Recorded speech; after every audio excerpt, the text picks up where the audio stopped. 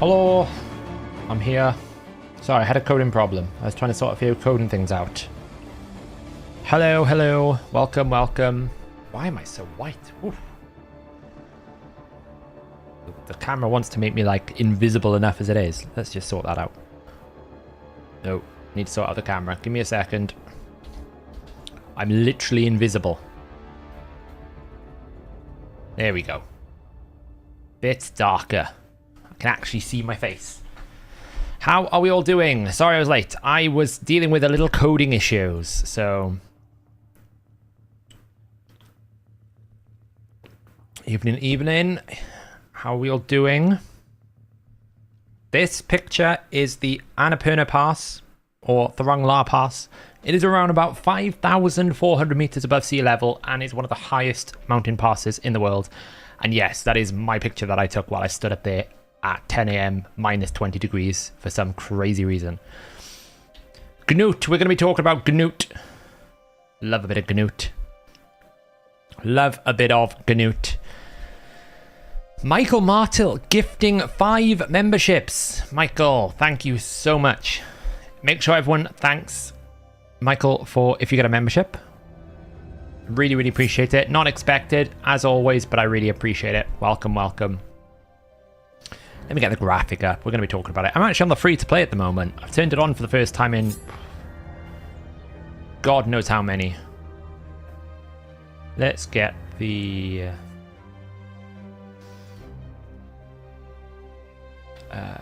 where is it?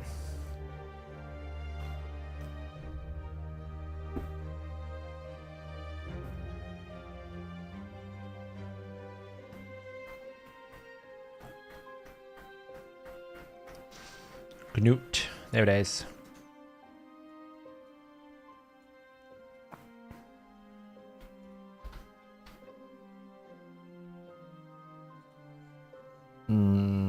There.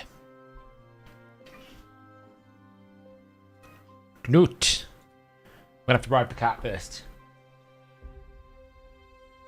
Magnadara now. Oh, look at you guys. Gifting membership. Gonna sneeze.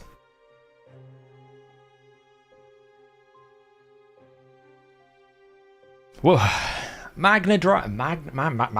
Oh, God, I can't speak today.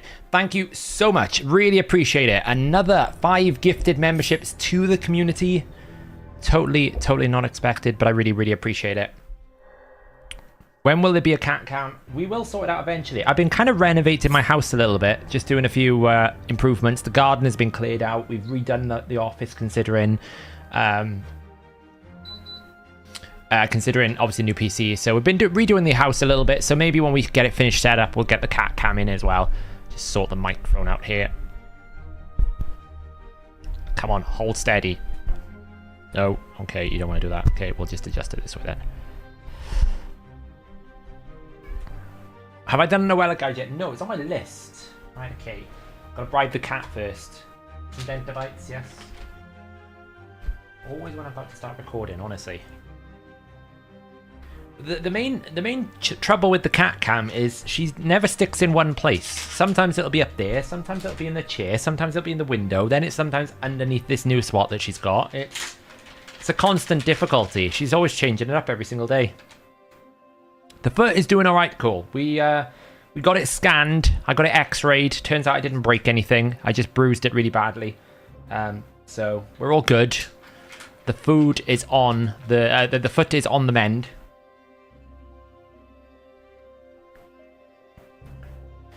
I wanted to start streaming at 7:30 at Semi Stefano because I figured we'd have a lot to do, and also I got a lot of grinding to do on the events, but I was in the middle of trying to set something up coding wise, and it kind of overlapped a little bit by half an hour. Yeah, I'm meeting Deadwood on Saturday. Me and Deadwood and a bunch of people fixes going. I think I'm meeting Nub for the first time as well. We're all gathering in the heartland of London. It's going to be pretty cool. I could literally do a cat cam with a GoPro. I wonder where it would go. It should go on top of the wardrobe and everything. It would be quite cool. So, Knut. I saw a couple of comments while I was just getting a drink, talking about this A3. The comments around enemy max HP has come directly from Plarium. The quote is, "He will also come in handy with Hydra thanks to his single target attack A3 skill, as its damage scales on his defense and target HP." So, what does that mean? It means that this ability here is a maximum HP damaging ability, which makes it very strong because we're also going to get a giga charged cruelty. This is what Harima does, right? Each hit decreases the target's defense. It will probably reset every time you kill a Hydra head, but you can get this down quite a lot. So, I mean, him in cruelty is basically 50% reduction of target's defense. It's kind of nuts, really.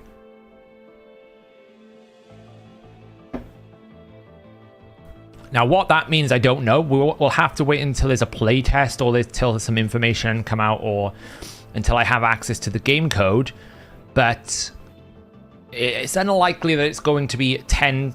It's unlikely that it's going to be 10% of the boss's max HP because it's a triple hit, right? I'm pretty sure... What is Acrizia? It's not going to be stronger than Acrizia. They're not going to give you a free Acrizia, okay? It's just never going to happen. What is Acrizia? Let's have a look.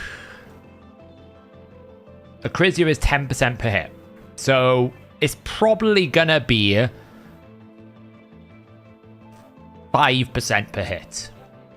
Maybe 2.5%. It's either going to be 5% or 2.5. No, Acrizia is 10 times. I'm pretty sure. Let me check. Oh, Acrizia is 5%. Yeah, actually, you're correct. So it's probably going to be 2.5%.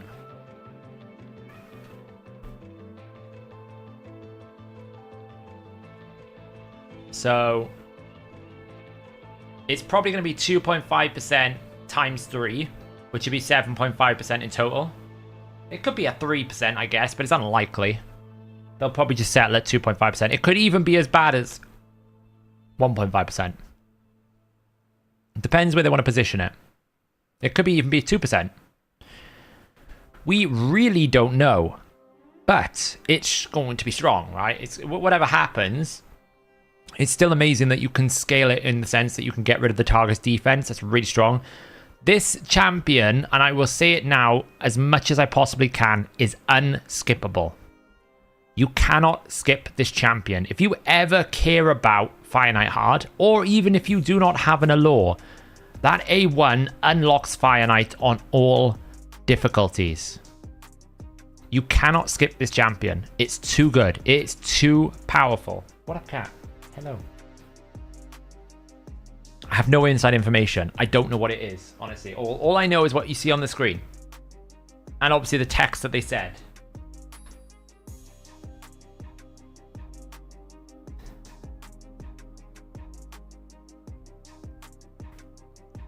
He's not the best Dark Fate champ. He's never gone my Dark Fate team. Hey, Fix. Dan's in the house. The boss is in the house. Don't say anything at the moment. Hey, Thomason. How's it going? Welcome, welcome. Just simply put, if you do not have a lore, this champion will unlock Fire Knight. And even if you do have an lore, it unlocks hard Fire Knight. I think he's very good for clan boss. Like, in the early to mid game, decrease attack plus weaken with a reducing target defense, and he is defense based and he counterattacks is really, really good. The other thing that a lot of people are probably not noticing and not hyping up, he's got an 80 accuracy aura in dungeons. That's a massive aura. He's got a great haul aura for dungeons. Yeah, we just mentioned that I'm down in London meeting all the guys. Nub and Deadwood for the first time. I don't know who else is going. I don't know if Scratch is making it. We were talking about it. Cool, hot, cool. One of the OGs. 7 months. One there for the very first stream. Yeah. Fix has been kind of busy making a company, so he's hence the delays. But we do need to get those badges done. That is on my list. So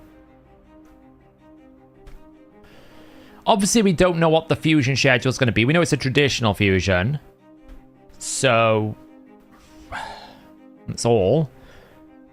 But yeah, I think this champion is like Knut is this is the champion that I said needed to happen to make Fire Knight hard relevant.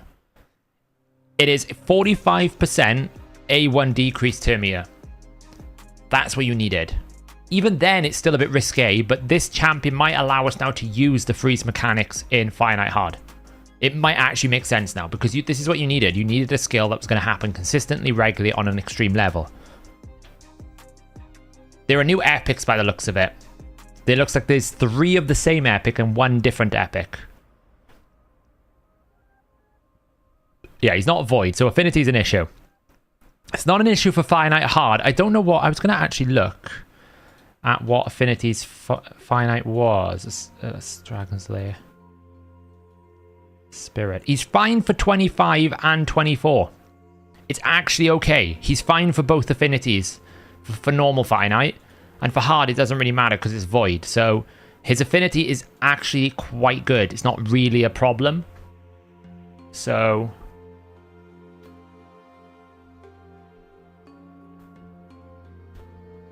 it's more like him plus Gory, Bryce. Gory is better than Creodon. Him plus Gory will be very, very strong. It might even be enough to keep the turn meter down. We'll have to test it. Now, once I get Knut, that's now a reason for me to actually start looking at Fire Knight hard. I feel like there's more flexibility because up until now, we have not had a champion that can do 3 freezes on an A1 100% of the time.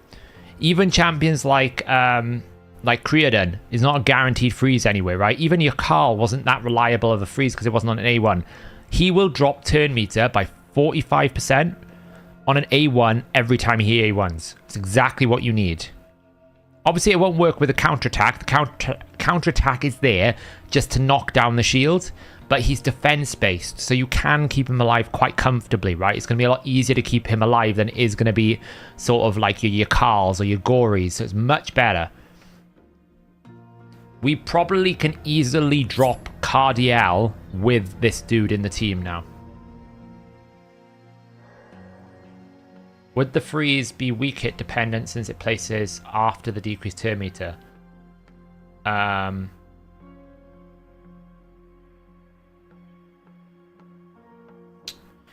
don't know how that interaction will work. I see what you mean. So if you weak hit, I got a feeling if you weak hit, none of it works. It's going to go, did I weak hit? No. Okay. Can I decrease turn meter? No. Okay. Can I freeze? Then do the freeze. If you just weak hit, I think the whole thing gets disabled. Creodon is not better than Gory. Creodon will never be better than Gory. Gory's A2 is the best freeze in the game for Fire Knight hard. Simple as. Like, you're basically comparing, if we just check this here, you're basically comparing Where is he? Each hit has a 35% chance of placing freeze for 1 turn, okay? So basically, out of 3 hits, on average, you're going to get 1. So that every A1 is a 15% chance, right? With Gory, who is a Shadowkin, and he is somewhere here, on a 3-turn cooldown, which I can put into reflex, which means on average, we're probably going to be getting it more like 2 turns, we get 300% chances of dropping 45. So pretty much every 2 turns, I'm going to drop 45. So that means on average, I'm getting around about, worst case scenario, 22. So best case scenario, 22.5 turn meter versus 15. Whereas I'm only getting a 35% chance to get 1 freeze on that A1 on average. So Gory for me will always be more reliable than Create in the Blue. Because 1's guaranteed, 1 is not. And in a situation where you need reliable turn meter control, this is not reliable enough. This is what happens when you run Vizier. He needs a few turns to get it going, and this is going to be exactly the same scenario. You know, sure, he does freeze here, but even this is not guaranteed. Sure, he does increase speed and fill turn meter. I get it. Yes, he gets to every time a debuff is placed by his champion. Fine. It's not reliable enough. You won't Asmo, because on average, this will only give you 15% turn meter drop. On average, Gory will give you 22.5 in reflex. And that's before you even throw refresh. Right? My Gory had reflex and refresh. So pretty much, I'm not on my main account at the moment. Pretty much, I was getting that 2-turn happening all the time. It's really, really good. So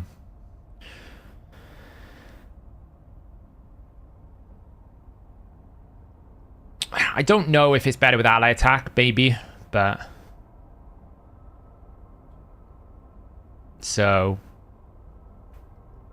let's put some better playlist on here.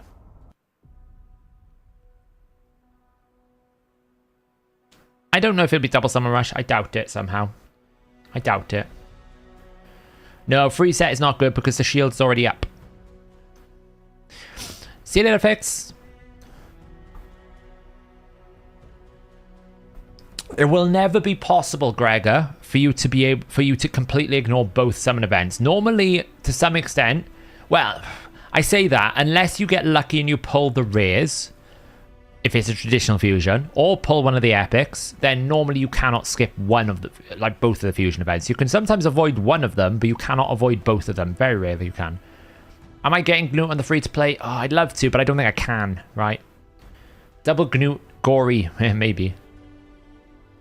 What do you think of the epic pictures? One of them looks like some sort of like lichen, and the other one is not Lockwine. I know some people, you know, suggested that this was Lockwine. Where is it? That is not Lockwine. It's a different champion. I know it looks similar. It does look similar. Where is it? Where is it? Where is it? Where is it? Where is it? It looks similar, but it's not the same. It's different, right? That's Lockwine. It's a different champion. So I'm expecting we're going to get more than just these 4, right? Whenever they do a new faction wars, they always throw in a couple of bonus champions. I would expect we're going to get another legendary Silver Watcher. Simple as. But yeah, I mean, I've not played my free-to-play in a week, so I'm just getting back into it again. So if I'm being honest, do I think I can get it on the free-to-play? Probably not. It would be a really big stretch if trying to do it on the free-to-play. It would be huge. I just don't know if I can do it, so I just don't have time to play 2 accounts. That's what I'm struggling with mostly. I just don't have time to play 2 accounts. If you have 20,000 to 30,000 energy, is that enough to complete Knut's fusion? Probably. It's really hard to tell you, Dane. Normally, the completion of a fusion is dependent on the champions and shards you have. Do you have fragments you can burn, or do you have shards that you can burn? It's not really around how much energy you have. As long as you've got decent like resource management and gem count and stuff, you'll probably be able to do it. Are we getting new update along with the fusion?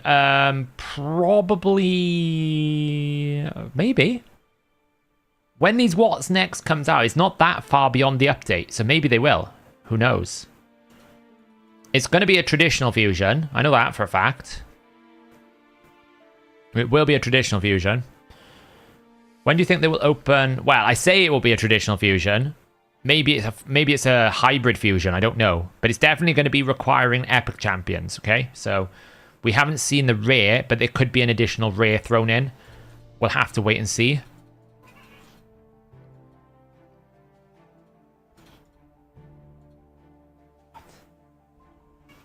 What?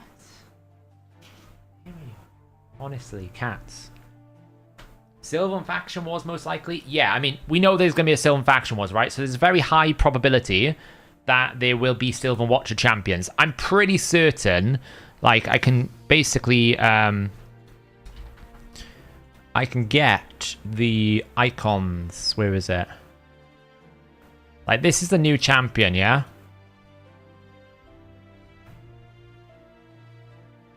That's one of the new epics. So, you know, that looks like a Sylvan Watcher to me. But it could also be a High Elf. It's very hard to tell. But we don't know if there's going to be... It could be a hybrid fusion. We haven't had one of those in a while. You know, it could be that kind of model where you have to get fragments to summon a champion. Because it could be. I hope not. The cat's been demanding. She's in one of these funny moods. She's been asleep all day. That's the problem. She's rolling on it. Yeah, don't throw the food bowl upside down. I was tempting it, but just realised there was food to eat. Yeah, we've had 2 hybrid fusions. We had the Brogni fusion, and I think the Lonotharo fusion was a hybrid one as well. Or something, one of those. I can't recall exactly.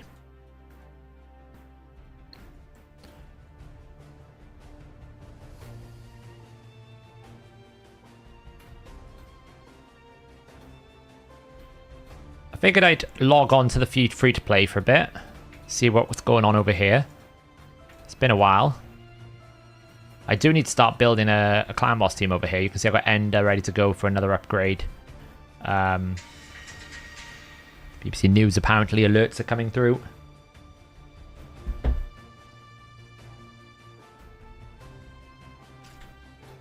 Yeah, I'm not a fan of the hybrid one. They don't do it that often. Yeah, well, I'll show you the Oella build when I switch accounts, Sota. Just remind me in like half hour or so. I mean, there's no point, like, I will say, they won't make it intentionally hard just because the champion is good. It's very rare, like, Pythian wasn't, and Pythian was a fragment collector. Wasn't intentionally hard. You know, and Pythian is probably the strongest fusion they've ever done, in my opinion.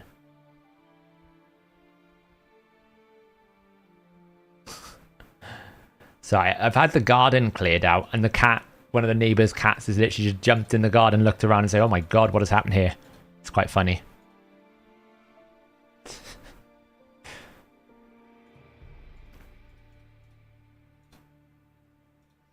So yeah, I mean, like the fragment, the Pythian fragment collector was pretty okay, and he's one of the most strongest fusions they've ever done. So I don't really subscribe to this.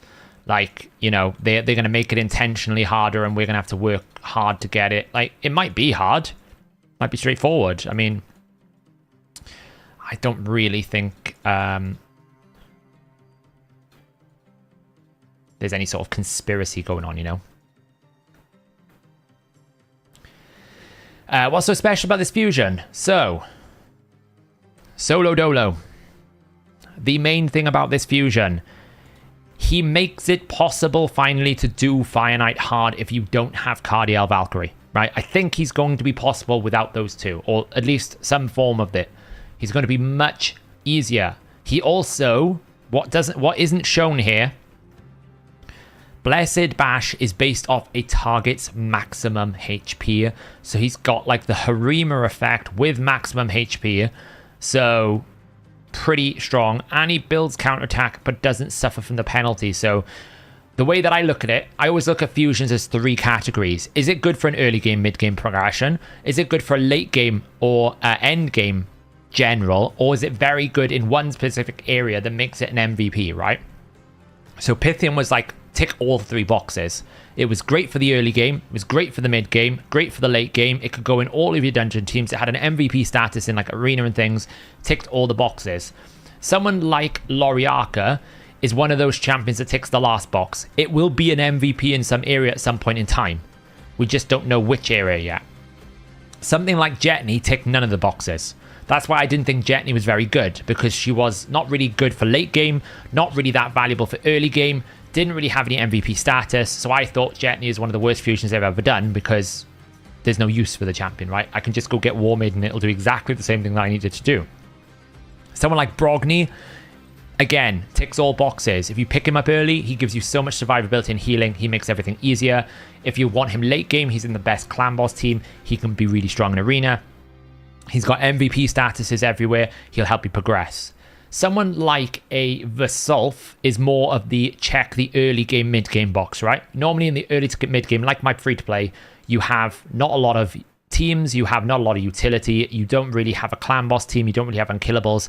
What someone like a Vasulf the Grim allowed you to have was a free ally protector with increased defense and leech. He gave you enough utility to help you progress the stages and get you to the higher stages, and then once you started getting more champions, he would fall out of the teams because there are better champions that do the roles. So it's still a good fusion because it met that target for the mid to early game, but it didn't really value the end game people, right? So that's one of those fusions where you go, well, if you need this, it's actually quite good, but if you don't need it, it's not that big. This guy ticks all the boxes again, because in the early game, what do you need in clan boss? Decrease attack and damage. Well, he's going to do decrease attack on a 3-turn cooldown, and you get weaken, and he places counter attack, which means he does 100% damage on the A1. Sure, the A1's not good for clan boss, but the A3 is going to decrease the defense of the clan boss. It's going to help you deal more damage. Also, in the early game, stats are a challenge. Increasing your accuracy by 80 in all dungeons is huge. This aura should not be ignored. It's one of the strongest things about this champion. His aura is massive. Oella, for example, is a very good champion because of the fact that she has a 75 resist aura. It helps you build champions much easier, especially when you have an underdeveloped Great Hall.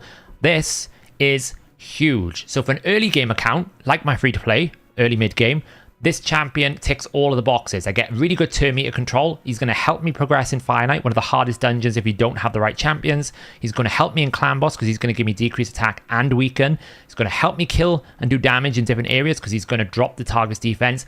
And he will help keep himself alive because he's going to heal a little bit as well. Great. Now for a sort of a mid to late to end game, he obviously won't be using your Clan Boss so much, but now you've got a, okay, I don't have an Allure, I've got a Knut. He can basically do what Allure does, but probably better because he's going to deal more damage. I would imagine that's going to be the case. Because what he's going to be able to do is decrease the boss's defense. So he's going to make all of your champions do more damage.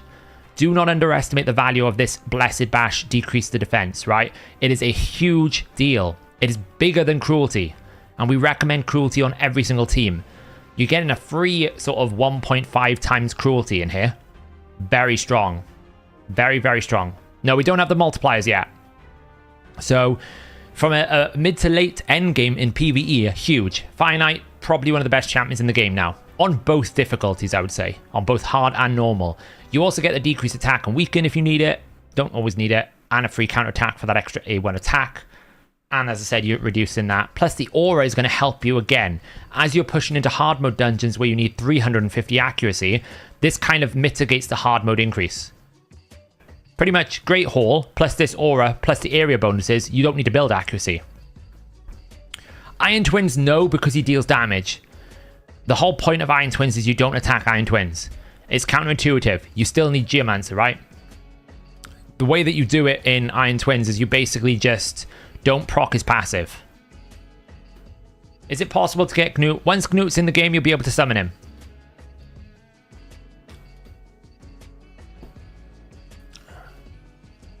Yeah, Mithrala's 80 all battles as well. Yeah, but like what I'm saying is I have nowhere near getting Mithrala on my free-to-play. Yes, you can get Mithrala. All I'm saying is this aura is very helpful for anyone in the early game. Especially if you don't want to use your Mithrala in a team for whatever reason, right? So in the mid to late to end game, he's again MVP. And then when we start talk about like the MVP role, the third part of a fusion that I always assess it on, he does this A1 that no other champion can do in Finite. He's also going to be one of the best Hydra champions. And with Hydra Clash coming up, this could well be, if it's multiplied correctly, the best option if you don't have Acrizia or Grizzle.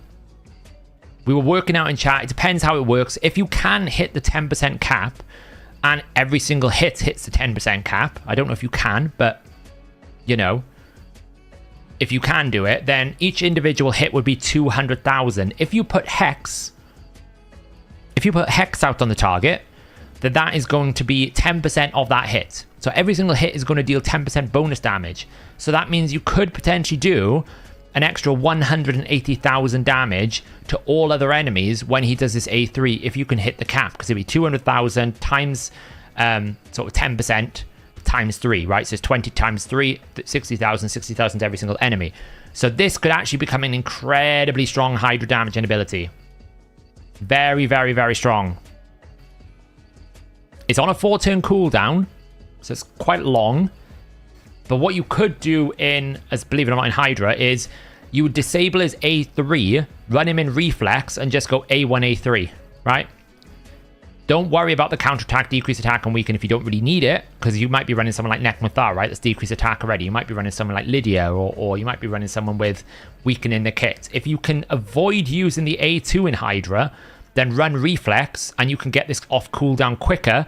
You'll get more damage, because you will constantly proc this. Cycle of Magic, reflex, refresh, go full on. This is how I run my Royal Guard. Royal Guard, I have his A3 disabled, and I just run reflex, refresh, and try to cycle his A2 as many times as I can. Do that with Knut, you will pump numbers. You will pump big numbers. If you need the A2, run him in Relentless. But he's going to pump numbers for sure. If the multiplier is good. Don't really know what the multiplier is yet.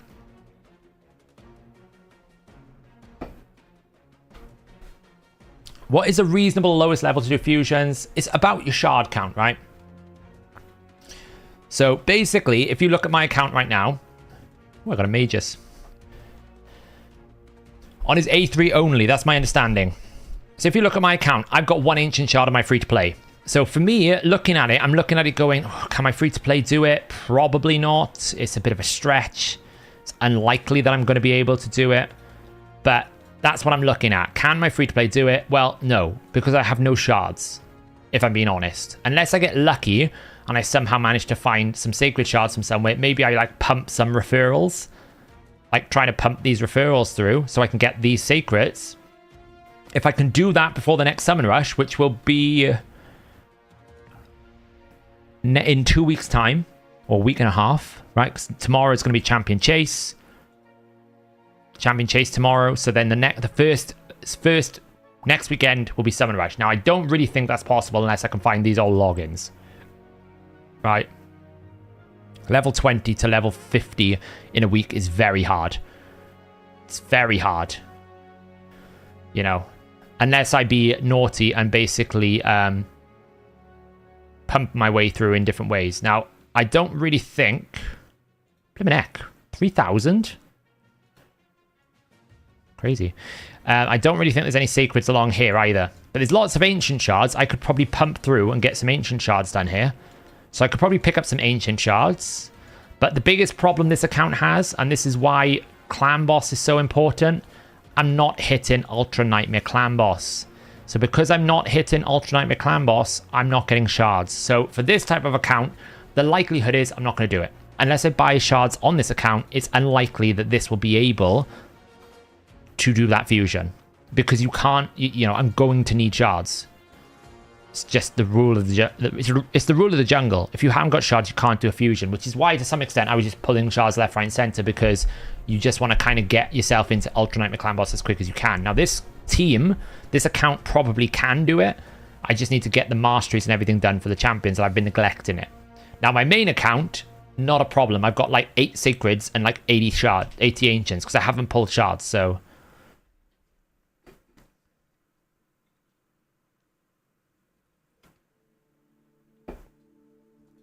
Yeah, you do get a lot of energy. That's true. I should blast them on all my accounts, really, Crouching Grandpa. You're right. I should do it on the main, because really, I need to start getting people like Chronum, so I can start doing content like, look, if you don't have Ninja, you can do it with Chronum, right? You're having a hard time in tag team, yeah. It starts Monday. Yeah, it's really, really soon, to be honest. If I miss the champion chase, does that mean I can throw my 2 sacreds and a lot of mysteries into shard pull event? Does that mean I can do it or not? We won't know until we see the events, Deacon, right? It's very difficult to know. I can give you an estimate of what I think. Normally, I say you need at least 4 sacred shards.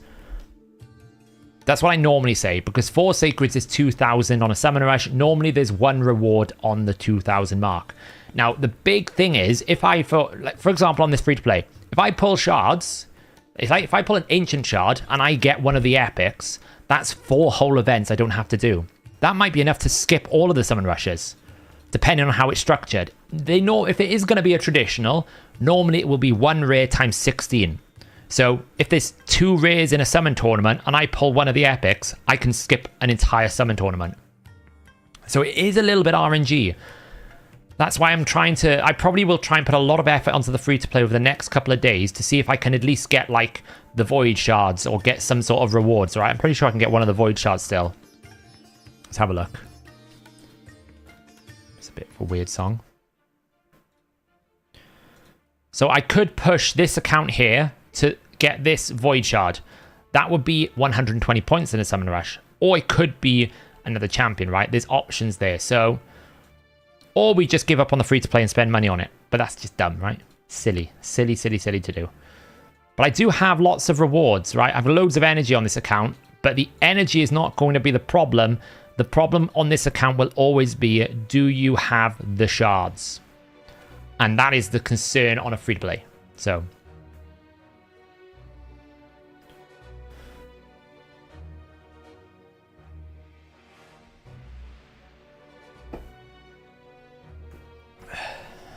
it's possible to pull. Yes, it's also possible you just pull him. Yes, money on a free-to-play is an Ash move, right?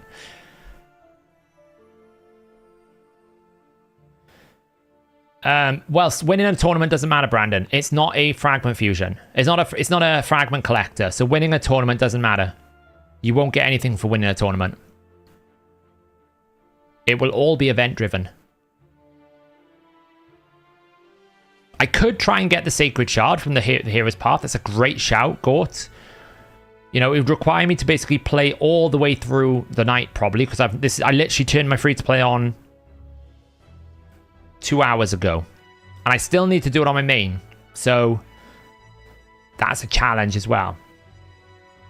No, tomorrow's ×2 fusion is not going to have anything to do with the fusion event.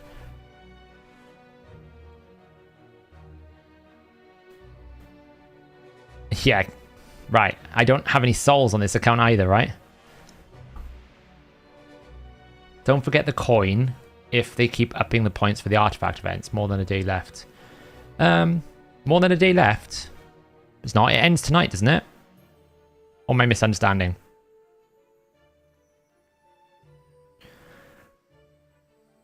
Oh, that's a good point, Smurf Blue. I mean, to be fair, I could probably... I've got the champions. What I should say is I've got the champions on the free-to-play that if I invest all my resources, I can build an Ultra Nightmare Clan Boss team.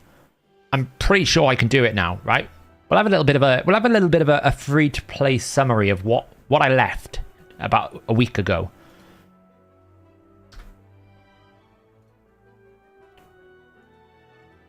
Once I've ended this. Good old Mr. Adadithi. What's damage cap?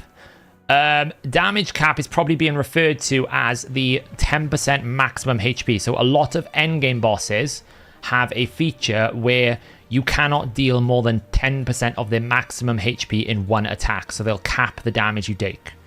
That's probably what people are referring to in terms of damage cap.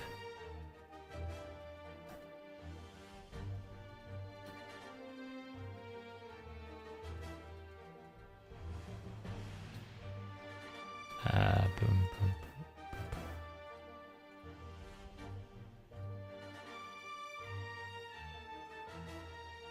Let's do that. Nice. Get another summon going.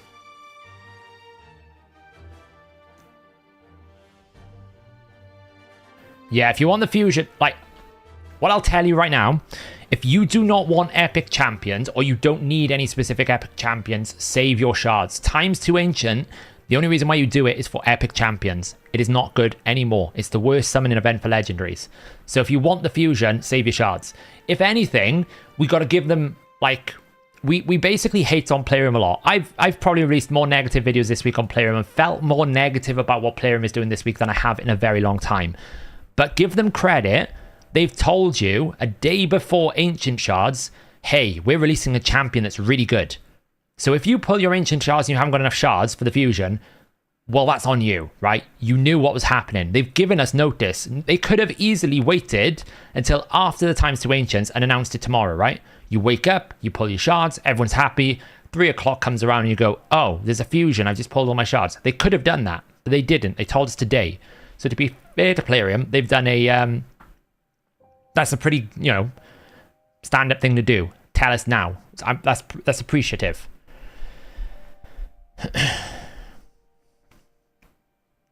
Did you not see the ×2 one does not have the ×1 epics? That's a typo, Hen. It's just a typo. They've done that before.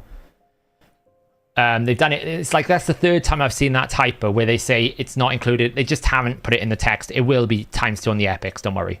This news here, right, where it says this. With doubling chance of legendary and epic champions. There you go, look.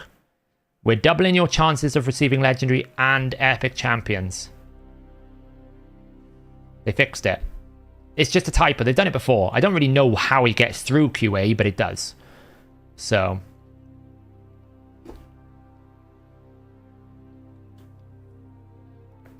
Yes, Matty, but all I'm saying is don't pull your shards and then not have enough, right? Even though Summon Rush Ancient Shards are terrible, you might just need 120 points.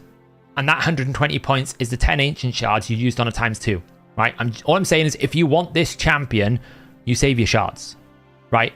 You'll get another ×2 Ancient in another 6 weeks' time. It's not the end of the world if you save it now and use it then. But if you use them all tomorrow and then you don't have enough shards, then that is, like, you can't blame Playroom for that, right? Do you think he enables permafreeze?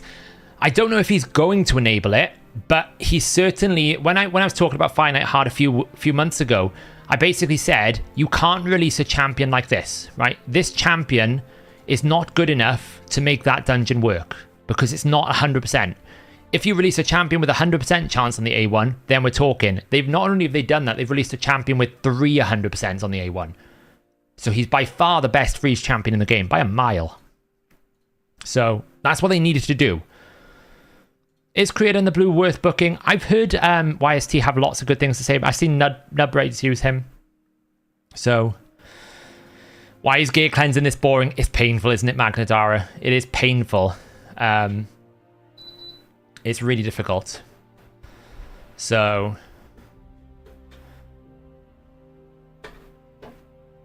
7,000 points in both summoning events tournaments to get the fusion. I don't think... So I had this opinion earlier, right? I basically said, I think the Loriarca fusion was Plarium pushing the boundaries. It was a test. They wanted to see how much they could push the player base before the player base pushed back. I don't think that... Like, I did the Loriarca fusion on my main. I would imagine that of all the players that would normally do the fusion, 25% of them did that fusion. The engagement on that fusion was awful. We can tell because we can see how much people engage with the fusion guides, how much people engage with the website, the different guides and everything like that. The Loriarca fusion compared to all other fusions was super bad. So we can tell from that, thing that the player base was like, no, that's too far. And I think Loriarca, Great Hoof Loriarca, was basically a case of that Playroom are pushing us to see if we would break, and that's how they know. Yeah, let's do a poll. Do a poll. Start a poll. Did you complete the Loriarca fusion? There we go. Ask away.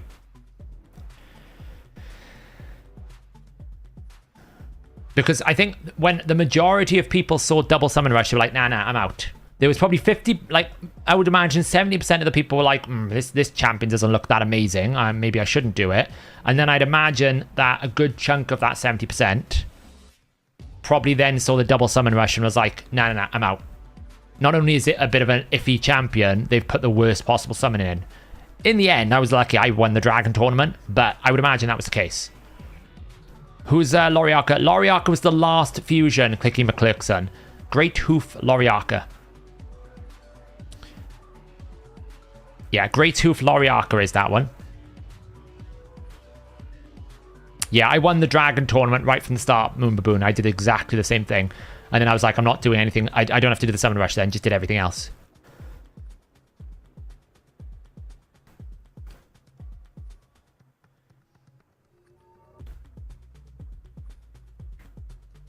Yeah, Guaranteed Demytha was a crazy good offer. Like, it's funny, it's like they made the worst possible fusion model with an average champion, and then just randomly were like, oh, we'll give you Demytha, which is like one of the best clan boss champions of the game, for like 25 voids. And we'll give you, what was the other one for 25 voids? What was the other champion they gave you for 25 voids? It was Demytha and someone else. I can't remember what the other champion was. Aniri, yeah, Aniri, like the best champion for Sand Devil. We'll just give you that for 25. It's like crazy good. So as much as I've been kind of like on the fence, like the last couple of days, even like the last week or two has been really rough. Some of the changes that they've been talking about, like we haven't talked about the What's Next video. We'll probably talk about that in a second, actually. There's some really, really good stuff in that What's Next. But there's also some really like big red flags for me, right? Like crazy red flags that I'm like, if we don't have a solution for this problem, this is a really big issue. So, you know, it's like, why am I not using RSL Helper? I don't use RSL Helper an awful lot. Just play the game. I play the game, to be honest. Do you think they will add empowerment for Epic and Rare? No. They want Legendary to be Legendary. It'll never happen. Yeah, search bar, right.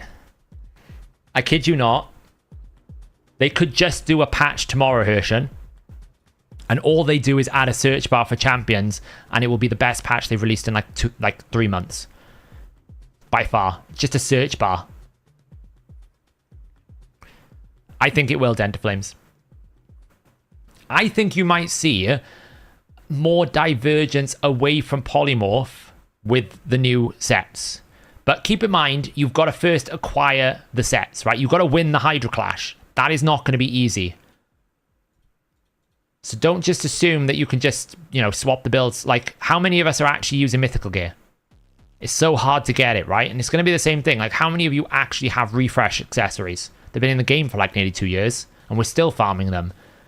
It's going to be a limited source of accessories. So yes, eventually you could potentially move to a Savage and a Stone Skin, but that means you're going to have to get, firstly, good Savage.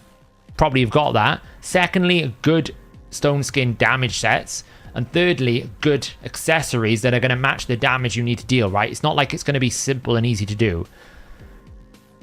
The Rector Drath update was also good, right, Danderbeer? Literally, a search bar on the Rector Drath animation is probably some of the best updates they've ever done to this game. Seriously. Join SOS 1 to win the Hydra Clash. I don't have an Acrizia, right? We should have a rule. No Acrizia, no entry. Do you think finish raid with only epics is possible? You could probably do it with rares. For being honest. But yeah, certainly with epics. Some epics form some of the most powerful champions in the game. Seer is the best wave clearing champion in the game. Apart from Taras, but you know what I mean, right? You can clear everything with Seer. Renegade, you can reset and set up your Seer. Allure, the best turn meter control epic in the game. You've got Ruella, really, really good, right? You've got White Dried Nia, can reset things. It's just the way it is. It's faction specific, exactly, Dutchy. There's layers, right? People got to realize this. We don't know how many you're going to get to begin with. And if you think like CVC, how many of us actually have the right faction with the right primary stat, with the right slot, with the right substat rolls? There's a lot of RNG that you're going to have to go through to get that jewelry. So it's not instantly going to be, oh, the patch is out now, all of a sudden everyone's running Savage Stone Skin. It's not going to happen. It'll be weeks, if not months. It could even be over a year before we see that happen. But what I do think is going to happen is I think the protection set is very, very good now. I think the protection set is going to be potentially something that can counter polymorph. I did. Green virus. I did do the fusion on my main.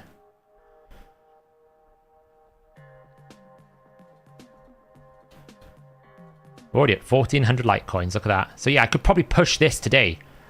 Maybe do that. Maybe I get lucky, right? Oh, it's 1 day, 13 hours. I've got plenty of time. That's nice. Cool. Boom. Got all these gems I got sitting around. So let's have a look at the result. There you go, look.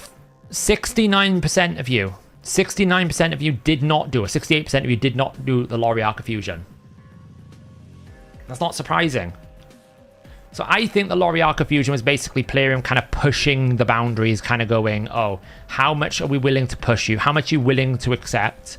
And they're going to learn from that, and I think they're going to go, double summon rush wasn't that great, so maybe we'll go back to a champion chase, right? A champion chase and a summon rush. I think that's what they'll do. So, protection, I think, is going to be great. Yeah, Real Chaos is the exact person I'm talking about there, right? They were interested in Loriarca. Maybe some people were on the fence. The moment they saw double summon rush, peace out. I'm not doing it. That's what I think. They are going to do a soul rush, Adam Zielinski. They've already confirmed it, so at some point there'll be a soul rush. Loriarca was the first fusion since Lonothal, which I didn't go for. I did Lonothal as well for some crazy reason. So the reason why I think... let's actually get the... Let me get the video up. We'll have a little do of a video breakdown. Give me a second. Let me find this. What's next? In Raid. Episode 7. Hello, everyone. Oh, that's loud. That's loud. So, firstly, let's just pull this up here, full screen. Change the display. We're going to just go through this quickly because I haven't done a video on it, but, you know. Firstly, this artifact accessory. I mean, come on. Do we really need another currency to do exactly the same thing? Can't we just have one dungeon? Why? Why must we have double the grind? Like, why? Just why? I don't know. Just why? Like, just do one and make another interesting dungeon that does something else, right? Maybe make a dungeon that just gives you lots of different things. I don't know. It's not even money. It's just going to bore people. Ugh. Hey, Tim. No worries. That's what I'm here for. Hey, Andrew. How's it going? Welcome, welcome. There won't be any fusion events with souls, by the way, guys. Just to confirm, there's no way for the at least next 3 fusions, at a minimum, are we going to have soul chase or soul rush tournaments that are involved with the fusion. They've said that. They've come out and said there's no plans for it. So you don't have to stress about, you know, the fact that soul chase wasn't really great for rewards and everything. You don't have to stress. It's not going to be part of the fusion. This new dungeon design. So basically the first thing is it's happening. What I will say is these bonuses are not going to be as impactful as the main gear, right? Because the only ones you really care about is the banner and the amulet. These bonuses are not going to matter, right? Because all you can get is more of the primary stat. That doesn't really matter. You could get a little bit more crit damage, and I think you can get a little bit more accuracy and resistance on the main primary stat, right? You can basically roll the primary stats. It's not a big deal. So the first thing I would say is the new dungeon is less farmable than Sand Devil. Sand Devil is more important in this dungeon because you've got 6 slots you want to upgrade. This is only 3, and 1 of them you don't care about. So that's the first thing I would say. The second thing's that's how it's set up in the game code, Radiant. This dungeon has been in the game code, as in a container ready to go, since Sand Devil came out. They just never put any boss information. So I didn't know what the boss did or anything like that, but I knew roughly how it was going to work. It was going to work. And it's not that obvious. It's not that hard to have guessed, right? Because it's basically, if you think of the way the main artifact ascension works, you get a bonus to the primary stat. It's exactly the same way it's going to work. So if you can get an accuracy banner, then you can roll an accuracy ascension stat. It's the way it works. So, what I would say about this boss, like, When will you be able to test out the new fusion? When it goes live, and I've acquired it, MP, because I don't have test server access, but I'm sure Hellhades will play test it. My question with this one, how do you kill the boss? Right? Why do I say that? Well, I'll tell you now. He's got probably 10% max HP cap. He's probably got minus 90% poison. He's probably going to cap his burn by 50%, by 50,000. So how do you kill him? Because you're losing Geomancer passive. How do we kill the Iron Twins? The only way we can kill the Iron Twins is with Geomancer passive. There is no other way. It takes too long. You can't kill it any other way. Like, Geomancer is in, like, 95% of all Iron Twins teams. Like, I don't know if we can find a view where we get a poison. Let's have a look. Is there a poison on here? Not at any point is there ever a poison on... Oh, there you go, look. We're going to see... Is he going to take a turn? Oh, he cut out just at the wrong moment.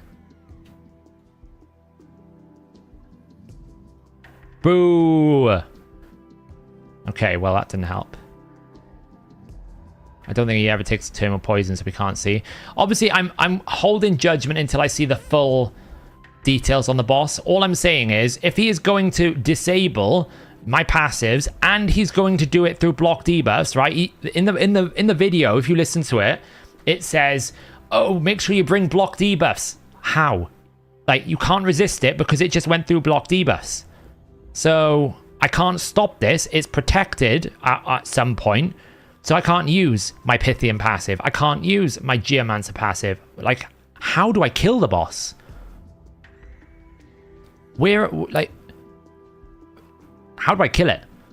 Because you've just taken away all of the mechanisms that we'd use to kill bosses, because HP burn is not going to do it. We'll probably have to go back to Ninja. Like... I mean, maybe you can resist it. What does Enfeeble do again? I forget this. I forget what Enfeeble does. Does it tell us?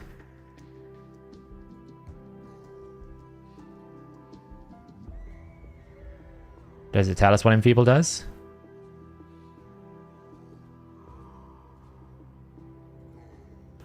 Oh, it makes you weak hit only. That's it. Yeah, I remember now. So you're going to weak hit all the time. Great. Affinity Breaker is not a solution because it will override that. So you have to get rid of Enfeeble. At least it looks like you can cleanse Enfeeble. So cleansing is going to be important.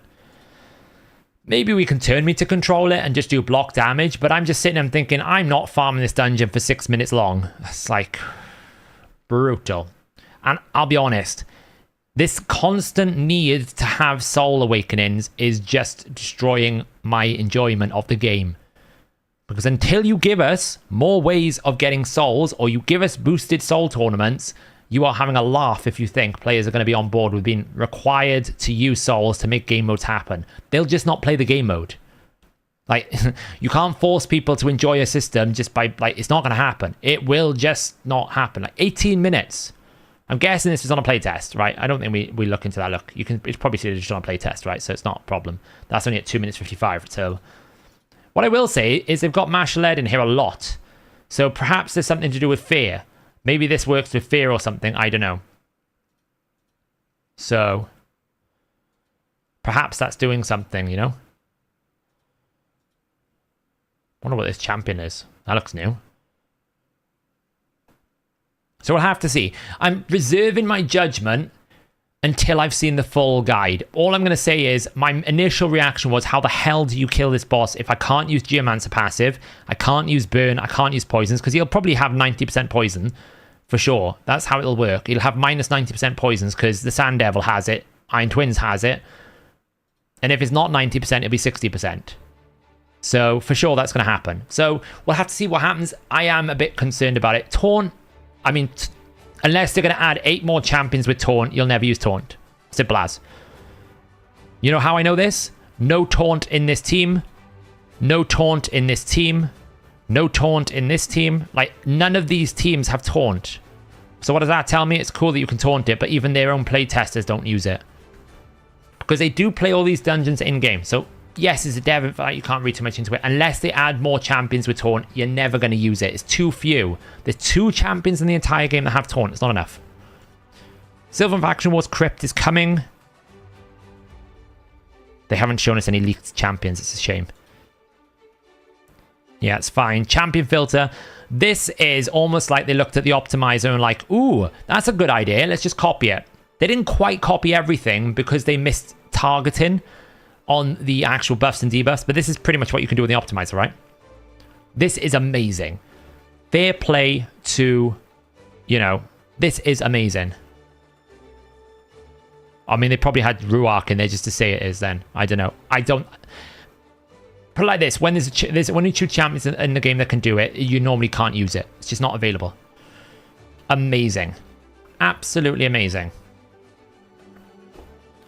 Is that faction crypt coming Saturday? No, not Saturday. It might come Thursday. It might come Monday. I don't know. This is amazing. And it's actually really good filters. They've really put care and attention to think about everything you want to do. They could have just put a search box in. They've actually put in all the different things you'd want to do. Reserve Vault. There. Only show Awakened. It's kind of carbon copy from the optimizer, but I don't really care because it's good. It's handy for people to find what you want. Such a good release. Well done. Really, really good. Really, really good. Right. You got all this different filtering. Awesome. Now this. Right. Hydra Clash. I love the concept of Hydra Clash. I think this concept is perfect.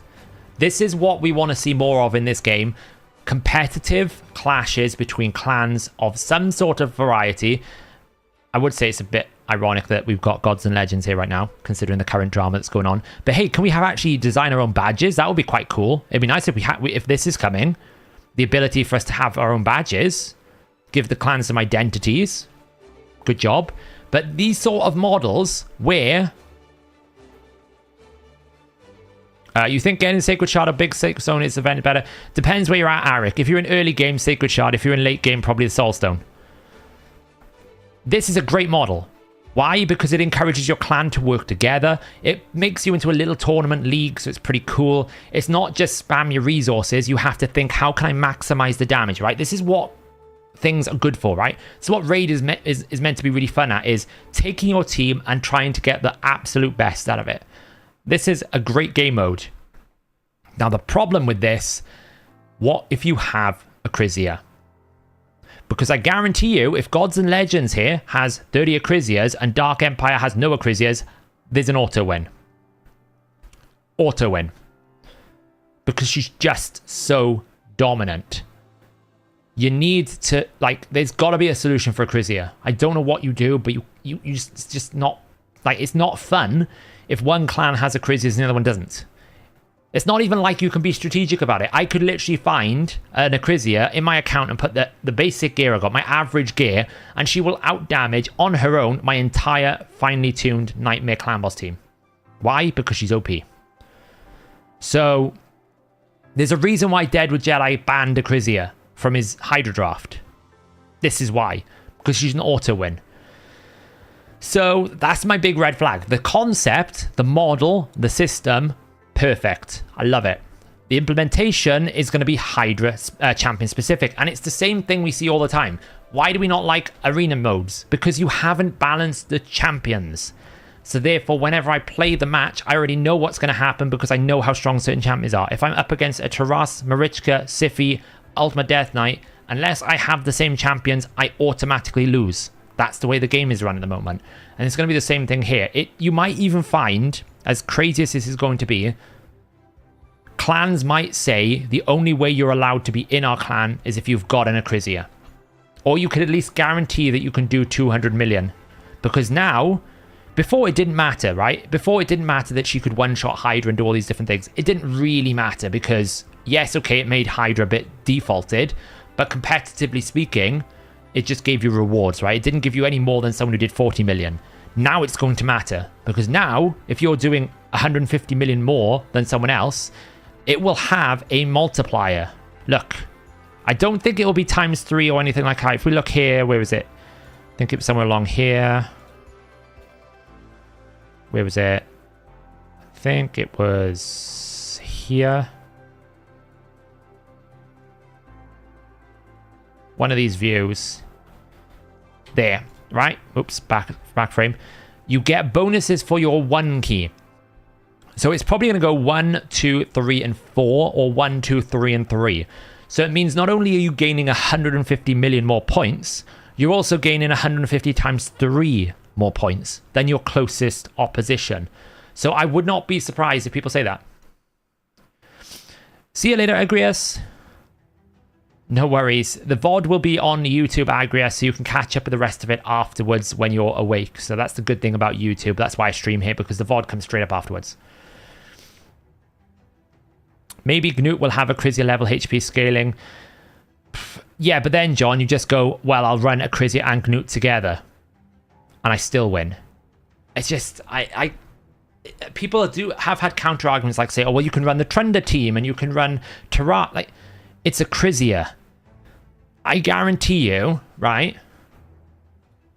Let's do a poll. If you could only have one, who would you pick? Grisor, Husk. In your Hydra team, this is going to be such a biased thing.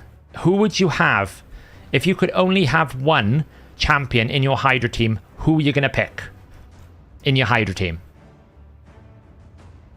I can tell you what the response is going to be, because it's so broken.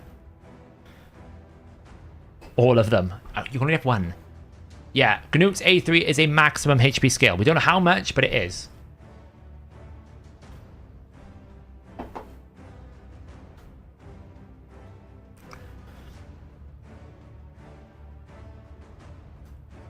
There you go.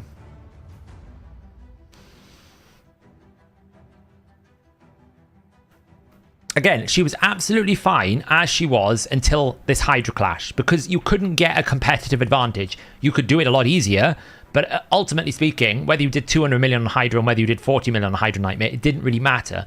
But if you're going to make this clan versus clan system, it's a problem now, because now you've got one champion that can out-damage a finely tuned team with the basic gear, with pretty much the bog standard gear. Yes, the one that heals him.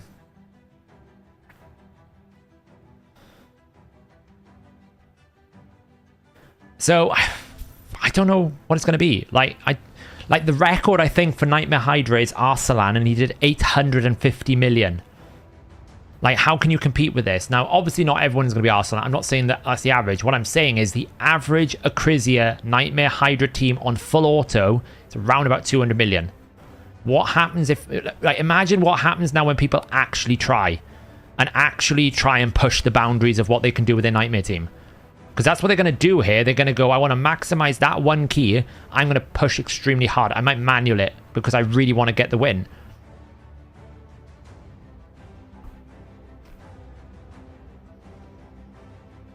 So...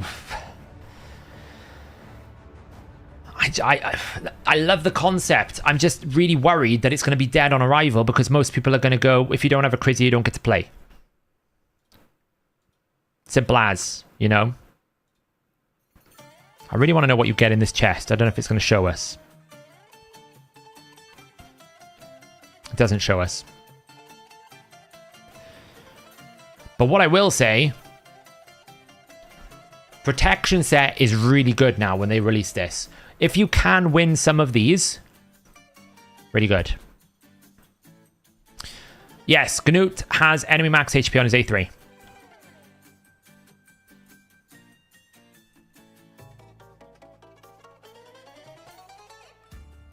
%.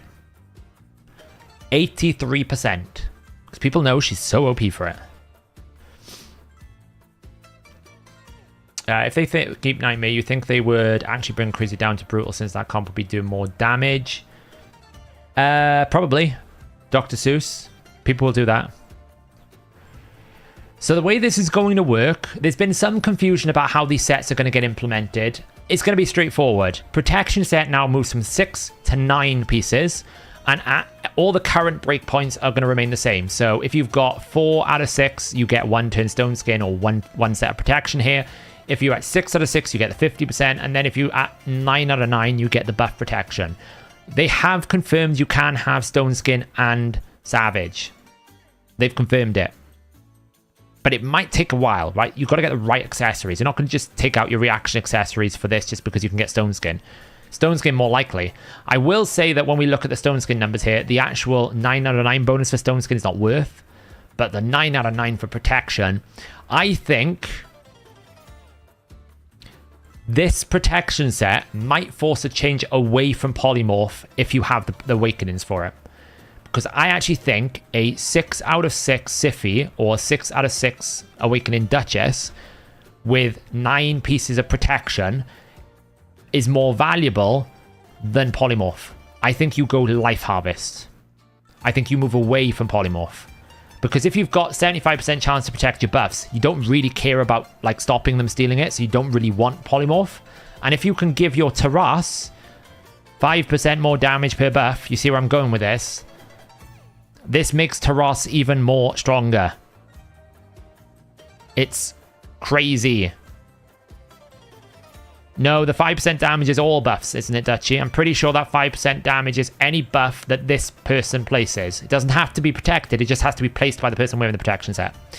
Ruthless Pug, thank you for becoming a minion. Welcome to the clan, welcome to the minionship. Really appreciate your support. Where does it say only to protected here?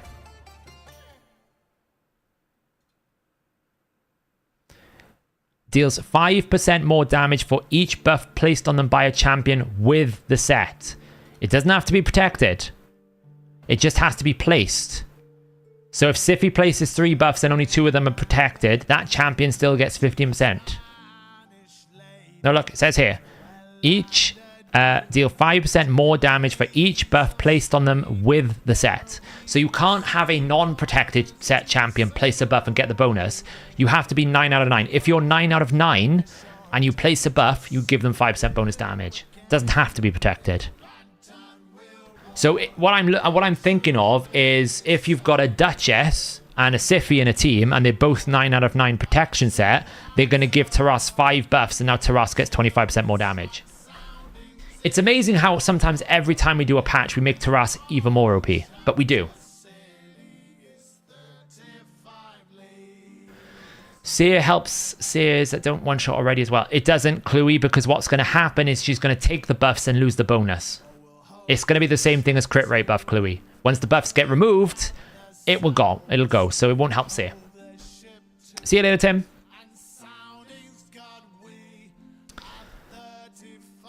So, yeah. But I actually think when you do that, because you're at 75% buff protection, you drop polymorph and you take something like Life Harvest on a high awakening. Because the only thing that can really stop you winning is if they keep reviving and that thing is so broken, it just gives your team agency. So, I think that's what's going to happen. So I think this, even outside of PvP, is actually a really good change. This is what protection set needed. More consistency. You also get, look at the speed, 32% speed. I saw some people saying, I don't want to take speed off my Siphi. Well, you get 36% speed with 3 sets. You're getting 32% speed. You're only losing like 5% speed, 6% speed when you swap to a 9 protection. It's a viable swap. I think 9 out of 9 protection on someone like a Siphi or Duchess could be game-changing. Very, very strong. And even in places like, Griffin steals your buffs, right? Think about Hydra. Imagine having like all of your buffs protected in Hydra. The Mischief Head becomes far less of a problem, right? This protection set buff is really good. It's really good. I actually don't think 9 out of 9 stone skin is that good. I would still stick to 6 out of 6, if I'm being honest. I don't think these are worth it. 25% extra shield, it's irrelevant. It's irrelevant, honestly. Just not worth it. So, I actually think the only reason why you would get accessories for stone skin is so you can go 4 savage with 4 stone skin. So you can get a Stone Skin Savage Nuker. But even then, I would say you're technically harming your ability to win. Because you're taking away the Cruel set, which is more like ignore defense. For 1 turn Stone Skin, I can just wait you out. And we're not really in a meta where you're going first anyway. So I don't think Savage plus Stone Skin is going to be as dominant as people think. I'm more worried about Protection Stone Skin. Not Protection Stone Skin. Savage, Bolster Stone Skin. Bolster Stone Skin is what I'm more worried about. Yeah, I guess. Like 8% HP is really not that much. Like, it's one substat roll. It's not going to make or break you. Your Mortu is going to kill someone with or without that, right?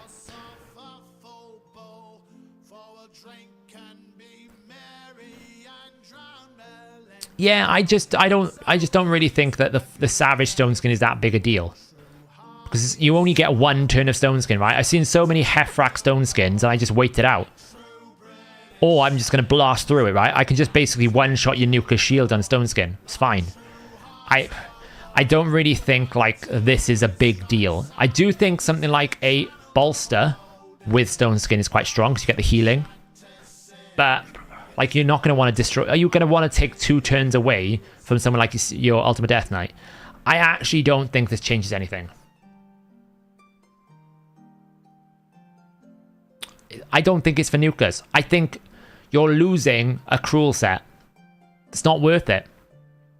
You lose damage. Why would I want to take damage away to try and stay alive? If I can't keep my nuker alive, well, just use a nuker you can keep alive. Like, you got to imagine most people in the high-end meta are using Taras, so doesn't need it. Because he's got Ward of the Fallen anyway. If you're using Rotus, you don't need it. You've got Ward of the Fallen and passive. If you've got Leoris, you don't need it. You've got his passive. If you're using someone like a Baron, protect him behind someone like a Necret or a Bolster or someone else. You don't really need it. You could do it on Heffrak, I guess, but then Heffrak doesn't hit as hard. And you're only getting it for 1 turn. You're not getting the 2 turns. So really, you're not getting much reliability out of it. So I gotta say, I'm not sure that Savage plus Stone Skin is that big a deal, because you're trading 5% ignore defense, right? You're losing damage to make that 1 turn Stone Skin happen, and these stats are not going to help your damage dealer unless you're defense based, right? Unless you're defense based, these numbers are nothing. So it might be valuable for your Stultus or your Ragash, right? Who you want to still do damage, but you want actually the defensive stats alongside it. Might be okay then. But yeah, I mean... Yeah, but the thing is, Kaith Warrior, even if I put them in Stone Skin, they're still going to die. Because either the Stone Skin is going to get removed, or the Stone Skin will expire, right? It doesn't make a difference. 1 turn Stone Skin is not that impactful, in my opinion. So... I think you won't get Stone Skin buff with 3XS. You will, Matty KSS. They've confirmed you will. It's easier to implement that way, right? Everyone's like saying, oh, well, it'll be coded differently. It's the same set. If it is the same set, then it will just be coded as 789. Otherwise, it's too complicated to try and create a relationship with 2 separate effects. We already know that 2 separate effects don't work together. Stuff like Defiant and Stalwart doesn't work together. They work multiplicatively separately, right? You don't get 45% on top of 30%, you get 40.5%. So with Heffrak, you're only using a 1 turn Stone Skin anyways, because you're probably exactly, right?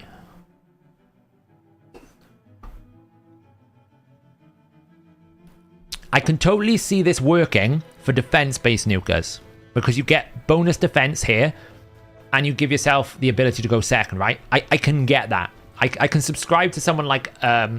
I think it will be quite powerful on a Stultus Dragobane, right? He self-buffs, so therefore he's independent of your team. He will get that Stone Skin shield, and he can have Savage. Then it's quite powerful. But for your average attack-based nuker, you're sacrificing 15% attack and 5% ignore defense for a 1-turn shield that probably, because it's only a portion of your shield, the enemy is just going to nuke through anyway. Like Cupidus, for me, if I lose the Stone Skin, he dies anyway. So, I really don't think it's as big a deal as you think. I think it's more impactful for a few champions, not a lot. A bolster stone skin or necret sounds gross. Yeah, but does it though, Albatron? The biggest problem with Ultimate Death Knight is you're waiting for stone skin. If he loses one turn stone skin, then it's a benefit to you.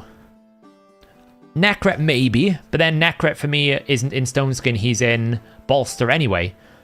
So you could throw an extra stone skin on him to help him. That's possible. Trust me, Joe, when I use stone skin, it doesn't take 2 hits. Baron will blow through those shields. I can blow through an enemy Baron shield. Not a problem. Absolutely not a problem. Like, I've actually... Normally, if I'm fighting up against someone like a Heffrak and stone skin, I'll blow the shield out completely, get rid of the stone skin, and then just, like, CC it. It'll be dead. It's not a problem. It's quite common. When you get up to the high end, damage is strong. I think this best benefits defense-based damage dealers. I don't think it's worth it for an attack-based damage dealer because I don't think you get enough. Do you think they will add new clan boss difficulty where we can take mythical, immortal, and cruel? I doubt it. So yeah, Hydra Clash, I think the protection set buffs are really, really good. I love the model. I'm worried about Acrizia. And of course, we've got new champions, which we know they're always very good at. They look awesome. Look at this guy. What a beast. What a beast. So yeah, the good news is there's lots of cool quality of life features. The bad news is I'm worried about Acrizia.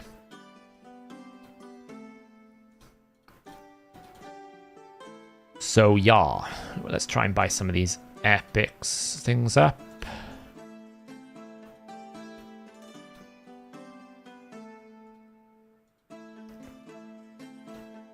Well, not always, because if that ability that you can kill through it has control or turn meter or something like that nature, then it's fine. Like, I normally run Arbiter. So I'll run Arbiter, Lysandra, Romantu, and Baron as my cleaner. Like, my farm team in normal arena. Baron will normally get rid of the shield. And then Lysandra takes a turn, and then A2s, and then takes control of the fight, right? It's not that much of a problem, so... Do I understand that right? That the protection set 9 pieces, only the damage per buff? Yeah, so the way that it works is if I am a champion and I'm wearing 9 protection pieces and I place a buff on another champion, every buff that I place on that champion increases the champion's damage output by 5%. So if I place 3 buffs, that champion now does 15%. But I have to be the one that places the buff. And if my buff gets overridden by someone else's buff, he loses the damage potential. So you really want to try and find it on like triple buffers, like a Duchess or a Siphi or an Archmage Helmet, those type of champions, because they'll get more value out of it, right? You're going to give them more damage. So, and you get like 32% speed. Like, just imagine, let's just put it into context, right? Just imagine in Hydra, if you have a couple of 9 out of 9 protections and you're giving Acrizia more damage. Her build just doesn't need to exist. So easy to do damage. 9 pieces. 9. You only get the bonus at 9. You have to have them full protection. So... yeah, anyone who triple buffs is going to be really good for.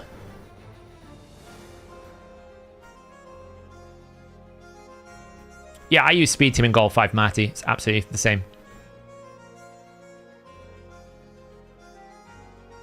Absolutely, Albatron. That's it. Like, someone was saying legitimate to me, they didn't want to lose the speed from the speed sets. I was like, but you gain so much.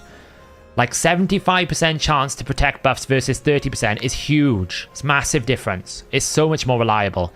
It's why I think once protection set is like kind of filled into the arena meta, we might actually start seeing people move away from polymorph because they're like, well, you can't actually polymorph yourself anymore because I protect all my buffs. So I'll go for something like Temporal Chains or Life Harvest or some of the other ones. Maybe I'll go for the Aura, right?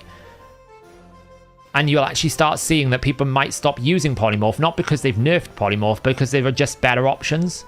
The only reason why people use polymorph right now is because for the majority of other options for your support champions, there aren't any. You don't really care about Brimstone that much. Temporal Chains really needs to be High Awakening. Life Harvest doesn't really get strong until rank 5, then it gets really strong. Your Aura is like really poor until you get to like rank 5. You just don't get enough bonuses to warrant the thing. You don't take Ward of the Fallen because that's damage. You don't take Cage because that's damage. You don't take Soul Reap, it's damage. You don't take anything else. You're in the situation where you go, well, polymorph is my only option. So you just take polymorph. If you actually provide more options, then polymorph doesn't need to be nerfed because you've now provided more other options. You've provided strategic decision making, which has been my argument all along. If you don't want to nerf polymorph, fine, give me more options, because there just isn't another option. Do you know any champ with more than 5 buffs? There's only a couple that do triple buffs.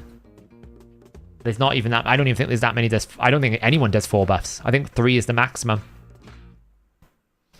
I'm saying Sify with Duchess gives you a combo of 5. They said it's a ways away down the pipeline. Well, the Hydra clash, it'll be within the next 3 months. 100% Roro. I wouldn't be surprised if we actually got Artifact Ascension next week. When they do these What's Next videos, they don't wait that much time. It's normally about a quarterly update plan. So I would imagine within the next quarter, we'll have the new sets, we'll have the new Artifact Ascension, and we'll also have Hydra Clash. Probably not all at the same time, but certainly within the next 3 months. Certainly. Exactly, Asmo. Once you've got 75% protection set, majority of your buffs are going to be protected, so you don't need polymorph. You get more options, right? Hey, Cool Breeze. Yeah, we're actually doing events right now. We're grinding. How do fusion events work? I'm fairly new to this game. Sure. So fusion events, Cooper, you have 3 model of fusion events. They happen once every month. The model changes. We just had a fusion, which was what they call a fragment collector fusion, right? So what happens is they'll give you a bunch of different events like dungeon divers, champion training, dungeon tournaments, arena tournaments, artifact enhancement, summoning events, right? They'll give you events, and in the fragment collector model, you will gain fragments to summon that champion. You need to get 100 of those fragments. Once you've got 100, you can go to the summoning portal and you can get your champion. The one that we're going to be getting, the next one, Knut, is going to be what they call a traditional fusion. So normally what happens with the fusion is, you've probably done it already if you're in the new game or you're close to the new game. It is like the way you do Relic Keeper and Justicia. You have to acquire champions. You have to rank them up a tier above their level. So if it's rare, you have to go to 4-star. If it's epic, you have to go to 5-star. And you have to fully ascend them. You have to fully level them. And then you use those champions in the summoning portal to get your other champions, right? So this is a fusion. This is what it's going to look like, but it will look more like this, right? Razin is a fusion. So you have to acquire all of these champions one by one. And then you can basically fuse them to make the epic. And then you take the epic up to rank 5 with all the other epics and fuse it to make the legendary. That is how the next fusion is going to be. We don't know if it's going to be rare plus epics. There is a third model where essentially to get the epics, you have to do the fragment collection model. That's what we call like a hybrid fusion. But it's probably going to be this style of model where you're going to have to collect all of these rares, and it will probably be the same rare. The tournaments and events will give you the rare champions. So if you do every tournament and every event, you'll walk away with a champion. But obviously doing every tournament and every event is dependent on, do you have the shards? Do you have the resources? If you're early game, you're probably going to struggle because you won't have the shards. So unless you're doing Ultra Nightmare Clan Boss regularly, or you're sitting in with a bunch of good shards here, don't expect you can do it, because you will find that you just get qualified out because of the summon rush. That's probably what's going to happen. That's a good point. Let me have a look. I only have one template. I'd have to go farm them. You don't want to know how long it took me to farm these other ones before. Like, I can go farm them, but I'd have to farm them all. Broadmoor is one I could potentially do. Oh, I don't have these champions, so I can't even do that.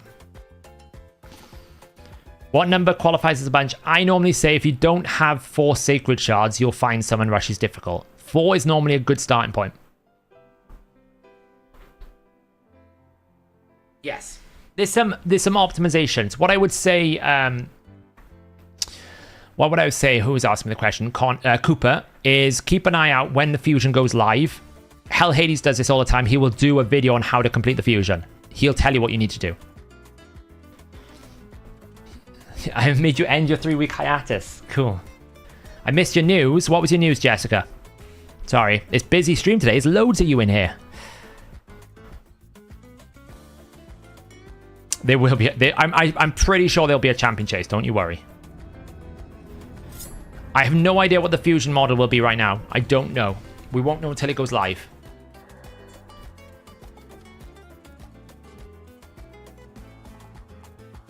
You got Arbiter like 5 minutes ago. Wow. So you complete the missions. Congrats. You finished your first phase. Well done. Awesome. Arbiter unlocks so much of the game. Like, she makes Faction Wars easy. She makes Arena much easier. Such a big champion. Knut's A3 will be maximum HP. We don't know how much it'll be maximum HP, but it will be maximum HP. And no, there will be 100% Blaze. There will not be any soul summoning events for the fusion. The fusion will contain no soul summoning events. It's been confirmed by Cirilla and the moderators. At least in the, I would say the next 3, at least. So what I'm thinking of right now, Green Virus, is I would like to restart my free-to-play. I would like to. But in order for me to do it, I'm going to have to grind like hell, basically. Because I'm not doing Nightmare Clan Boss. Or Ultra Nightmare Clan Boss. I don't really need that because I've got a spear, so we get rid of that, that. Which is cool. So we're kind of like... This would be great, right? We can probably do it. We've got a day. I've got all the energy in the world to do champion training. I still need to do champion training. We can probably do this. So that's a sacred shard there. So that's 500 points.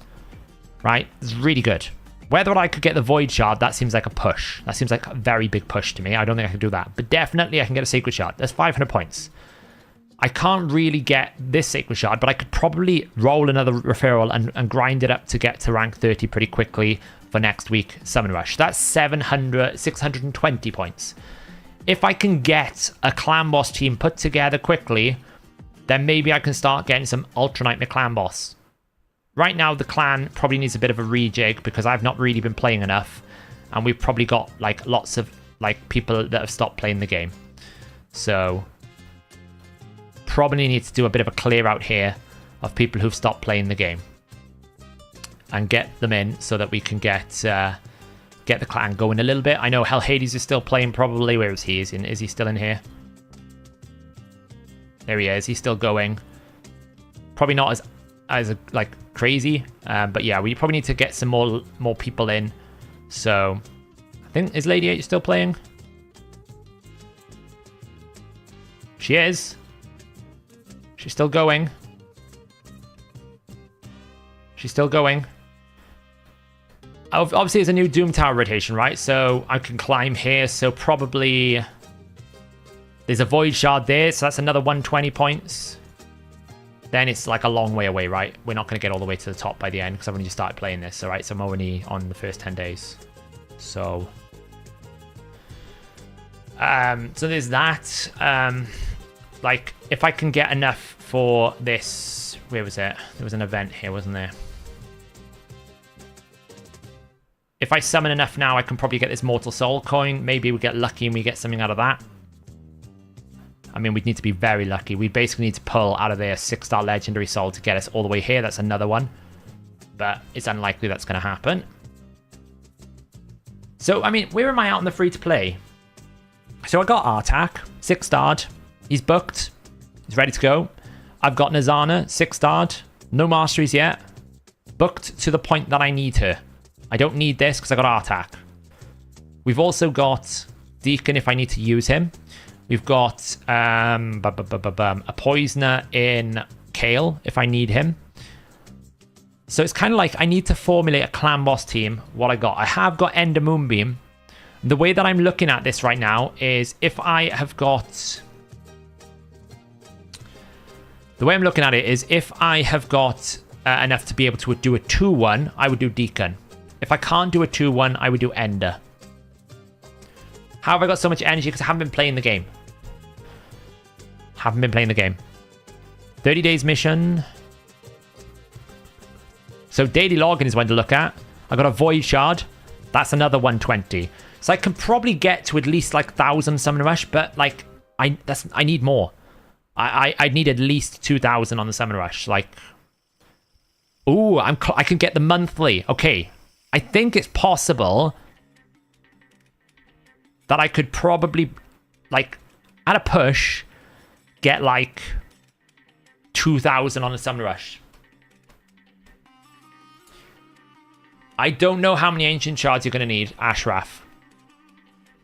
Yeah, I haven't done Nightmare Campaign either. I don't even know if I could do Nightmare Campaign, though.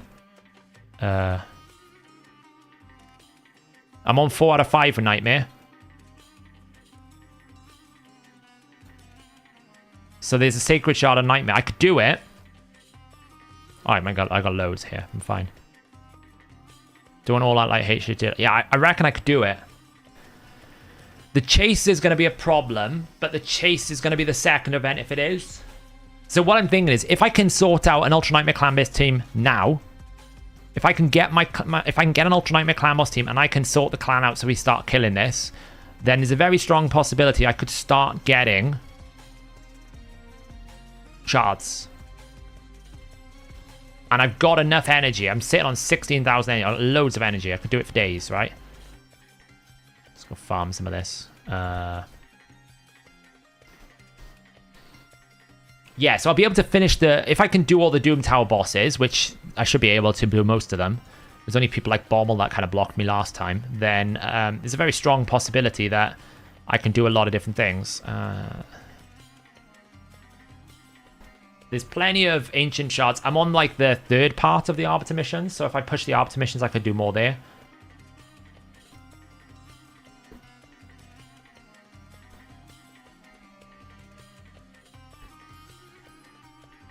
Yeah, I mean, we haven't really kicked people out, but I might just, like, look to open it up somehow.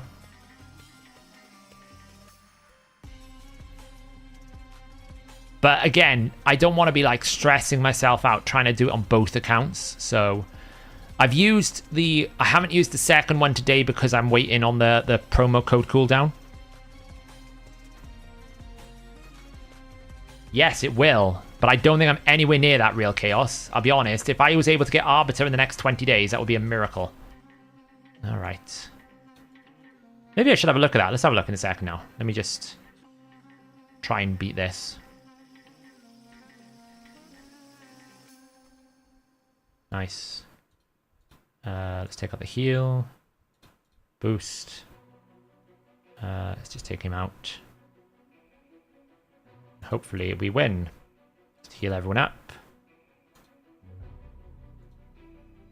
Boom. This free-to-play is ready for it's ready for Sylvan Watcher Faction Wars. It's ready to go. You quickly become my favorite YouTuber. Do you play Rust? Do I play Rust? I don't think I've ever played Rust. I've heard of it. I don't think I've ever played it. Oh, I need to kill the Duchess. I didn't see this had a Duchess. Stun the Duchess? Yes. Sometimes Hoscarl giveth, sometimes Hoscarl taketh. That is the way that this world works. He has not giveth that time. There we go. What I really need to farm on this account is I really need to get an Acrizia banner on Hoscarl. I don't have one. Is there a number somewhere of how many potions, silver, energy gems we need to have prep for the fusion? What I would say, Brandon, is have a look at some of the previous fusions. Now, what you will need to know, and something we don't know yet, there's going to be 3 of the same champion, which probably means there's going to be 3 of the same affinity. So one affinity is going to be more dominant than the other. You could probably farm the keeps when you need them, right? I don't think it's that much of a stressor. So,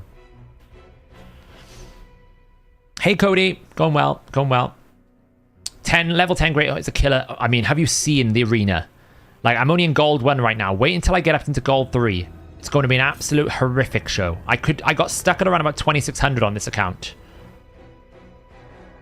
What's Hoscarl's accuracy? You'll see now. It's bad. It's bad. It's real bad because I haven't got an accuracy banner. I physically do not have an accuracy banner on this account. Actually, I should probably trade some. Have I got clan gold? Ooh, there's energy here. I don't really need it. I will trade for that.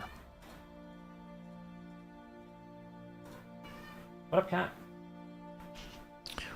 Is Bad L meta Hydra champ? Not really for Hydra. It's not really his place. Yeah, well, that's the thing, Almighty Dobie. I don't have a Great Hall, and I don't have a banner. If I put him in a banner, he'd be plenty. Upgrade a champion from the Bannerlords faction. Decapitate, use 10. Win rate, shields from campaign. Normal. Claim the right. Do we have anything I can do here that's easy? Defeat a boss of finite before he takes a turn 10 times. I think I can do that.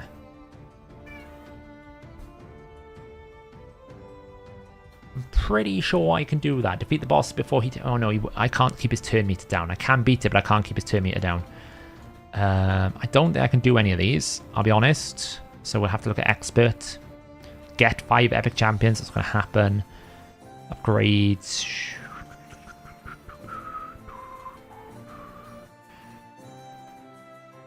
Craft 5 epic or higher. That could be done. Get a void epic. Bring epic. I'm pretty sure I can do that. Oh, it has to be a chest plate though. Well, that's annoying. What about the debuffs? I don't have Ruella, but I reckon I can probably... What's this one? Place 10 on stage 10. I could probably do that one. I don't know if I can place the debuffs. Yeah, probably. Let's try it. Get 2 items from the bazaar. Easy. We'll wait for it to come around.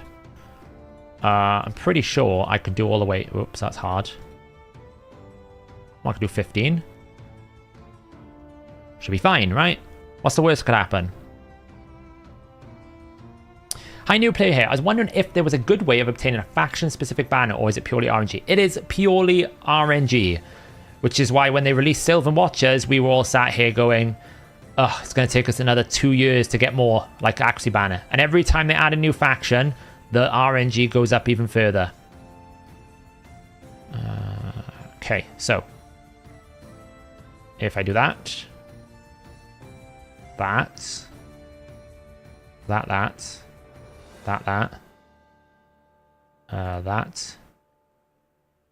thank you, that we break him, so we get a poison.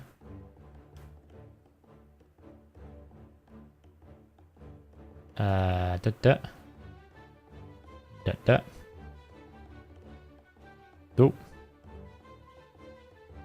We're manually because we just need to hit enough debuffs. There we go. There's a burn. Poisons. Decreased defense. There's 5. I'll just do that. Kale, you disappoint me. 1, 2, 3, 4, 5, 6, 7. 8.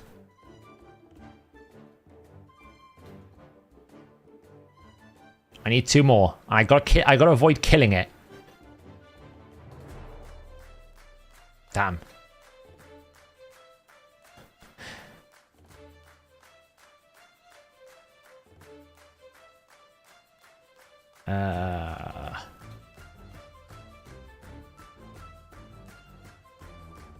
Right.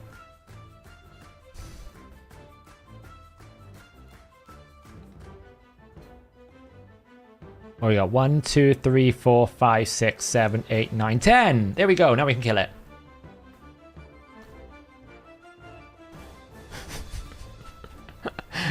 That was fun. Clan gold. Collect the clan gold. Convert it straight into this. You may be wondering why aren't I using the energy? I've got loads of energy. Somewhere in this pile of madness there's got to be an Acrizia banner for me. What did I get? Nothing. Absolutely nothing.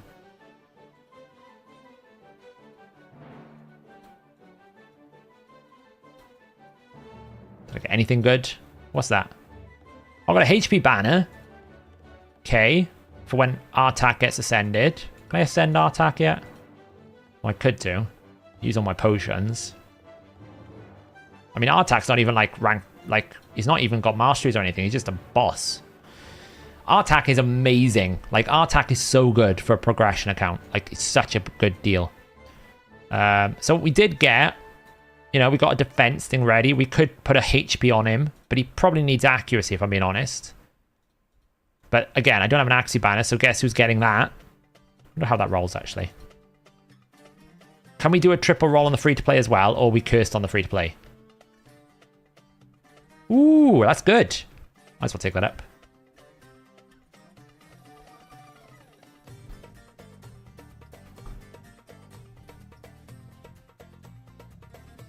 My power is unbound. Let it be known that I cannot pull champions, but if you want me to triple roll, I can triple roll. You say lucky, Tybalt. If you were... the amount of times I do this is not even funny. It's my natural ability. I triple roll. I got a better ring than that. Is that literally the best ring I've got on this account? My god. It's brutal. I need to do a lot of spider farming. It's gross, isn't it? It's what I do. It's how I play this game. Right, what did Nazana get? So Nazana's got that. Okay, it's nothing special. Anything in here? Resistance, defense, attack. Nothing special there. Hoscarol, doesn't get anything new. Deacon. You can see where all my best accessories are coming from.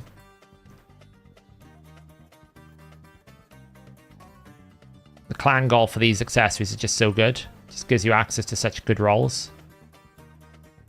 I think that's pretty good if it rolls there. As I said, I can triple roll things for days. Oof, nearly. It's actually kind of bad now.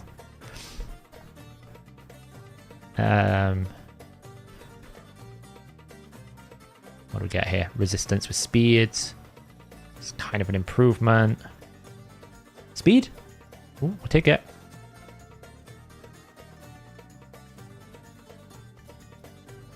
We could put him in there. Yeah, exactly. Like this account, I have not pulled. I've pulled every single shard that I've ever earned on this account. From all of the dailies, I've done the challenges, right? Look, I've done all these challenges. They're gone. I've got all the way through to part 3. Right, I'm on part 4, sorry. I've got all the way past. I'm on part 4. Yeah, I've got all these things to do. So we can have a look at that. I have yet to pull a legendary champion on this account. The only ones I've got, I got the Altan of the Vault. Altan of the Vault from the champion training tournament they did. Artak freebie, Ronda freebie. I've not pulled a legendary. It got so bad. What actually made me stop playing the game was I came in here and I basically pulled 2 sacred shards, and the 2 sacred shards I got were Hoscarol again, another Hoscarol, and an Armina that I'd already fed that I didn't want, and I raged. And that's why I stopped playing the game a while ago, because I was just like, you've just like ruined my motivation, because I just cannot get any good champions on this account. It's brutal.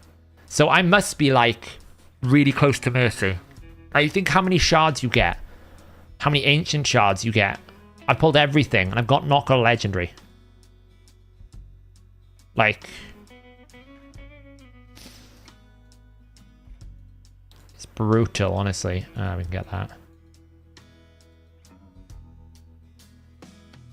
Let's do some of this. Yeah, I'll get loads of gems, yeah. And my oh, why is it 1 times? And my gem mine's maxed out. So we're getting good gems. We've got good resources. It's whether or not I can actually get the shards. But if we look at where we are, we're pretty good. We'll do a bit of a summary. I actually think we can get a clan boss team built. I just need to work out what team I'm going to build and which champions, right? I hope so. You can buy ancient shard packs. That's against the rules, the free to play.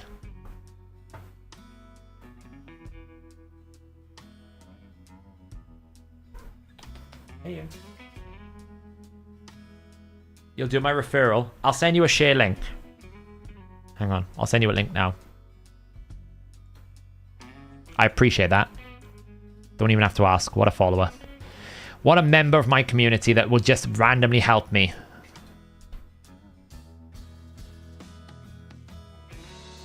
Thank you so much.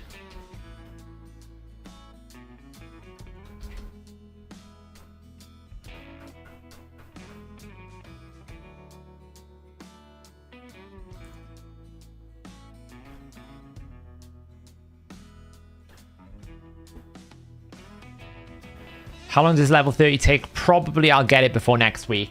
It doesn't take that long. Yeah, the other one I've already got. So the other one would take a lot longer, right? The other one would take a lot longer. So.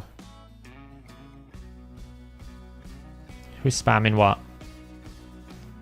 If you have Godseeker and Brazil, you can give 50% more damage from continuous heals, protection, step.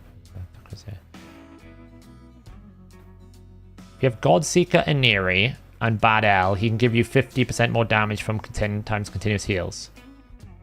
How does that work? Bad L only gives you 20% damage from poison. I don't really understand the point. Or do you mean that he'll give you protected buffs of continuous heals? I guess. Yeah, I guess. Yeah, I try not to spam the chat. Like, I've seen it. That sounds like an interesting idea. So, yeah, no, obviously I can convert the gems. It's a very good point. Yeah, I can convert the gems straight into points, right? I can convert the gems. It's a fair point. Yeah, it's the 40 to 50 that's really hard. It's the 40 to 50 that's a killer. If you can just do the first 30, you kind of fly through because you get lots of XP from doing things, but the 40 to 50 or 30 plus is where it really slows down.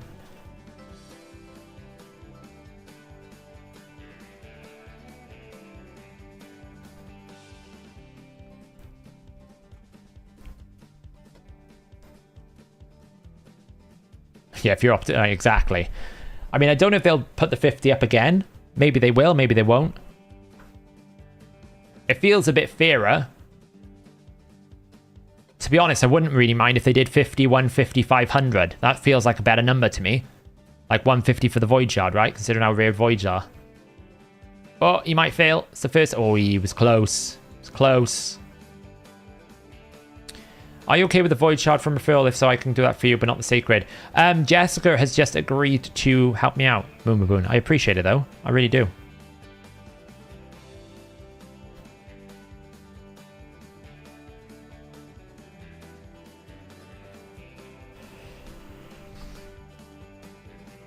Yeah, I feel like 150 is fine. Do you have a guide on Chronum? I don't, because I've never actually got Chronum, to be fair. So, oh, look at that. Let's go back to normal. You can do that. Yeah, it's okay. It's not needed right now, because by the time I'd need them, it'd be too late. Because the fusion will be like 3 weeks, and I don't think you can do the Sacred in 3 weeks. I mean, if you want to do it, RSL Kaki, I'll give you a link. If you want to go through it for me, I really appreciate it if you do. How many months of playing free to play to get Arbiter? You can get it quite quickly these days. I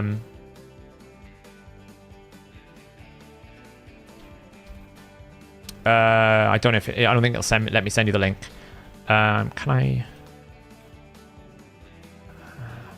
How do I message? I don't think I can send you the link. I think this is gonna fail. Let's find out. Oh, there you go. Oh, you're on Discord. Let's do that one that way. And napalm grenade. Okay.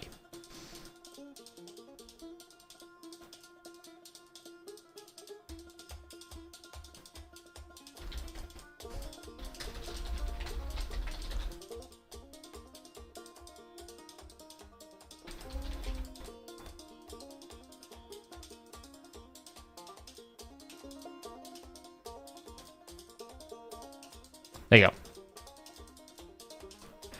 Right, what are we doing? Bit of tag.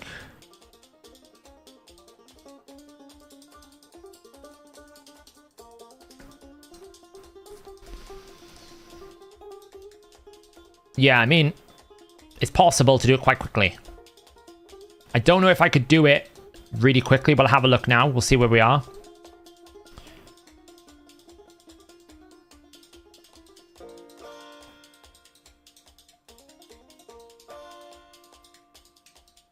Did you?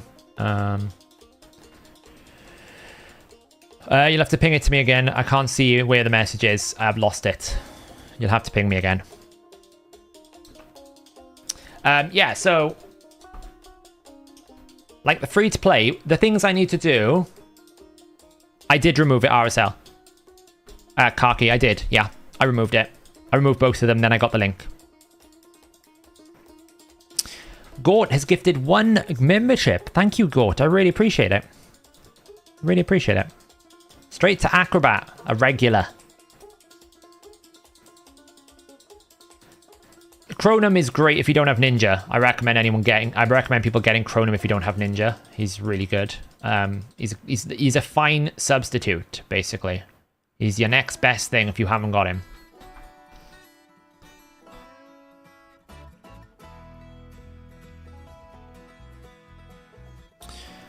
Uh, 80 days free to play, yeah. 50 days. It really depends on the luck, right? Like, I've got super bad luck when it comes to champions, right? So, you know, getting out of arena is a big deal. I think that's where I'm failing at the moment because I haven't ground up to goal 5, so I'm not getting enough Great Hall medals. Although the Great Hall is in a good situation. Like you can see, I've got some pretty good options to do arena stuff. That's not a problem. Like we're saving for this. I don't really feel like I need to save for Drex, but I feel like I've started it now. I could save for these guys. I wanted to. Like the Great Hall is in a pretty good spot. So I'm working, as you can see, I'm working my way up. But what I'm going to need to do, if we look at the quests here, right, this should be fine. Should be fine. Done. 7. Haven't done that yet, and that's going to take me, like, I can do it soon, but it's going to take me a while. This is where the arbiter bottleneck is. Trying to get, what is it? I basically need 700 plus 800 plus 900 plus 1000. So I need 3400 minus 479 is 2,291, right? 2,291. At the moment, the best thing I could possibly hope for is goal 5 farming. So 2,921 divided by 4 means I need to do 730 arena battles, and you do around about 20 a day. So we're talking a month. I need a month of arena battles, or I need to start burning gems for arena refills. And that's assuming I win every single fight. And that's assuming I can actually get out of goal 1 to get up to goal 4. There's lots of assumptions there, but, you know, that basically means because I can't do that, this extra 500 points is not possible in this next fusion. So this is a kind of a pipe dream that's never going to happen. Although I can push to try and get some of these void shards, right? I can push to get some of these shards out of here. Because 7 is definitely possible, because that will probably be a good couple of days of grinding. 7 is possible. Arcane easy. We're all looking good here. Looking good. 8 is a bottleneck, right? I need another 800 points. Like 800 divided by 4, we're talking that's what? Math is hard for me today. 200. So 200 battles divided by 20, that's like 10 days. So I can probably get to that by the next fusion if I get really fast and I get up to goal 4 as quickly as possible. Then we've got Arcane, easy. These are probably fairly easy for me. I'm already doing stage 20 on auto. Easy. Probably easy. I could probably do that on auto. All of this is farmable. Then we get bottlenecked again. So realistically, I don't think I can get many of these void shards because of the arena bottleneck. That's why a lot of people say, why do you tie the Great Hall to arena? Because I'm basically having to grind arena for non-competitive reasons. So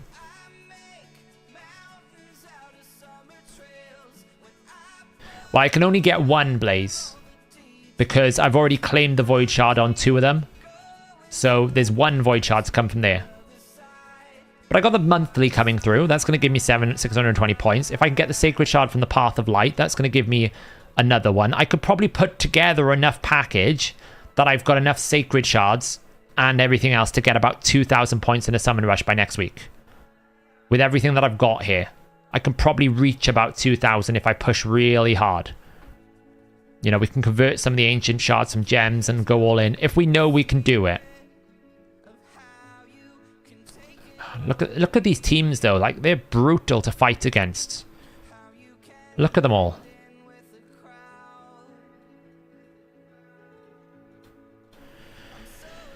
Yeah, I've completed all the challenges.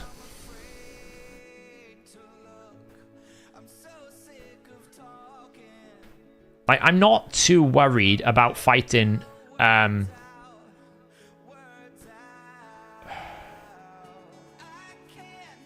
Thank God. I'm not actually too worried about fighting Ultimate Death Knights because I've got a strong Affinity Nuka. But these teams are so brutal to fight. They're too tanky, a lot of them. And like, there's no way I can beat that. It's brutal. Like, that is probably going to be annoying because of the Vogoth. I'm not going to outpace this team. So you basically got to kind of like find your times and pace yourself a little bit.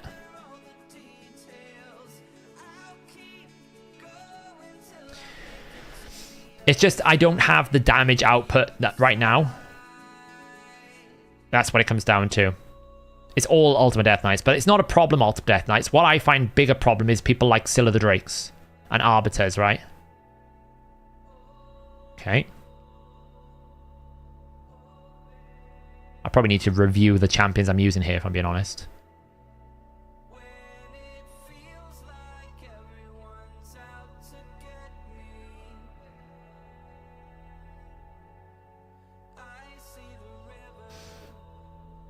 Well, it's not really spending money if it's a free-to-play, right?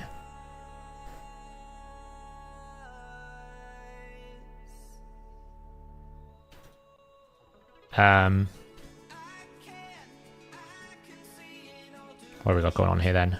It's a freebie. Like, have I got any more powerful champions? I probably do now. Or maybe not, actually. I'm using all my big ones.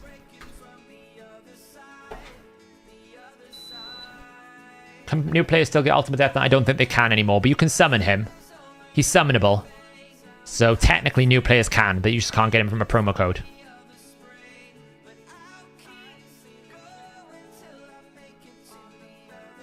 A 6-star Jamasa. I don't have a 6-star Jamasa. 6-star Jamasa, I didn't 6-star her because I thought she's a waste.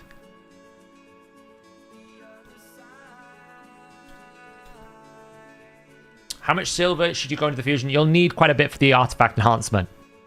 But you should be able to farm a chunk of it up whilst doing the events, right? If you can farm the events, you'll be able to do it. So, absolutely. Shouldn't be a problem. So yeah, so I'd have to grind like hell the next 2 days to get these. Oh, look at that. Oh, probably going to lose this. Unless I can lock him out. He's going to just annihilate me, I think. Can we HP burn him out? Come on, Rhonda. Poison him to death. Kill the Artak. Oh. Just poison. Oh, I'm gonna have to heal him up. Yay, we killed the Artak. But does anyone have a casual clan I can join pretty end game? Casual end game clan. My cluster can probably... I think we got space in a casual clan. Grat, if you want to join.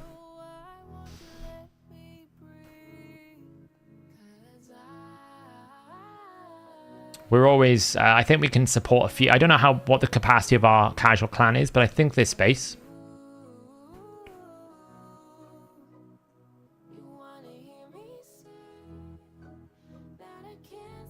You joined a ninja left the Scion. I feel bad going back.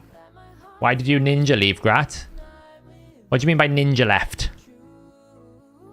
Yeah, you're in the Hydra only one, right? There's a Hydra only casual and there's a normal casual. Hey, Socrates.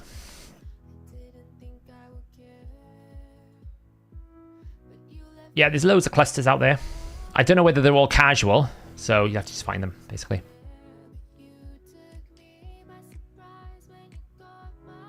Oh, okay, yeah. I mean, if you don't let us know you're taking a break, then they'll boot you probably. But if you said you needed a break, then it's fine. But so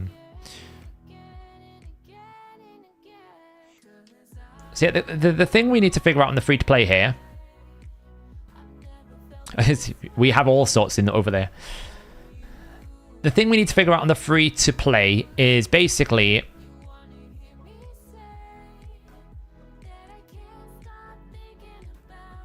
whether we can build a clan boss team. That's the way it works. Right, what have we got here? Fighting tag team, arena team of single affinity. Oh, we need to do faction wars first. Okay, what other things we got? Demon Lord damage, faction wars boss. Can I beat a faction wars boss? Yes, I can.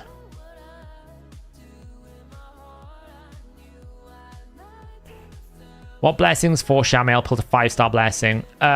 Depends how you use him. If you're using him for damage, you probably want Phantom Touch. If you're using him for Hydra, then Cruelty is quite good.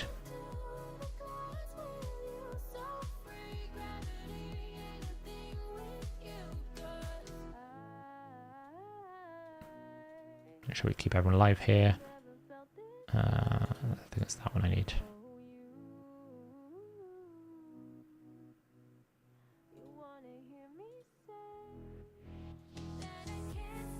Take them out one by one. Can you give any tips on using the optimize for building Godseeker Neri? What are you using her for?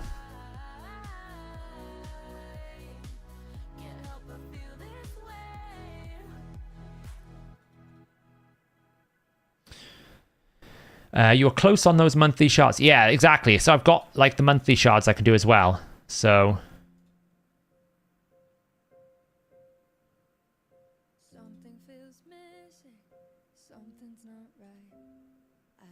should be fine here.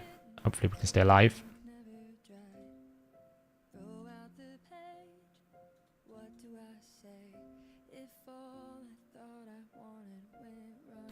Rhonda should do enough here, I think. I think we're okay. Maybe I should go an extra turn as well. Extra turn, punch it to death. Is 1-star Cruelty better than Phantom Touch? No, I wouldn't say so. It starts on Monday, yeah. It starts on Monday. So I need to just use 4 keys. That should be fine, because I think we can just blast this.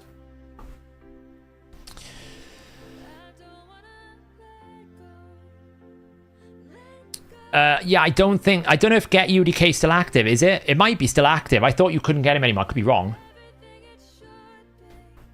Isn't it a new player account code only as well? So.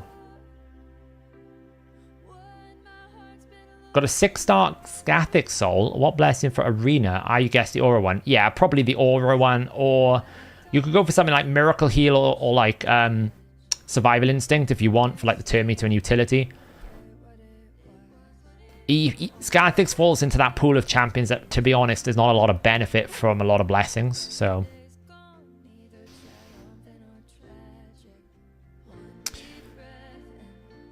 I think Get UDK expired, yeah. Hey, Saf, should I try to build some damage on Lydia for Doom Tower hard? Not really. You want to make sure she's tanky with high accuracy and decent speed. More than damage. She's not really going to do much crazy damage.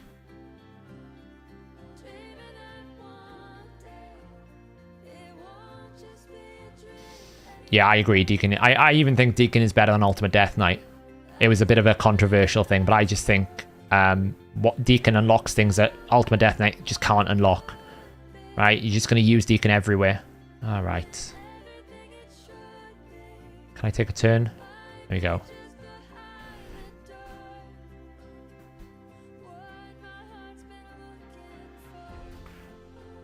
Yeah, Ultimate Death Knight ages ago. Do you know the speeds for DPS for a 2-1 clan boss double Demitha? Ooh, check Deadwood Jedi's website, Bruno. I don't know off the top of my head. Can you see if we got a new connected referral? I'll have a look now, Jessica, yeah. Let me just see.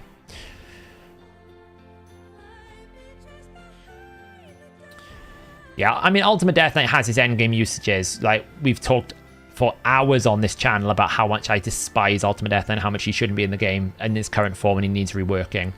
So, I don't want to look that up again, but yeah.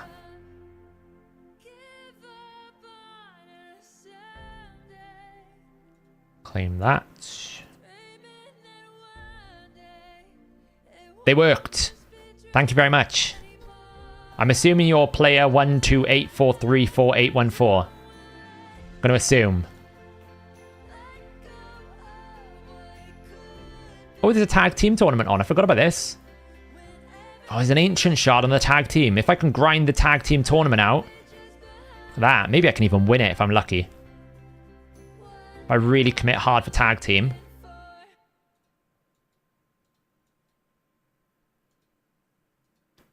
What else did I have to do here? Find tag team with a team from a single affinity. I can do that, not a problem.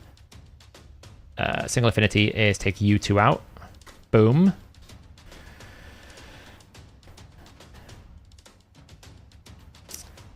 So ancients with gems aren't going to happen, is it? I might do. I might have to. We'll see. Like, it's all going to depend on the fusion schedule, right? I mean, I'm not worried about the events because I could do Dragon 20. Now that I've got Artak, I can do Spider 20 if I put the team together. I can do, like, probably up to Fire Knight 16 if I can get some better wave clear. I can do probably Ice Golem with Artak, right? I've got everything I need to do all of the dungeons. It's, can I build a clan boss team? Can I get enough shards? That's all I'm worried about. Like, let's just blast this out. Like, this is a team I'm running right now for clan boss. It's bad. It's just straight up bad. Right? Potentially, if I manual it, I could do better numbers, right? So, I get it in some sort of order here. It's thrown together. It's not in speed tune.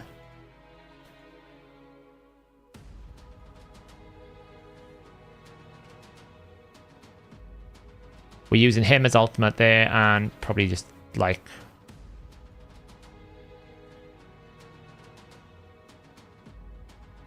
I'm pretty sure Dicey does not have War Master.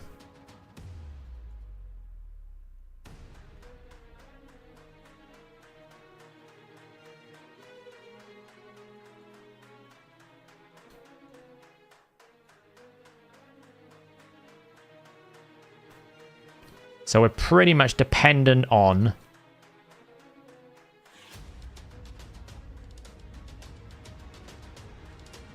like landing stuff here. Like, it's just probably not great. We can auto it now. Yeah, I mean, it's not speed tuned at all, right? You can see it's not like set up at all. I'm pretty sure I should have probably kept Kaelin. We'll see. If we start dying and we're not near, like... Normally this does like 8 mil. I just wondered if throwing in Mr. Adidithe just for raw damage is a good idea. I might have to get off my soap opera box and maybe use Rhonda as well. Like, I use Mr.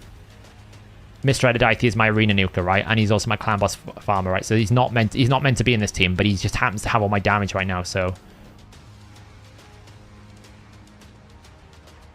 Savage, just noticed that although Sand Devil is rated in champion view on the site, it is not present in the champion tier list. It is in the works, yes. I'm completely, at the moment, I'm halfway through rewriting it, rewriting the entire tier list structures to include all the new arena roles, the Sand Devil roles, and we might as well put the new dungeon in, right? I mean, it's going to be annoying. We just literally spent the last 3 months trying to redo all the ratings and everything, and we're going to have to do another rating now for this new boss, which is, you know, fun. But obviously we won't be able to do that until the boss comes out. But I will probably have to add it in at some point to make it possible. So, any chance of a video on Tomb of Seer? I've got it on my main. I've never really done it. I should do it, actually.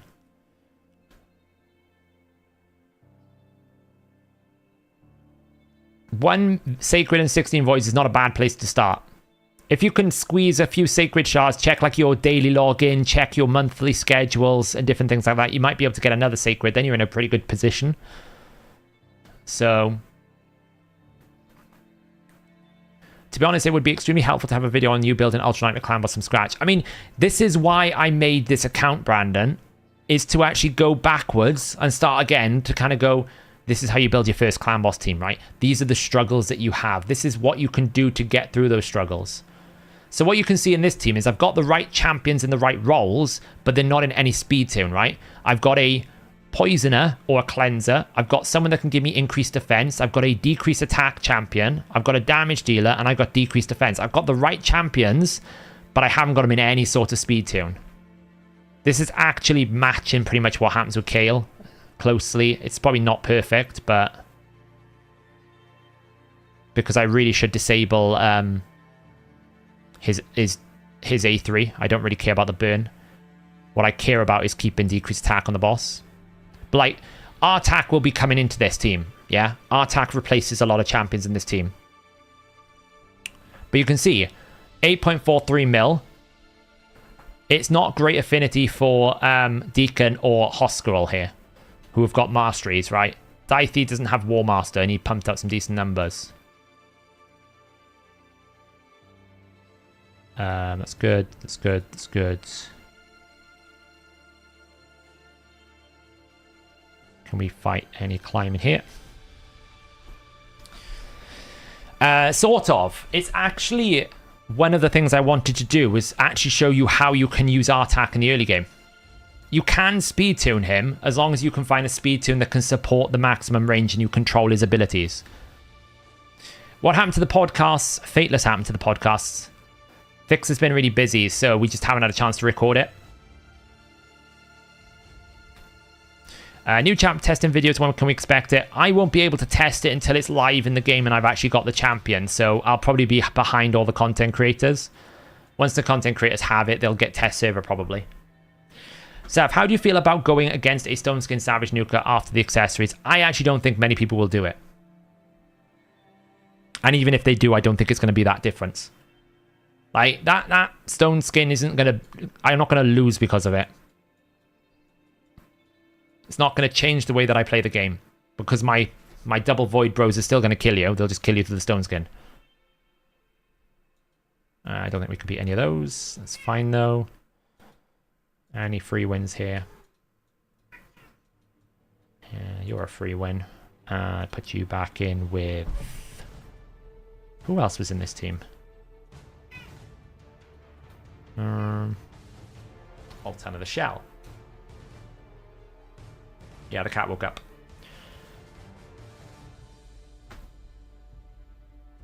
Stone Skin Warlord Yumiko, you lose too much speed.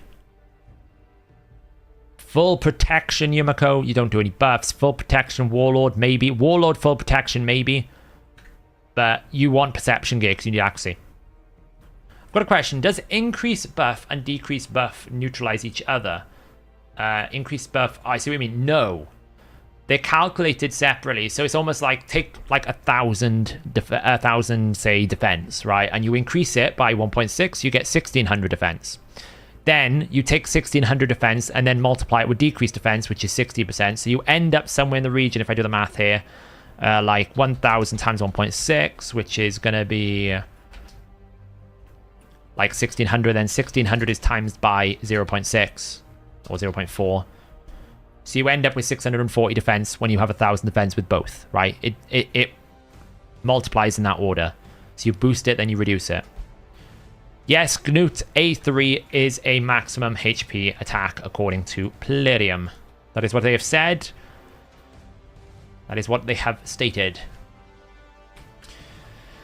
I actually think it's defense-based nukas that will benefit from it, Hershan. I think your Stultuses, your Ragashes, your Solaces, they're the ones that are going to benefit from it because you get 30% defense bonus as stats within the build, which basically, and to be honest, Cruel is not good for your defense-based nukas anyway. What you've got to understand is if you're going to trade your attack-based nuka, you're going to trade Savage for 1 turn Stone Skin. You can trade Cruel, sorry, for 1 turn Stone Skin. That basically means you're going to lose... you're going to lose the 5% ignore defense and the 15% attack for 30% defense. Whereas if you're defense-based nuka, you don't care about the 15% attacks. You're trading 5% ignore defense for 30% more base defense, which is probably worth it. Then it's probably a reasonably good trade. I know, Almighty Dobie, it does kind of suck, but that's the way it works. Well, you would only lose one set of speed, since it would be triple stone skin accessories and only one speed stone piece on your champs. Yeah, I guess. But you'd lose 40 accuracy, right? And then you would also lose potentially a triple roll banner. There's lots of things you would lose.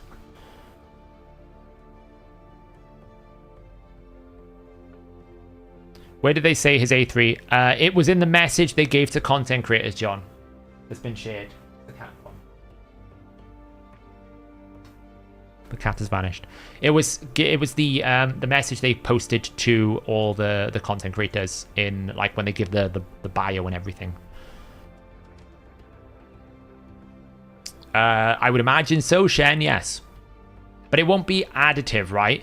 So it's not like the combination of it is going to be 60%. It's going to be like 1,000 defense times 0.7 times 0.7, right? It's going to be multiplicative on top. So it'd be like 490 that it would end up on. It's not going to be like it's not going to be like 1,000 times 0. What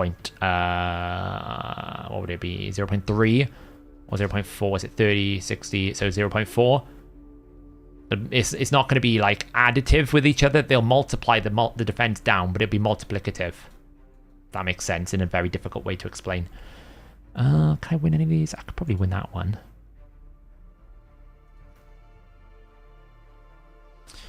Why don't I use R as a helper to farm into overnight? I absolutely could do, and I might do.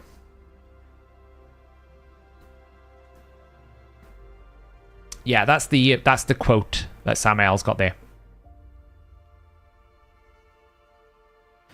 It is a bit like that, Chris. Yeah, I think the model is amazing. My fear is going to be what happens to the Acrizias, right? If you just got Acrizia, you just auto win, right? That's my fear. We're beating them up. One down. Ooh, that was a big hit. This is compelling raiding this. Look at them go. My problem is they're going to revive, but hey. Eventually it's going to kill it. Do you think Artifact Ascension is worth going for or save the last thing to do on an account? It is an end game mechanic, RSL Raider. It's something you do when you have spare energy. You don't do it otherwise. It's just a lot to farm. Basically, it's a lot to farm.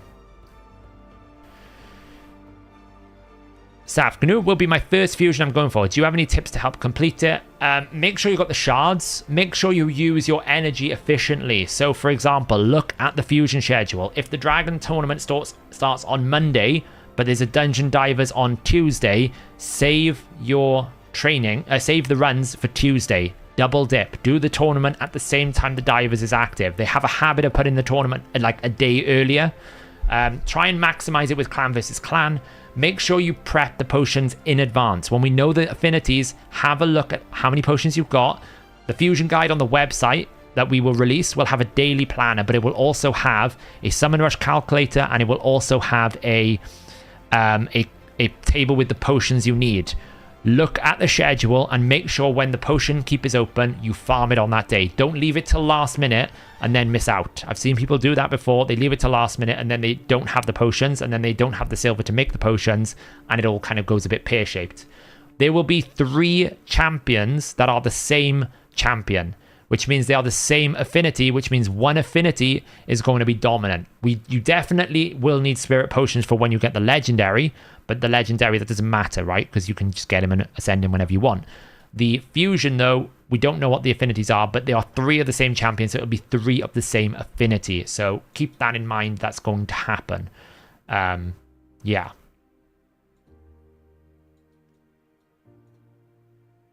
Okay, so we don't do live arena. So what I wanted to just look at quickly, I did make a while ago a plan for my free-to-play.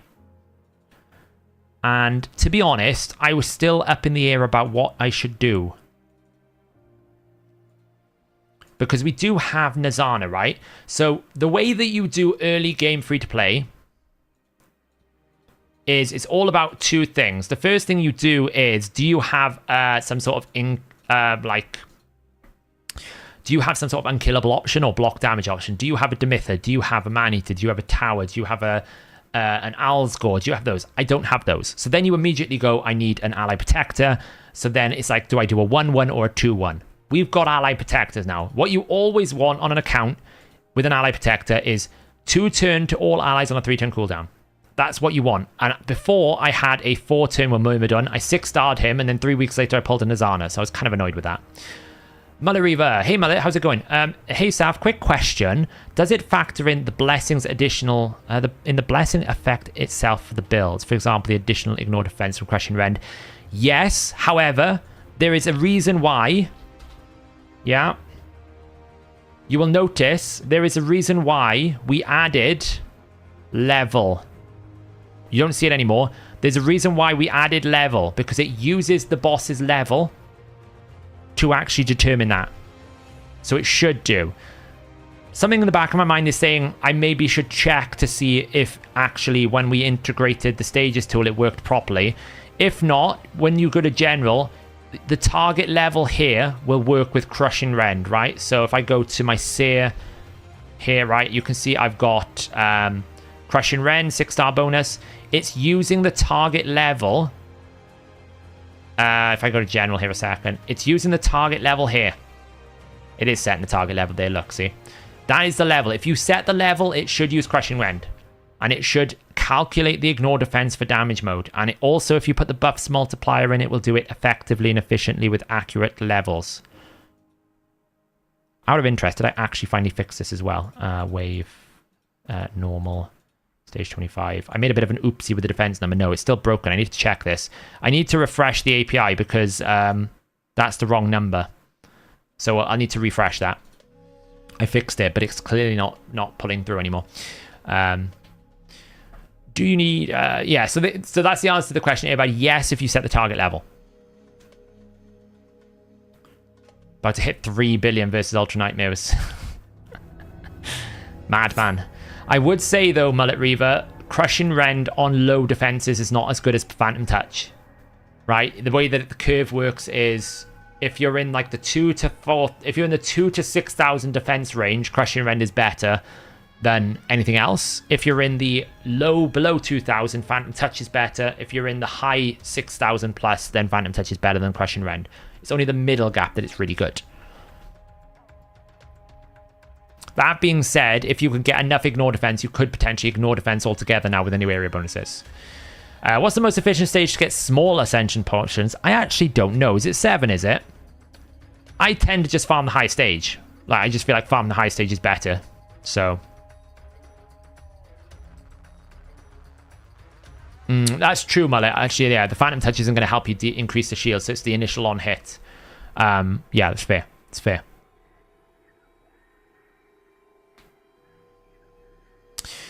Yeah, it's fair.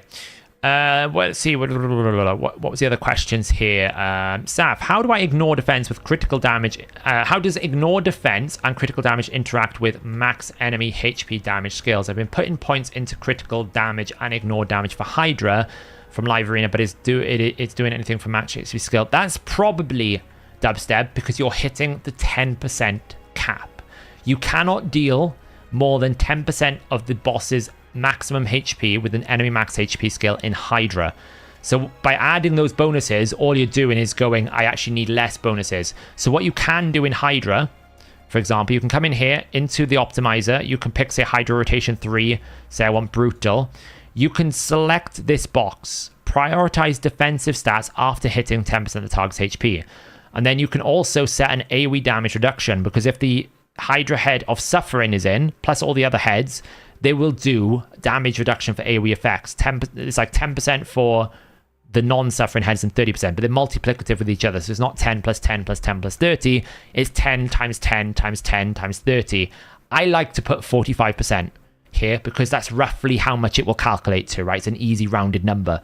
So you put those numbers in for Hydra, and you pick your enemy max HP skill in the battle tab here, which would be in the start tab here, which would be Karma Burn, right? That's an enemy max HP skill.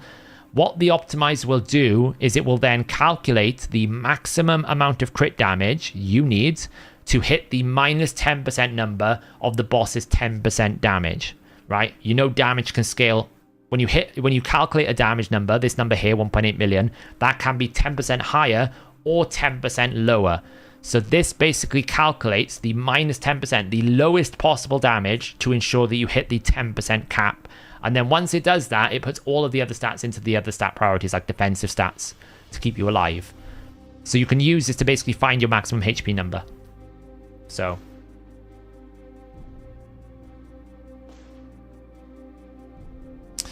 Hey Saf, any chances you know if they will fix damage on Taras regarding decreased max HP? Theoretically, it should be decreased when max HP is cured. They will not change that. He is designed not to do that. Is there any way for the optimizer to give us 3v3 teams? The optimizer will never suggest arena teams because 2 reasons. One, competitive integrity, because we don't really want to be like influencing like we don't really want to be getting involved with like knowing what other people are running, different stats and all that kind of nonsense. 2, is very, very subjective to the team that you're fighting. So you need to... Arena is more about understanding what you need to build and then using the arena ratings that we've put for the new champions in terms of their roles to build the champion for the role that you need. It's not really possible to just go, here, pick these 5 champions, win game. It doesn't work like that with Arena because, for example, I could put my speed team up against Cupidus and lose. Or I could put my go slow team up against the enemy speed team and win. Or I can put my Cupidus team up against a team that is going to put Warlord and win, right? It's so subjective to the enemy teams, it's very difficult to make recommendations. That's why we've rebuilt those arena role ratings now for champions so that you can actually see what they do and how well they do it. That's why we've done it that way. Elsberb, hey Saf, with Nogdar, when he uses his A3 to reduce to 1%, if the target has a shield and Nogdar hits with A1 and has Soul Reap, will that trigger and execute through the shield? Soul Reap doesn't ignore shields. Don't know why, but it doesn't. So Hydra, 45 for Hydra, nothing for dungeons. Yes, unless a boss has AoE damage reduction. It's really there for Hydra, because Hydra reduces your AoE damage, right? How does max HP damage work on Clan Boss? So the way that the Clan Boss sets it, and this works for Acrizia, he doesn't max cap, okay? He doesn't say that you can't deal a certain percentage. What he does is he converts all maximum HP damage to 75,000 limit. So if I hit him for 200,000 damage, he will just basically always take whatever I hit him initially, raw, down to 75,000. But what happens then is the multipliers take that 75,000 and multiply.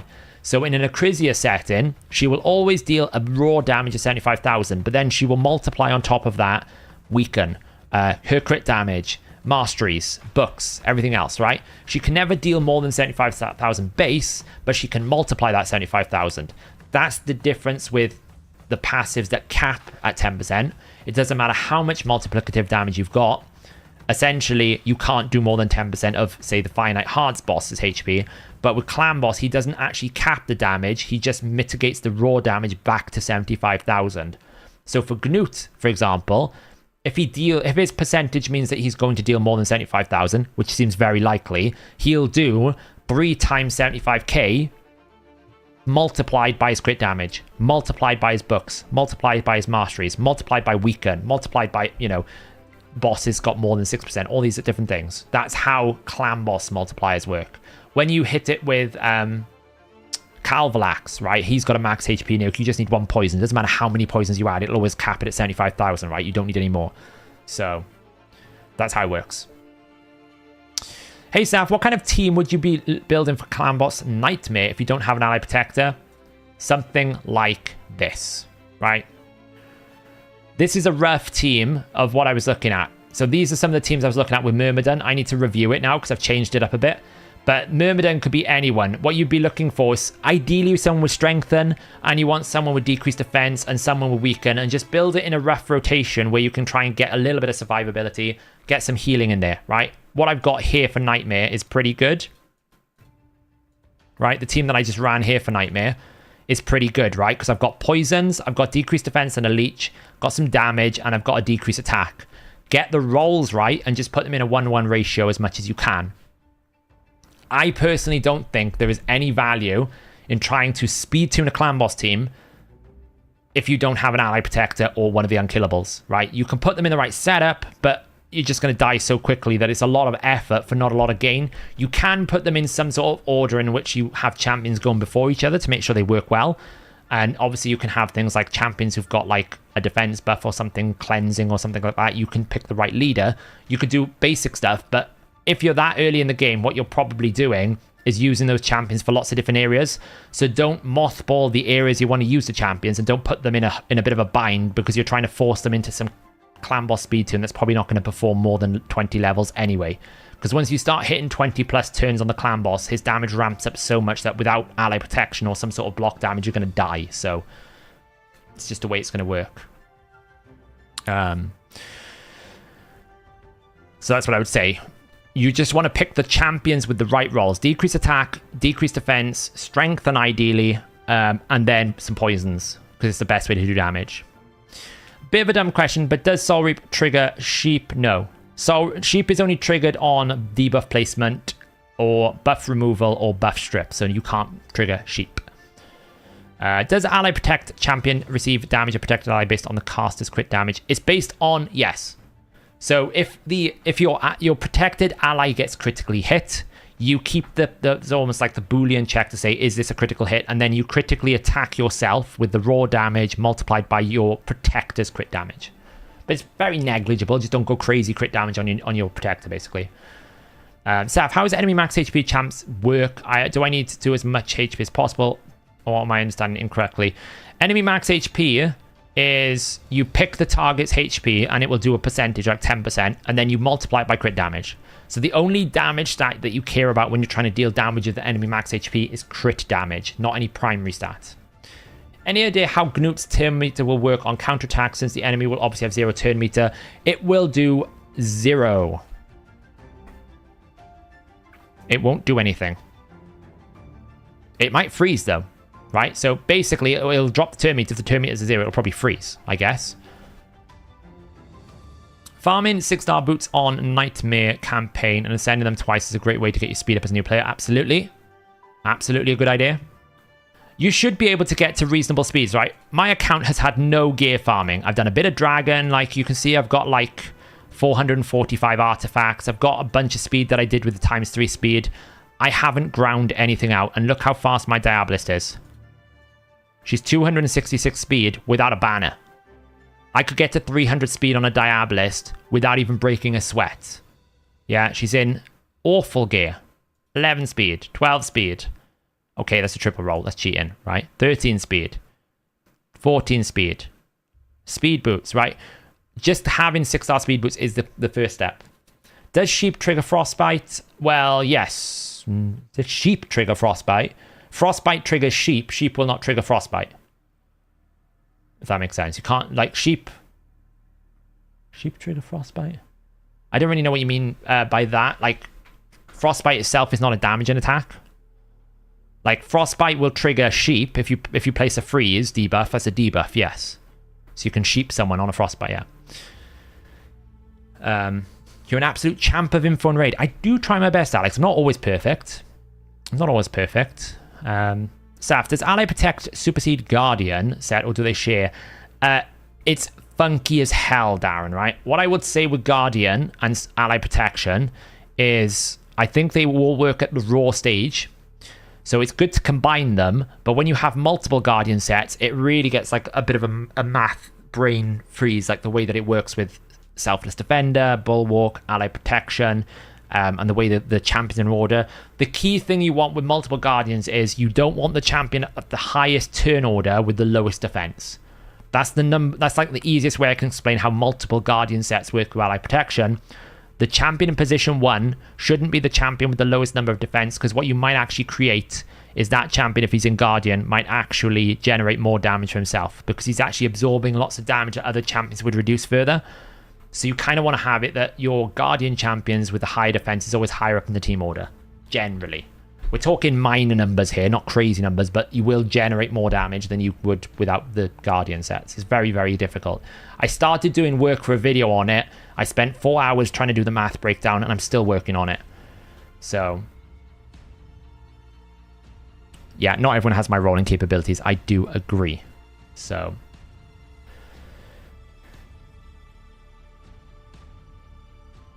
I heard that the passive of Karato doesn't work with Taras mitigation passive. Any chances they will fix that? I don't know the exact details, but I doubt it because Soul Reap is meant to ignore all defense, yet Harima's passive reduces the ignore defense component, so who knows. Is Ornn any good for clan boss? In the early game, the best way to deal damage to the clan boss is poisons, and Ornn does poisons, so in that sense, yes. Once you get past that and you start going into the damage modes and block damage, he falls off. He's a great poisoner. Honestly, I don't even know if I still got the Guardian Math. Have I? Let me see if I've still got the Guardian Math somewhere.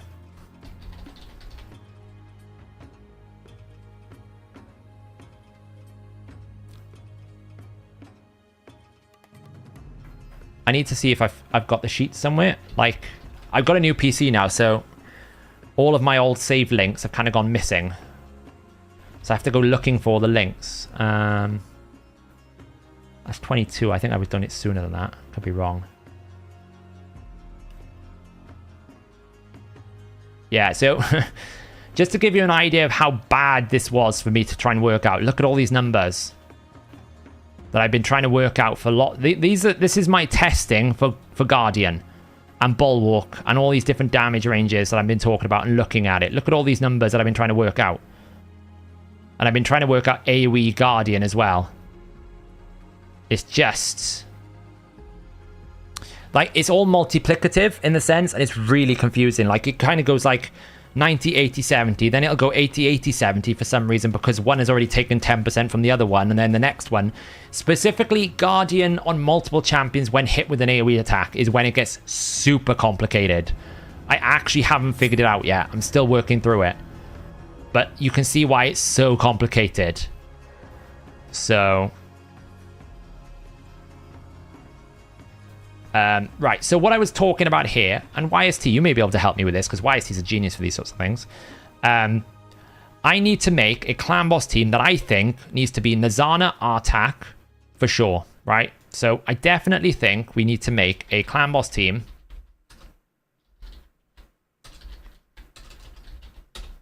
that is Nazana led, right? We're not going to use the A3 with Nazana, we don't really care. We want Artak. I haven't put him in the calculator yet, so we'll use Coffin Smasher as a placeholder. Because it's going to be a 3 and a 3. Doesn't really matter what he does, it's fine.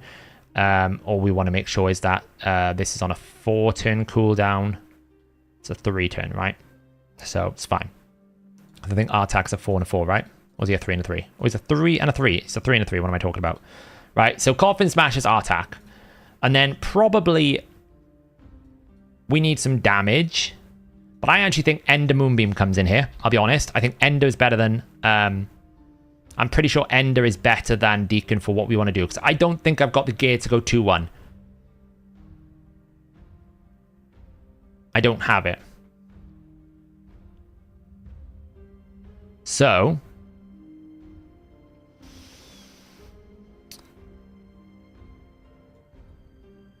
I think Artak is good enough to have on a 2-turn, right? I don't think I need another decrease attack outside of affinity issues. But we've got some problems we have to solve, right? So the first thing we need to solve is who's taking the stun target to begin with. Now, ideally, what we'd want is to cleanse it, because actually, Artak becomes a very powerful stun target because he reduces his own HP, so the actual damage that the boss can do is low, because the boss, when he does stun, is based on the target's HP. And he will also increase his defense, so he becomes a very tanky stun target. Or we could try and drive it towards Hoscarl, who has immunity to stun, which would be great. He also has increased defense, which is good, but he would have to run on a 4-3. Or we could run Thanasil on a 4-3 with his increased defense. That's an option. We could use Orogrim to basically try to cleanse the stun, but that's very difficult to do because he likes to use his abilities in different ways.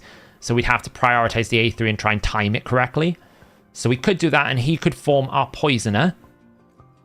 Or we could use someone else for that role. We got a Frozen Banshee in the vault we could use. We do have a Yaga we could use. Isn't it amazing how many of the login champions that I've managed to pull on this account? I have pulled Yaga and Dark Aethel. Like, and 2 Mistrider Dythes, I would add, and 2 Hoskerals, and Tanix. I've pulled all the daily logins. Like, it's brutal. It's legit brutal. It's brutal to my soul how I've pulled, like, these champions. It's just... Like, I could go and just invest in Rhonda. I could. I really could. I really don't want to. I feel like it's a waste of a 5-star because I don't think I'd ever use her anywhere else. I could use her, though. I could. She would give me access to a Brimstone if I give her accuracy. But the problem I have with Rhonda is she takes up a whole spot and does nothing for the team. Other than damage. All she does is damage. And I wouldn't be able to run her in Relentless because it would break the speed tune. Taragi's better. And I feel like Rhonda's bait, to be honest. So I don't think she's an option. So I really think Ender's a good option, right? Because Ender, we get Leech still. I need to book her up still. We get a decreased defense on an A1. And we also get this extension of a debuff. So we can extend the debuff, potentially. The only thing I got to do is, I don't know if I can use this ability with Artak, with the speed tune. Because I'll show you how Artak can kind of work a little bit. So that's that. No, I can't. I'm not pulling shards this weekend because we're trying to basically do the fusion on this account. So I need to basically have a plan and try and build a clan boss team as quickly as possible. Now, we could build Rhonda in Toxic, but if I'm using a Rogrim, I don't need another Poisoner, right? Because we get 2 poisons here, and we also get poisons on his A1, right? I don't need another Poisoner. I could probably support it, but you never want to run the risk and then not have enough for decreased defense, right? So, we don't really need Toxic. What we need to figure out is what these last 2 spots are, and to be honest, the biggest solution I need to figure out is the stun targeting and survivability, right? Because we'll have Nazana's ally protection up. We'll have Endermoon being doing leech and decreased defense. We don't need lifesteal. We'll have Artak doing decreased attack and damage, so we don't need that. So what we need to figure out is we probably need some sort of cleanse or block debuffs. We also need to consider affinity, because if it's speed, spirit, it'll be a problem. Although we're not doing 2-1, so spirit's a lot easier. So that's the challenge I've got right now. Is who do I bring in? I like the concept of Thanassel because we get a 3-turn increased defense that I can use elsewhere in the game. Let's get a massive resistance buff for specific areas. We could always use Hearken to get Weaken, but I feel like that's very one-dimensional and it's going to get her killed because she's not strong and tanky. I don't think these guys are any good. Let me just let me log into this on the free-to-play. Let me log out here.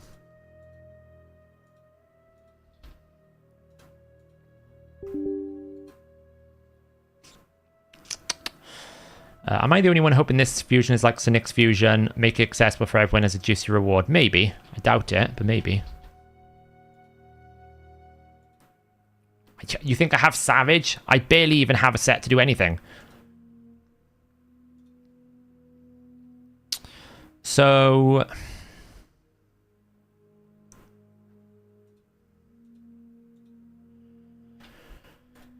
what do we got here? We got, like, Gembo's not going to help. So Artimage, I think, is attack-based. It's not going to help. We could look at a Delver, right? It's kind of like a budget unkillable option here, because we get Weaken. That doesn't require accuracy. So we could just basically do a damage. Bit squishy, but we could basically get Weaken in here. It's probably the best Weaken option. Got Arndulf. He is defense-based though, isn't he? Is he defense-based? Yeah, he's defense-based. Also does Weaken. So if we wanted like a tanky provoker, like we could always go with Arndulf because he would then transition away to being a provoke champion for Hydra in the future. We would get counterattack on him. Wouldn't be crazy, but we get a reflect buff as well. It's a little bit of damage, but we would get a weaken. And he's defense based, so we keep him alive. So that's another option. I mean, I don't really know how we deal with the stun, though. The stun is the problem for me. Unless I can always code it so that Orogrim is going to clear the stun target, which is not exactly a reliable option. The other option is we look at someone like a Quagon. Right, if we can time it right with, where is he? Quagon. Because what Quagon is going to do is he will place block debuffs and increase defense on all allies whose defense is higher than their attack on a 4-turn cooldown. So we could run a 4-3 Quagon on the stun target and give them increased defense and block debuffs if we can time it correctly. But what that will probably do is he would have to run last, which means he's never going to get ally protection. It's a problem. But that's another option. And it would have to be that everyone has got the more defense than attack. Otherwise, it's not going to go on everyone. But we could do that. We would get a shield then and some extra healing. So that could be quite good. That would solve the stun targeting. We're not that worried about Spirit, to be honest. I think Spirit's going to be whatever Spirit is. Like, obviously, Alternate of the Shell is not going to work. I don't really feel like I need more healing, but I do feel like I'm going to need either increase defense or strengthen. I don't really think I have any strengthen champions. I made a team with Orogrim cleansing the stun reliably. The problem with Orogrim is how do you do the targeting, G-Man? Because isn't he just going to heal someone who's lost a lot of HP? Right, so if... I suppose we could. I do feel like Orogrim goes in here. And then if we put an Orogrim in, we 100% need strengthen, right? Now, if Sala the Mourner, I don't think has got a long... I think it's too long a cooldown. I think it's a 5-turn cooldown, so I don't really see the value or the capability of using her. I think this is such a long cooldown. I don't think we can look at that. Because she will do it, but... I mean, it's a 3-turn on a 5-turn cooldown. Like, I can't really code in a 5-turn cooldown. I'd have to run it like 5-3. I don't even know what the speeds would need to be it. But I mean, if I could code in a 5-3, then it would be a Sala the Mourner, right?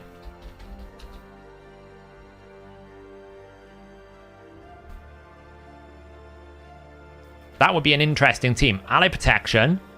Just put some buffs up here. Just put 191, 192, 193, 194, 195. And then just... So this is kind of roughly how I'm thinking it would work. Where Nazana puts the ally protection up at the end of AoE 1. We run it as a 1-1, and then we've got the ally protection still here. And then the clan boss stun would come in, and then we would basically put a Sala on a 5-3 somehow, and put a Orogrim on a 4-3. I don't even know what the speed requirements would be to get this to set up, but... Like, he would need to be like 243, I think it is. To get him in, it's like something like 244, something like that. To get him into a 4-3. There you go, look. But we'd need him to be... Get rid of the stun. I'm pretty sure it's like 243, right? Hang on, let me get the... Deadwoodjedi.com. Let's go to the 4-3 ratio.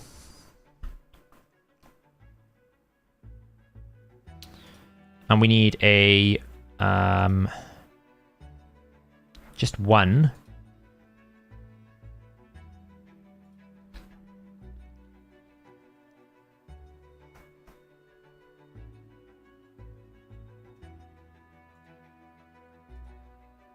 Let's see. So it would basically put him at 231. That's not where I wanted though.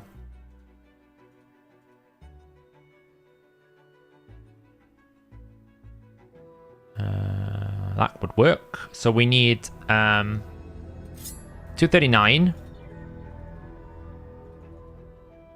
Put this at like 172, 173.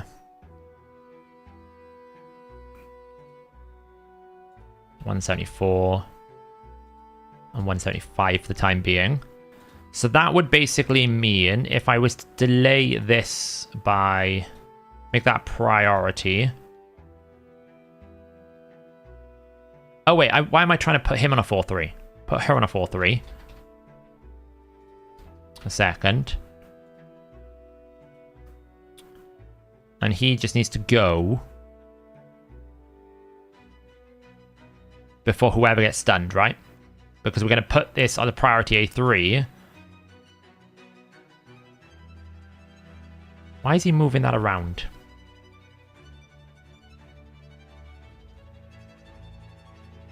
Why is his A3 moving? Why is he moving his A3 around? It's a 3-turn cooldown. I prioritized it, so you should always do that above everything else. Why is it moving? Very confused.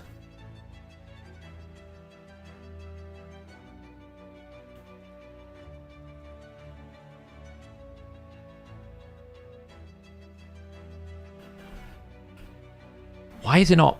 He's going 4-3. He's not. He's going 1-2-3, 1-2-3, 1-2-3. 1-2-3, 1-2-3. Asala's going 4-3. He shouldn't be going 4-3. Yeah, but I'm looking at the wrong number now. It's the A2 I want. Sorry, I'm being dumb. It's the A3's moving. It's the A2 we want. It's the cleanse. So we want the A2 to be here. Want Azana's A2 to be there. And then we just want to make sure Asala the Mourner could put up a defense buff. But we'd need to make Asala the Mourner try and somehow get to like 5-3. I don't even know if that's possible. Like, can we, like, what kind of speed would we need to get it to be a 5-3? Like, these speeds are unreachable, really, for my account. Like, it's going to be some sort of relationship with other people. Well, that's the speed I'd need to get it to run 6. Like, what's that, 6-3? Well, I don't want 6-3, I want 5-3. That's 5-3. Yeah, that's 5-3. 1, 2, 3, 4. No, that's 4-3. 1, 2, 3, 4. I want 5-3.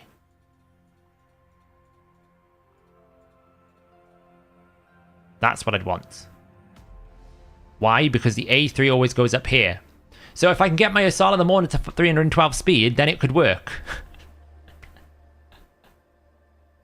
Oh, okay. I mean, it's really tanky then. But let's face it, 312 speed, like, can that even be done?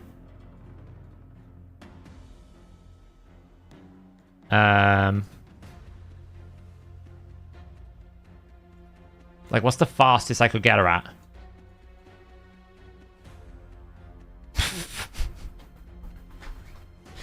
So that's out the window.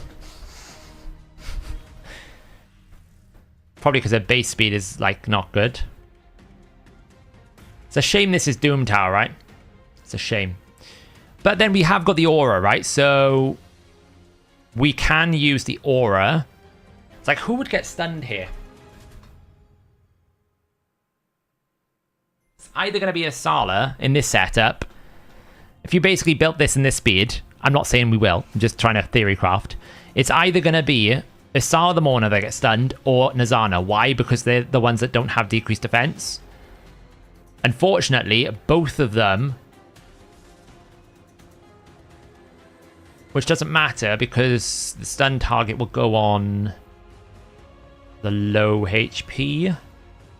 G-Man, when you set up in your team, Did it matter if the leader wasn't the stun target wasn't the leader?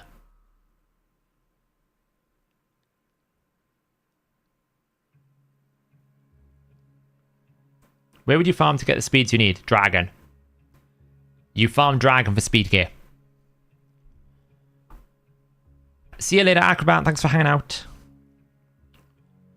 Can't use Deacon instead of Ender. I could, but I don't want to actually put the rest of them on 2-1.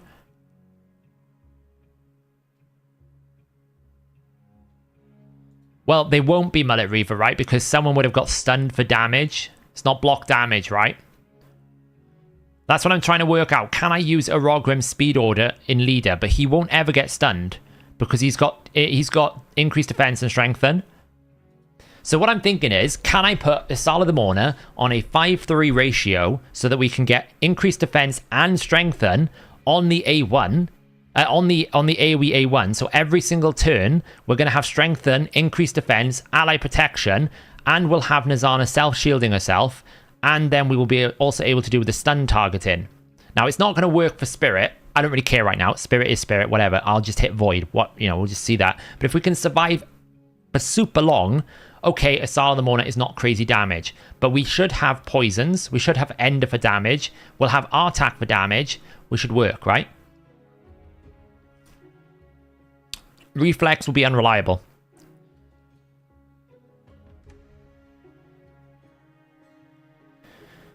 Has it been rolled up? That's a great question, Brandon.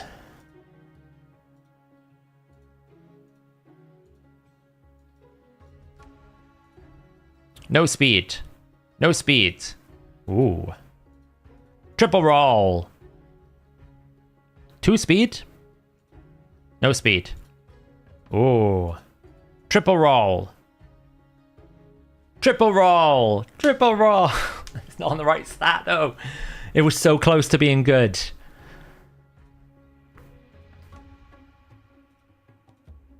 Triple roll.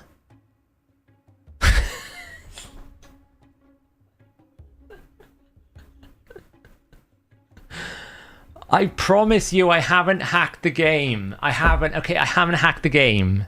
I haven't. Like...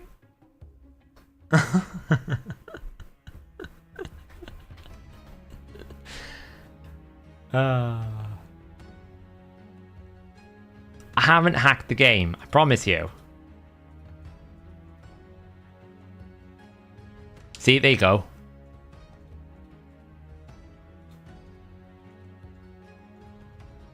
Triple roll. Ooh, it's close. Triple roll.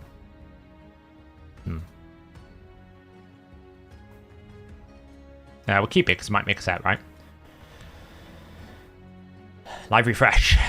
This is where all the luck goes. Absolutely, right? I mean, if we put like 4 glyph on here, like, have we got any banners? Sala the Mourner, what is she? She's Bannerlords, right? So if we go to someone who's a Bannerlord, who's a Bannerlord, who's a Bannerlord, someone's a Bannerlord. You're a Bannerlord. What do we got here? We got speed. Oh, look, got a bit of speed there. Triple roll. Oh, wow. It's not the triple roll we wanted. Double roll. Oh, no.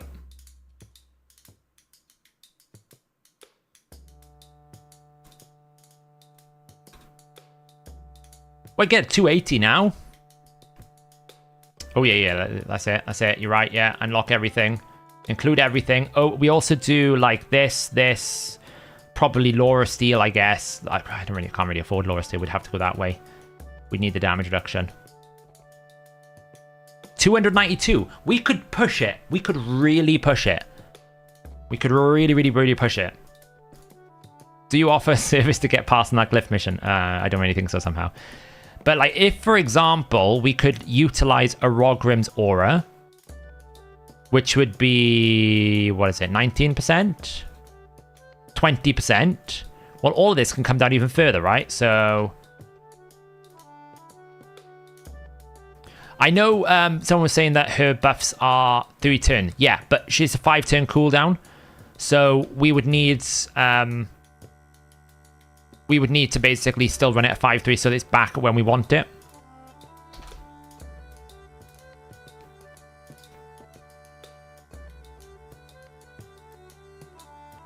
Now, I haven't looked at, can I find some better ratios here? Right, so it could be that I can actually bring her speeds down with faster champions elsewhere. Now, someone was basically saying earlier as well, how the hell do you do... sorry, just came some area bonuses from... Sorry, just came in, so might have missed it. Area bonuses from Live Arena. Do you want to know what to put them in? If you want to put them in, it's probably Hydra more than anything else right now for most players. Hydra for most players.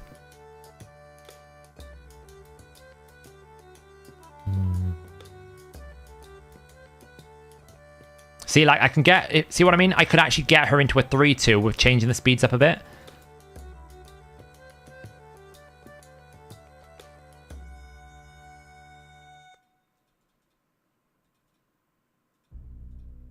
$292. I could do this. I could do it. Like, she'd be a bit squishy, but I could do it.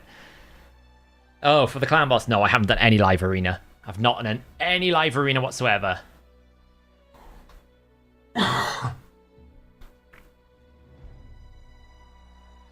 I don't have any glyphs. Like, I'm just trying to see if I can do it right. I mean, what I'm trying to figure out is before I invest, I need to invest in the right champions, right? I want to make sure I'm investing. I only need one book for this. I don't really care about decreased attack. If I give myself increased attack, great. I don't really care about it. Because other books are like crazy. I just need to try and get the one book there. And it's a champion not worth investing in. Yeah, 292 speed I need. Then she would do it. But I haven't worked out if I can like optimize this further. To like get better speeds. Like obviously, what happens if I boost this champion up a little bit more, right? And then if I change this around here. See what I mean?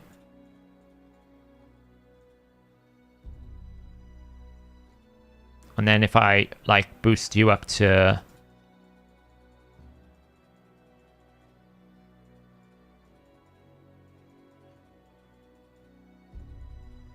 This is what we do with clan boss speed tuning. We mess around with it until we find what we want.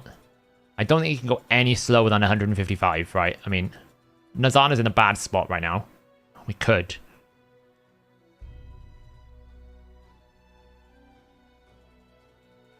How slow does Nazana have to go? Faster than that. It's like 149.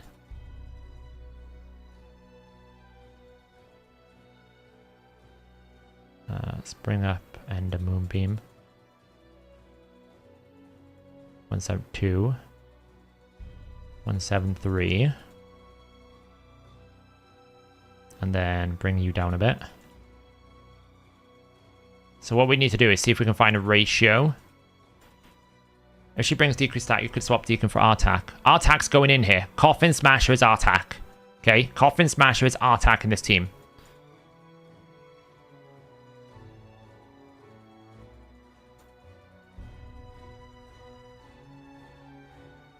The problem I've got here right now is I need to get Nazana back in the position she was in.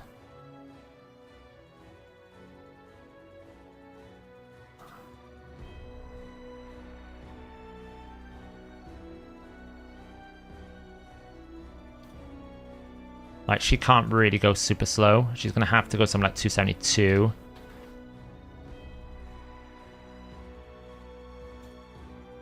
We probably just need to find the right ratio of speeds, right? If we find the right speed setup, we can get her in like this. See, look. We found a break point a little bit. Not quite, but it's close.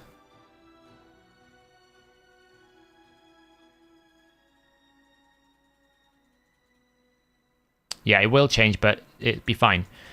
Because Artak can only go 20 speed more than what he currently is when he goes into battle. So if your team, if your speed tune can support 20 speeds growth on one champion, it will hold its speed tune.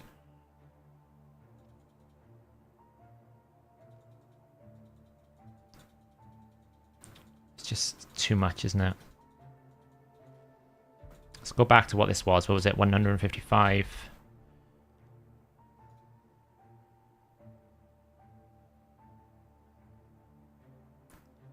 154. 153. 152. And you were 312, right?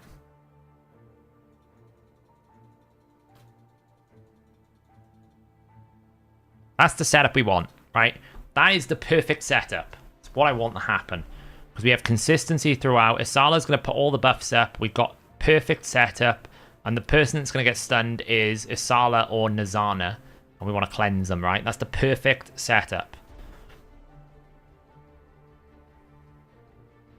So what happens, right? So for example, in this setup here, right? We're in tune. If Coffin Smash... So the way that it's going to work, right? If we think about it. So we're going to have HP burn. Activate, right? So what happens? We place the HP burn for 2 turns. Okay, so if we just delay this by 1 turn, so it's like there. We place the burn here. Until the burn activates, we don't lose HP. So right now, he's fine. The moment AoE A1 happens, he gains 5 speed. Or 10 speed, right? Every time Artak, whenever a burn is activated, he loses 5%. And he gains 2 speed for every 1%. So every time a burn is activated, he gains 10 speed. And every time he uses this A3, he restores 10% of the burn back, right? He restores 10% of the burn back. Which means he will go 5%, 5%, and then back. Yeah, 5%, 5% back. Doesn't matter if we resist this, because he will just keep at the same speed. So as long as your tune can support this guy going at 175, which it doesn't... It does, look, all it does is it moves her, then it's fine. Yeah, as long as he's going at 175 speed, it's fine. Now, if he goes at 176 speed, it's too problematic, but we could probably go to 154 speed, right? So that's what I'm saying. As long as he's within 20 speed of this, look, doesn't matter. It's fine. Probably just need to make sure you're going a bit faster. Oops. Like that, right? So as long as we're in this speed tune here, it's fine. Because he's going to increase his speed by that. Doesn't matter.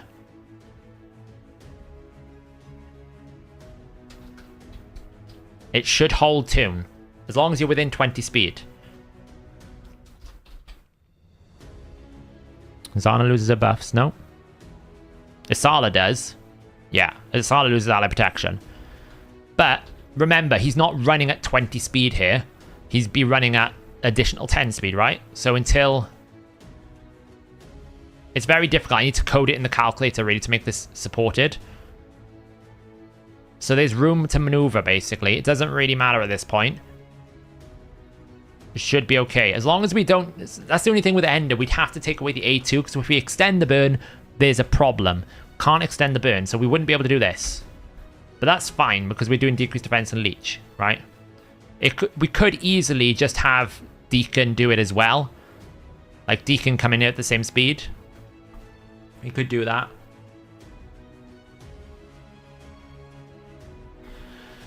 It's probably because the max HP is getting destroyed quick, Chris.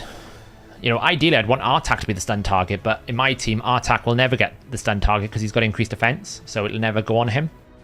See you later, Blaze. At the 20 speed, Arsala can't take stun for Rogman to cleanse it. At 20 speed... It's a fair point. That's a fair argument. I mean, the only thing is if I don't use Artak, I lose a lot of damage, right? If I don't have Artak in this team, like, he is my consistent decrease attack option. Now, you could say, well, do you need decrease attack option when you've got Isala in the team, right? Because Isala is going to give us a 3-turn decrease attack. We could run Isala. And if we don't need that, then this entire spot here, dedicated to Artak, maybe we just don't need decrease attack. Because it's Void. She's absolutely fine to cover it. She's going to use it. So she's going to be if we're running this at 154, right? Isala's going to use her A2 here. She's going to use it once there. She's going to use it there. So we could just use her, right? And then if we don't need decrease attack, and we don't need... We've got it covered, right? Leech, decrease defense, poisons, cleanse, decrease attack, increase strengthen, ally protection. Like, that spot is completely free. That spot is completely free for someone. No, she's not booked yet. I'd have to basically find a million epic books, right? Don't get me wrong. I'd have to find the epic books. It would arrive with consistency, MP, right? It would arrive with consistency, but it would be 100% once it's booked. I would want damage, right? The last spot there would be damage. Ender is basically the Deacon spot. It's either Ender or Deacon there, right? I probably need more healing. I got Leech. It's fine. I have Leech. And I'd have Ender Moonbeam. Ender Moonbeam is going to place Leech. If not, I got Deacon Leech if I need it more reliably. I've also got Orogrim pumping out continuous heals as well, so don't forget about that. So there's plenty of healing in the team. Nazana's also going to give herself a big chunky shield, so it'll help her stay alive if she does get stunned. She'll lose a shield at that point, but it'll help her throughout the waves. So really, we just need damage in that last spot. It's like, who do we bring for damage?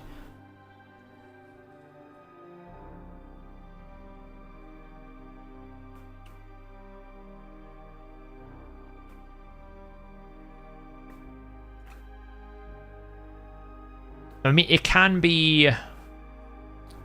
It can't really be Dithey because we can't take extra turns.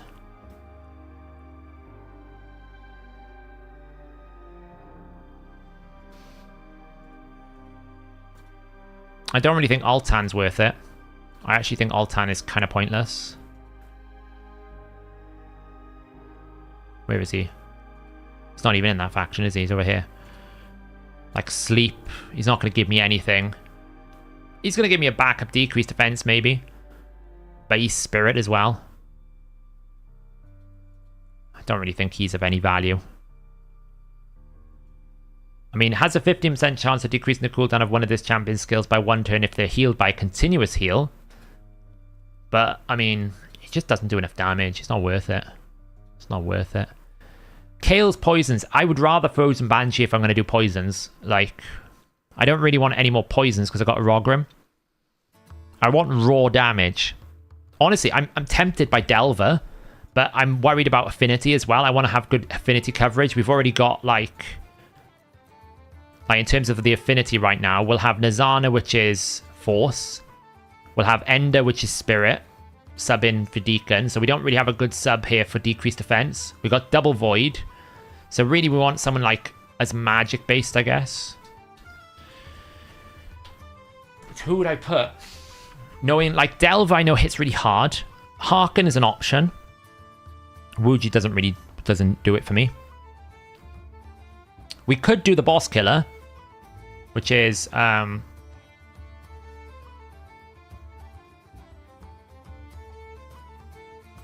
Archmage. Give us a backup decreased defense.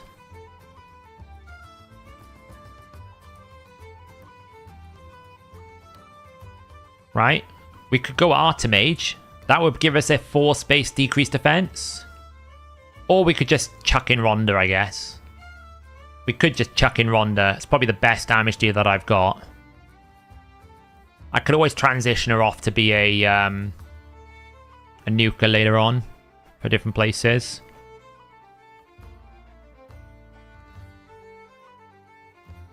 Judge. He's just too squishy, right? He's not going to be able to survive. I think he's just too squishy. That's Kale. Right, he's just a little bit too squishy. The Jailer. Yeah, we could use the Jailer, right? But again, like, the problem with rare champions are they're just a bit squishy. He's not bad, actually.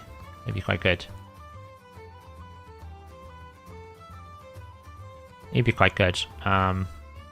Wuji, really low base defense. It's going to be hard to keep alive. I feel like it's Delver or Harken.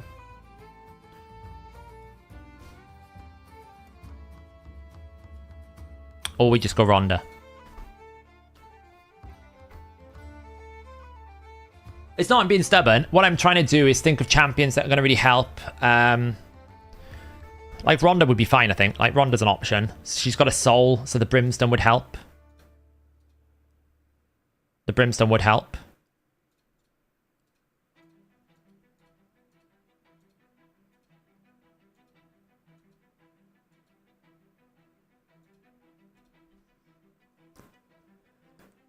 Yeah, I think Brimstone would probably, like, just make it stronger, right? I do like the fact if we don't include Artak can be used for everything else.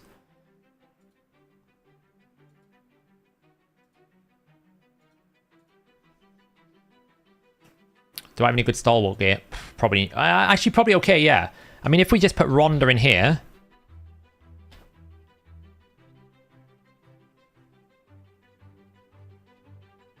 just lift that up. Wait, what happened here? She's too fast, she was. There we go. So the person that will get stunned is either Asala or Nazana, which Arogrim would always cleanse. So we have solution for the cleanse. I mean, it will break on Spirit. We know it's going to break on Spirit. We don't really care about Spirit. Spirit's naff. I'll just run it, whatever. But Magic, Force would be fine. Void would be fine. We could run the Aura and put Arogrim in the lead. We can get 292 speed. It would require me to break a lot of the things, but who really cares? We can do it. And to be honest, what I haven't done is I haven't actually looked at my Spirit, my speed gear and gone, have I got any good speed gear? I've not rolled, right?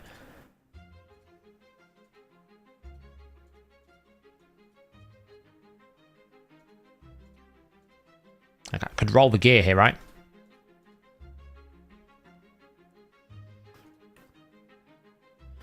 Well, to be honest, I don't really want to... They're going to be going slow, right? I don't really want to slow them down any more than I have to. Oh, look at this nonsense.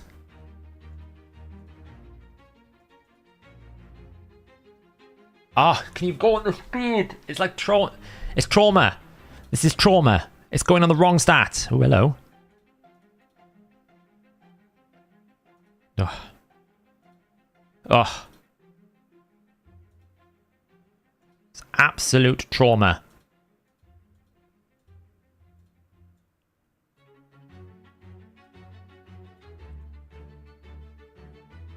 What are the speed sets we got here? Righteous. Instinct.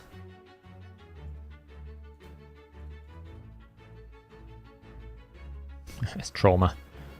Perception gear. Yeah. Doesn't really matter if it triple rolls, I guess, but... Ooh, hello. Oh, it's baiting me.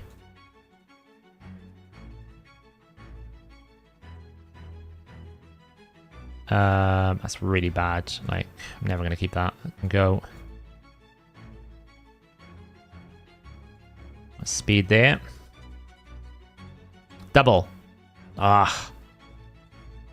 We don't really care about Divine Life. Stalwart wise, pretty good. The only thing is we're going to struggle for speed, right? She's going to have to go really fast. Nazana would benefit from Stalwart.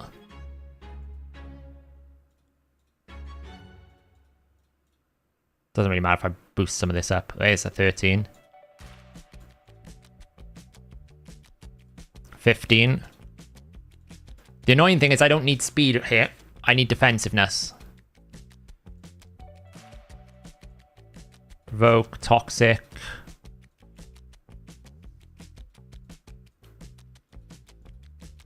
Like, Relentless is where all my good gear is, because obviously that's where I've been getting it from the tournaments.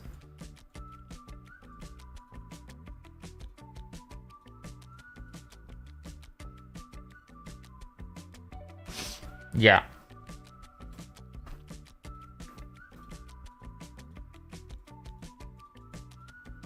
We'll just slow Ender down by 2 turns. Should be fine. Like, Ender can just go... Oh, Ender! Wow, we actually got... Funny story, if we slow Ender down, we can get Isala on a... There you go. Slowed her down. It's going to be a very tight speed tune. Like, very tight. Like, she has to run almost exactly these speeds, otherwise it's going to fail. So it'll be fun to build, if we build it.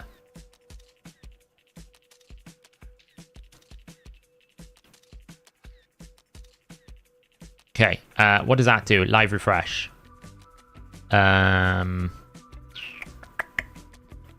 We need, what's her face? Isala the Mourner. I do have Deacon. I just don't want, like, if I build this, Deacon isn't going to use his A2. I don't want to lock him in. It feels like Ender's a good one to lock in here. Actually, 291.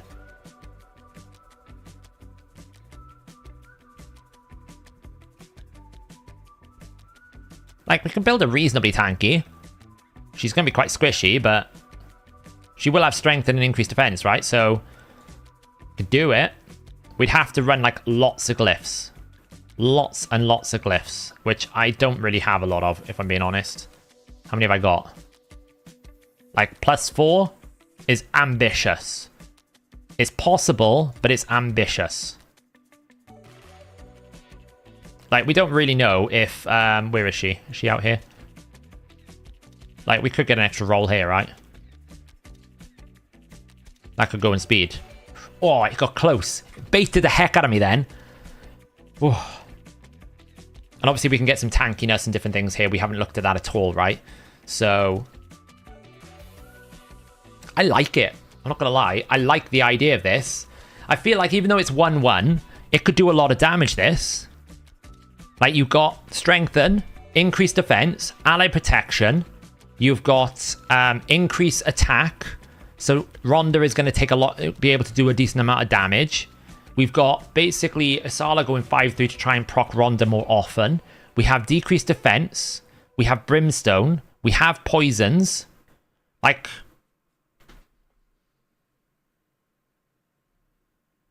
Any guides on gear cleansing? Some of the live streams that we've done gear cleansing on Udud, we've done... Normally what I recommend with people is use the ratings to identify the bad pieces, then look at those pieces to decide whether they're rated poorly but actually quite useful to you, or whether you should get rid of them. The ratings can kind of narrow your feel. Ender Moonbeam is going to give us leech. Right?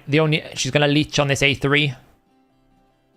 We could always drop it for Deacon for now until we get the books, right? We can book her after. We can use Deacon for the time being. I just don't want to take Deacon out of my other teams. How would the cleanse work before the tune settles in? It settles in at turn 3. You found full auto tunes for Mithril Elva. How do we suggest edits to Deadwood? If you go into their Discord and ping some of the mods like Short on Skills or myself, we'll be able to update it. Doesn't the optimizer give me possible damage output? Yeah, it does. Obviously, I'm picking survivability. She's not here to do damage. She's here to stay alive, right?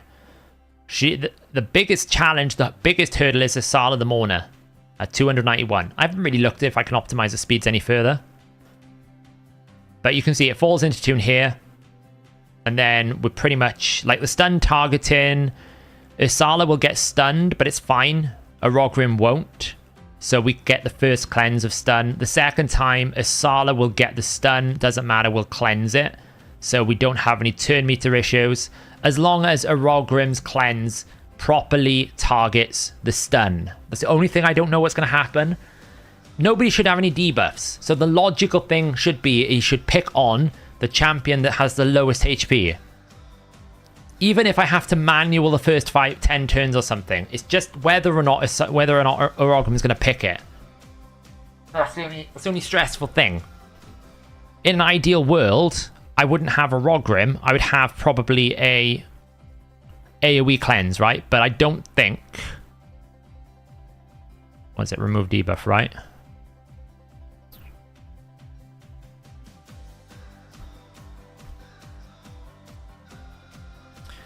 What does Hoskerel do? Ooh, maybe we go Hoskerel. Oh, but we lose the aura then. But then we could put Deacon in for the aura. Hoscarl would give us damage as well. Maybe we go Hoscarl. Because that's more reliable, right? It's more reliable in a Ogrim. We do lose the poison, but we could probably pivot Rhonda into a Toxic quite comfortably. And that way we get damage here. That could be an option. Maybe we go Hoscarl.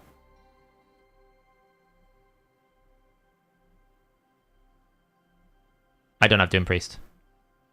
Ironically, Ruz, I don't have Doom Priest. But you bet your bottom dollar I've got a 6-star soul for Doom Priest. Ready to go. Ready to rock. Ay, vey.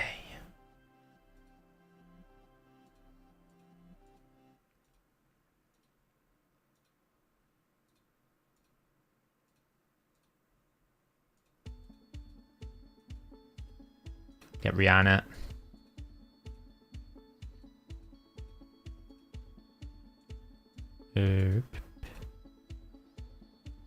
It's just a 4-2, so 2 needs to change. Yeah, I mean, I'd basically have to run a Rogrim, a Rogrim spot on a 4-3, and then somehow get him in that spot.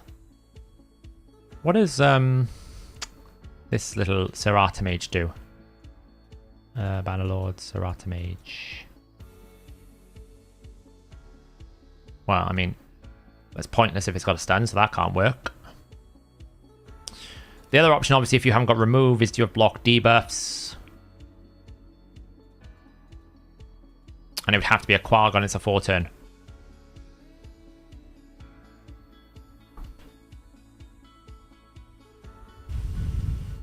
So, yeah. Do you have enough accuracy with that speed on Lasala? You don't really need an awful lot, do you?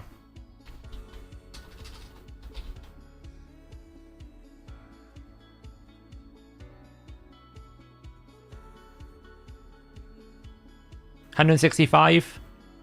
Probably if I glyph a little bit, like I haven't thrown any glyphs out there. Look, glyph the boots there. Get a better ban amulet. I can probably make it up to 200.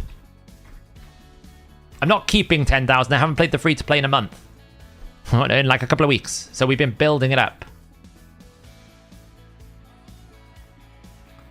ARS for the cleanse. The speed buff would cause a problem. Speed buff would cause a problem.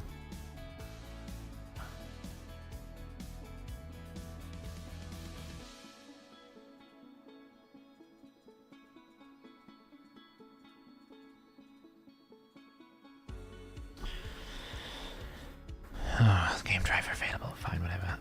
I mean, I can get it up. That's really not a problem. I can find the accuracy in here, right? I can just move it around and find it. It's not a problem. So that should be okay. I like the idea of it though. It's just that stun targeting. I mean, Spirit Host is such a long cooldown. We can't use it.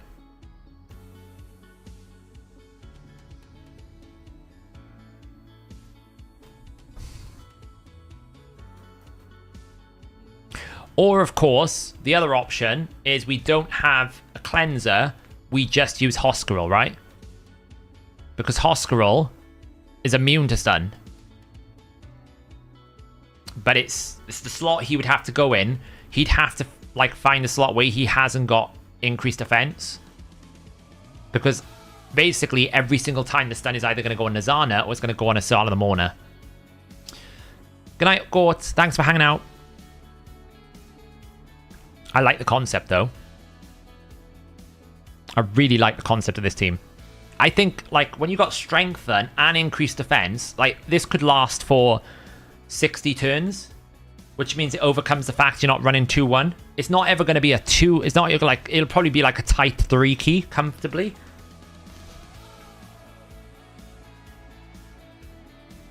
Yeah, but I can't run her 5-3 as well. I mean, I can get one champion to 291 speed. I can't get the rest.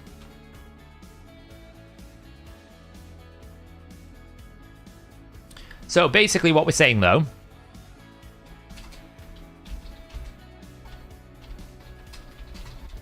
to make this work, what do we do? What do we need to do to make this work?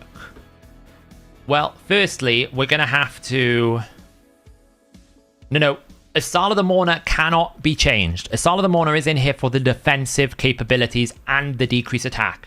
If Asala the Mourner comes out, then we have to replace Rhonda with Artak and other people, and then it goes all down the hill, right? So Asala the Mourner is kind of like the linchpin of this team. Asala's getting killed after turn 20. Nah, she'll stay alive forever, mate. She will stay alive forever. You don't realize how strong strength and increased attack and ally protection is. Right? It's incredibly strong. Like, I can build her with 2,400. Like, if we look at the build it was suggesting, right? Asala the Mourner. And actually, if I put her in balanced mode and I say I need 291 and I want as much defense as I can get after that. Oops. So I don't really care about HP too much.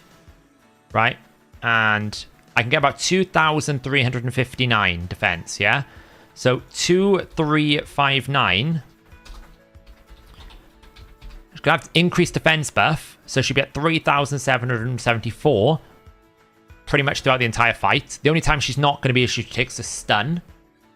But her HP should be low enough that she'll be able to tank it, hopefully. Now, the stun is probably the worst part because she hasn't got any protection. There's no ally protection. She might just get one shot. I don't know. There's not really a way to protect it.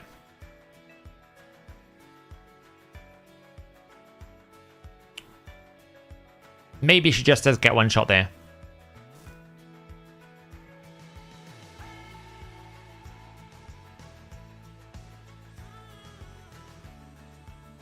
The thing about the stun is, though, it doesn't really hurt too much to some extent. Like, because you can mitigate it with HP.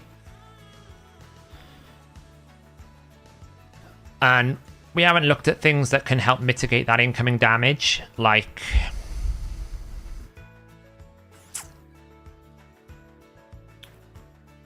you can see I've got a lot of gear that's not rolled right now. So I haven't looked at, is there any defense percentage pieces that are reasonably built?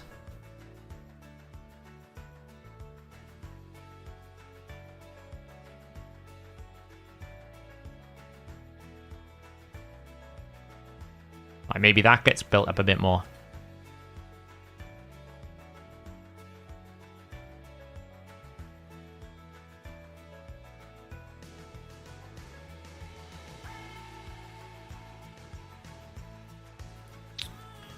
Of course, what I haven't done is I haven't gone down here either and tried to build some righteous gear. We could do this with speed substat. I should not use these at the moment. And craft 10 of these. Get themselves some righteous gear.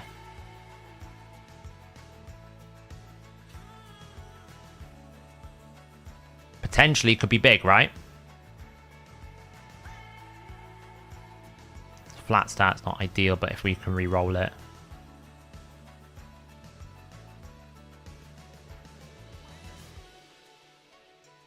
So we could re-roll some of that. We've got some Defiant gear we could make as well.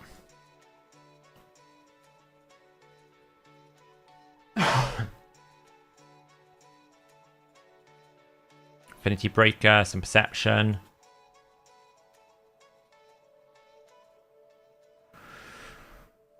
Steadfast blocks a stun, no. I mean, yes and no. It depends how much HP she's losing. I could direct it towards Nazana, but then Nazana's going to be in the same boat, right? But the only good thing with Nazana is we can build her a lot tankier, right? So we can basically say if we want to try and force Nazana to be the stun target, we can basically make Nazana like survival mode. What she need to be, like 151 speed. We don't need her for any debuffs. She just needs to stay alive.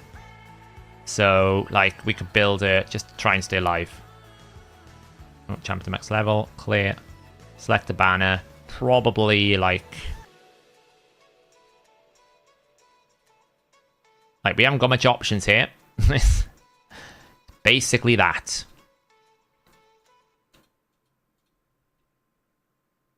3.6k, 64k HP. But if she's a stun target, that's not how we would do it. We'd probably go into balance mode. We'd probably say, I want like 35,000 HP or something, and I want to ramp the defense up. And push more to 4k. This would be the build. Like, if I pushed it into Nazana, Nazana can stay alive for days. So, when you're doing the speed optimizer, turn 290, is that the speed she needs without the speed or with the speed or without? So, with the speed or, it should be at 311. This is without. Does anyone place a shield? I think that's the only defense mechanic you're missing. Nazana shields herself for a big chunk of her HP. So by making Nazana a stun target, I have to drop a HP which harms her shield. Or I can just max her HP, but then she'll take more damage from the stun target. I don't have another shield in here now.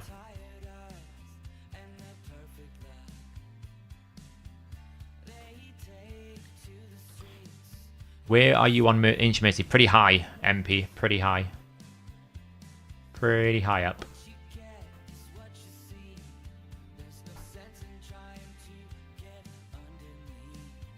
Yeah, I could do some Guardian maybe. Is anyone who can be protected by Nazana on stun? No. Oh, a Rock Rim. No, everyone loses ally protection. Everyone loses ally protection because it's a 3-turn cooldown and everyone's taking 2 turns. So... I don't think I have a champion that self-buffs increase buff duration. You'll mess up the buffs. It's just not ideal. I don't have anyone that can buff themselves. Obviously, Hoskrill's got his passive, which will help reduce damage.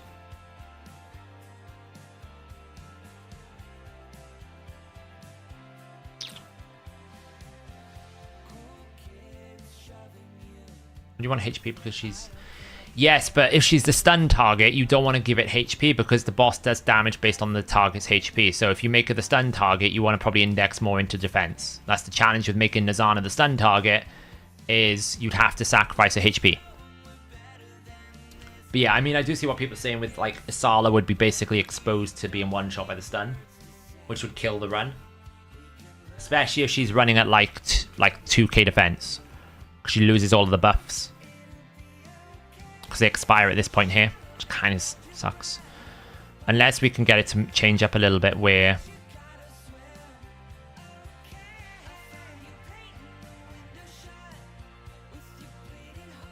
It's a real shame because I can get it to run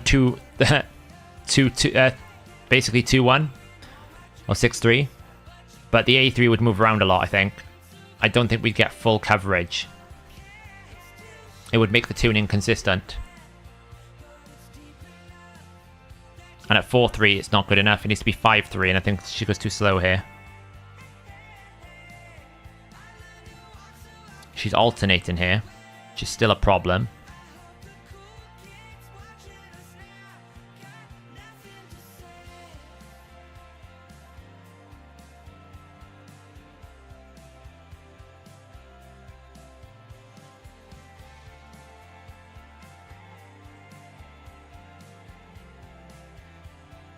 That's not bad. She's just taking an extra turn there. But she would be protected by the stun. But so would everyone. I mean, I can sacrifice...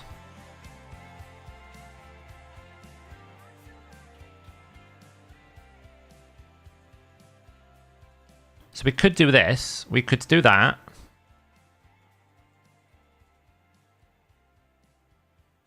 Well, that's interesting.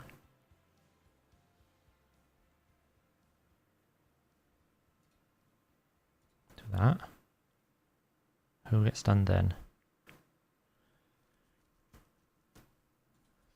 Oh. Isn't Nazana worth building if it's only the ally, if it's the only ally protection? Yeah, she's a great ally protector. She's a really good ally protector.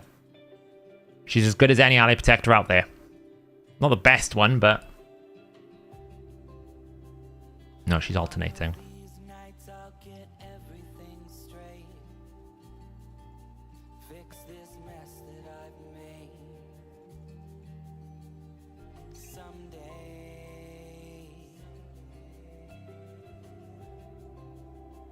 So here's an option we could do, which this would hold the speed tune, is we drop the ally protection from Isala the Mourner on turn 2. Can I do that?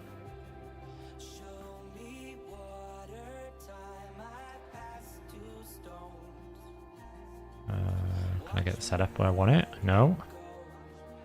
That should be manual. So we could get Isala the Mourner set up here, so she'd lose ally protection, but she'd still have increased defense. And then when it came to the stun targeting, oh, we'd have the same problem. We'd have the same problem. Because she's just outrunning her buffs. That's not really going to be a solution. What about this?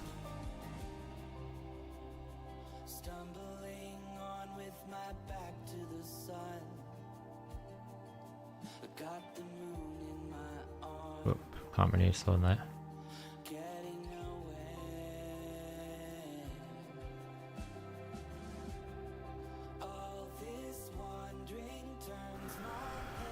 Does unbooked. Oh, that's a good idea. Good thinking. Good thinking. Nice. I like that idea, Brandon. You might be onto something here. Let's bring it back down.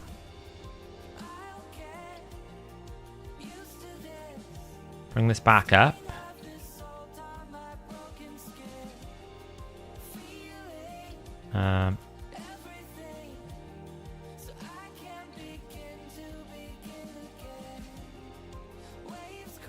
We'd have to delay 5 turns. I mean, it's the same problem. We just pushed it forward even further.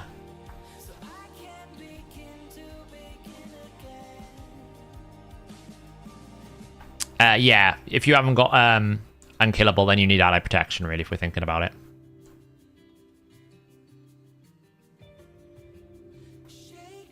That's perfect. It's not so much about the stun itself, it's about the protection. It's how much protection we can get. And as you can see, like, she's not going to do it there. The only way we do it is if we move the buffs.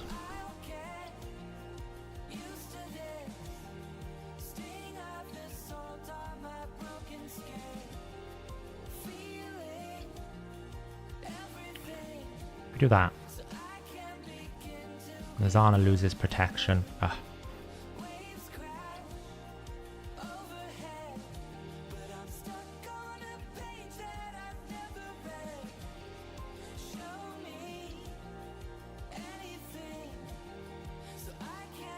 Trying to basically move it to a position where it looks like it could work.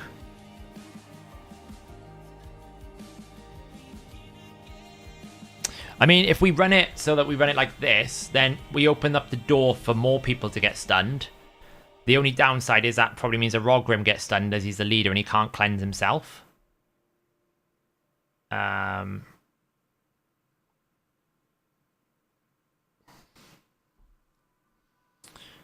So that's not really a solution because essentially a Rogrim is going to get stunned here. But it would mean that more champions could get stunned, but everyone's unprotected basically.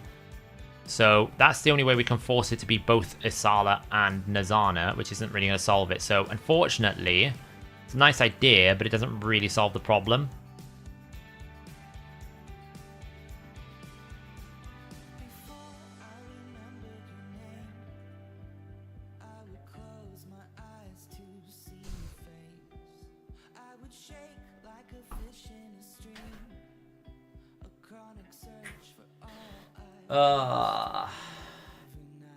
It's tricky. It's just we have no protection for that last hit. That's the real problem. You know, that's the major crux of the problem here is we have no protection for the stun target base. I don't really know how you can get it. Oh, nice, Dane. Congrats.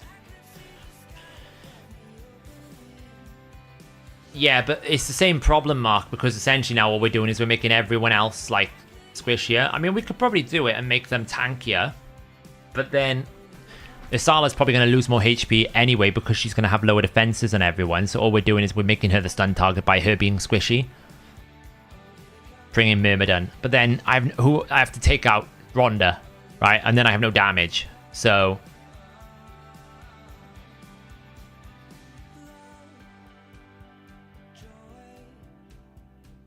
You know, in order to do that, I need to bring in something like a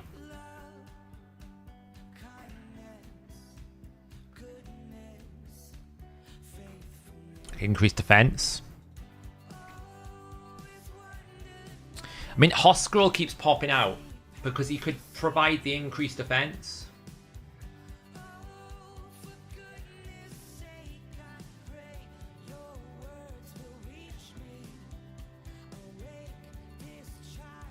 Honestly, I think what we do is we do this.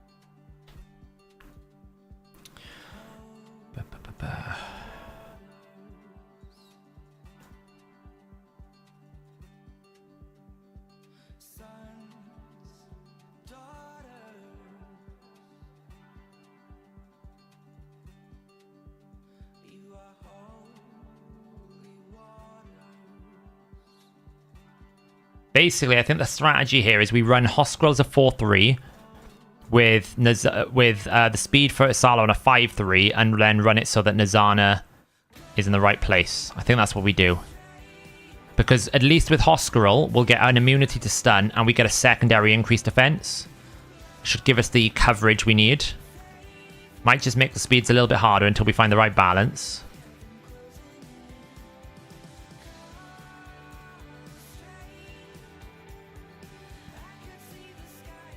I think that's the answer here. If we can get the speeds in the right place, is get him on a 4-3. So we get some coverage on the increased defense. Just trying to find the right speed setup here.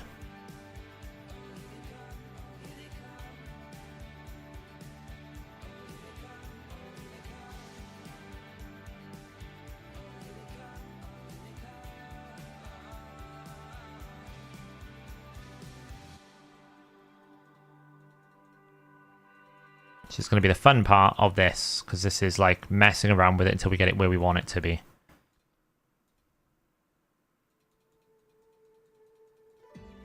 Let's get someone up to like 171.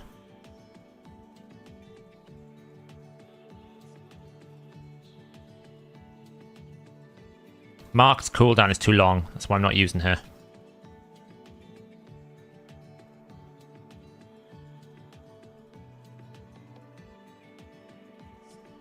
Hoskrul needs to be in a very consistent position. There we go.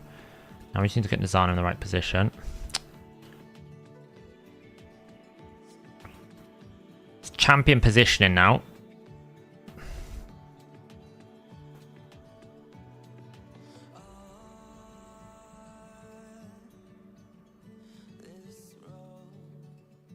Wow, this is going to be a pain. I think I'm going to have to continue this at a later time, because I think this is going to be quite difficult to figure out. Do I think Knut is going to be enough? I don't know. I think it's a good place to start looking, though.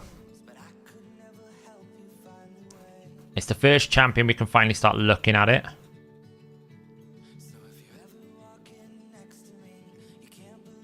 Don't think I can drop you any further. So the goal is basically running like a 4-3 Hoskrul.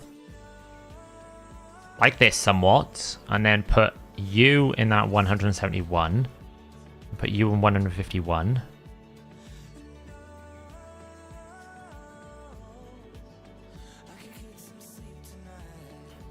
So we run a 4-3 Hoskrul because we're going to get an increased defense.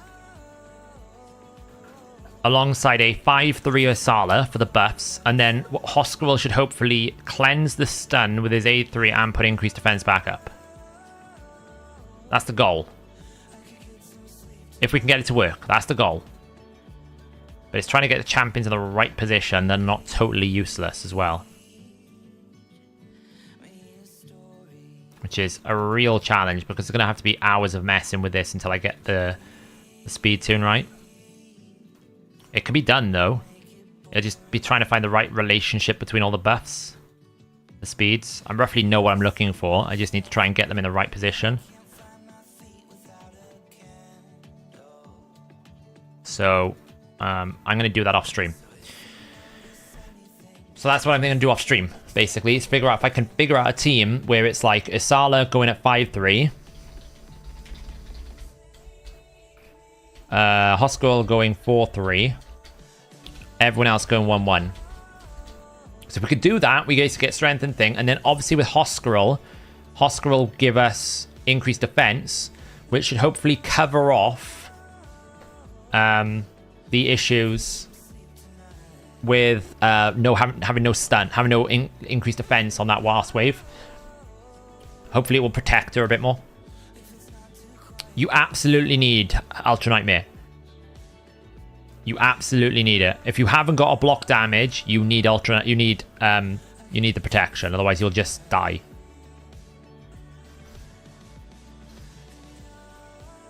I'll pull shards for the fusion if I can do it.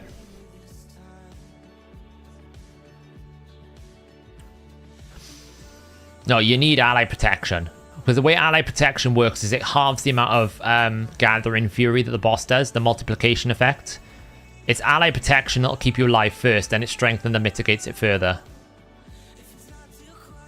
If you haven't got ally protection, you will die. Trust me.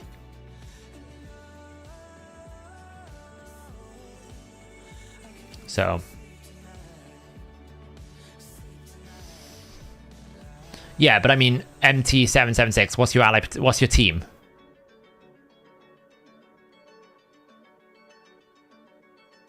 Like, I could just build a basic 2-1 team without ally protection. I'll probably die quickly, though. No, you're probably going all-out damage. I'd imagine using, like, 3-4 damage dealers or something. Like, the team that normally does is you have something like a Deacon, an Heiress, a Valerie, and then someone with some damage, right? I think if you use 2, it's too much. You lose too much damage on a 1-1.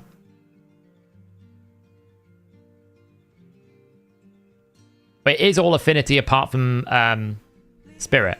It's only Spirit. But I haven't got the capacity to put Marked in. It's such a long cooldown and she doesn't do any damage. Yeah, I hope they won't either, Dennis.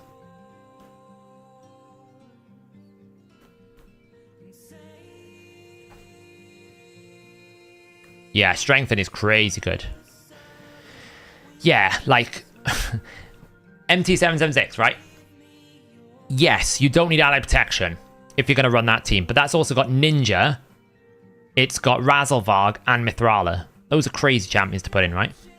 You've got Geo as well, right? So, like...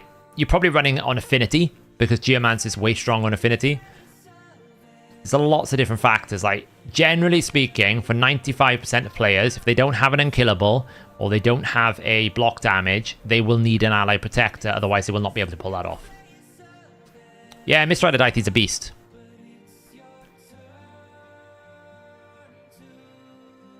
Ninja is like saying, oh, I kill Hydra without any sort of like Nekmuthar or anything. It's like, oh, well, who are you using? Acrizia. That's what Ninja is like, because he gains so much basic stats that he's going to just do insane damage. It's really difficult to compare. In fact, Strengthen is better than increased defense, Tommy. That's what we determined. Like when Hellhades was doing his clan boss draft, we basically worked out that Strengthen is better than... Strength is actually better than increased defense. You're trying to make an unkillable still. Yeah. Well, that's it, because you want 1 key, right? Your team probably is never going to be able to 1 key there. It's just not going to happen, right? It's too much damage you're going to take, right? I inspired you to 6-star your Whisper. Yeah, she's awesome, isn't she? Does Nazana, Geo, Isala, Venomage, Aox sound like a good team? Isala is going to just struggle with like turns. Like, if you can fit her in, yes. But Isala, I'm only trying because it gives me so much defensiveness. I'm not meant to be farming normal. Thank you for pointing out. I swapped to normal because I was trying to save XP. I made a mistake. I'll swap back now. Thank you for highlighting. Not paying attention.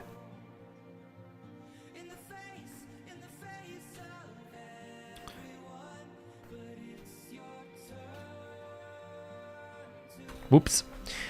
Yeah, so basically I just need to get my clan boss team sorted as soon as possible, get the masteries done as soon as possible. That energy that I've got earmarked there is a lot of it is going to be for masteries. If I can start doing clan boss Ultra Nightmare now, then that puts me in a boat where I can actually really, I might get some sacred shards, right? I might get lucky. I might get more shards, and then it makes the fusion much easier to do. I know, Andrew. I forgot. I wasn't paying attention. Strengthen is better. Both is better, but strengthen is better if you can't. If you had to pick between the two, I'd rather strengthen.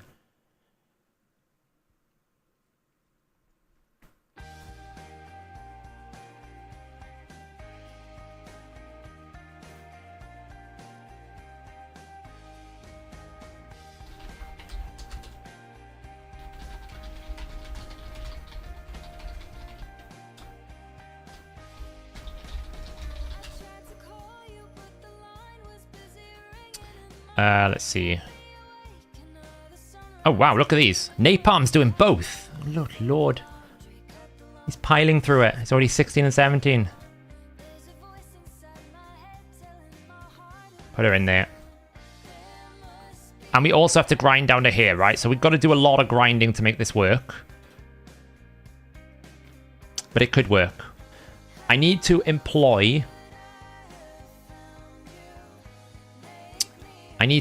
someone to help me. Basically, help me figure it out. I'm gonna have to probably ask Short on Skills for some advice.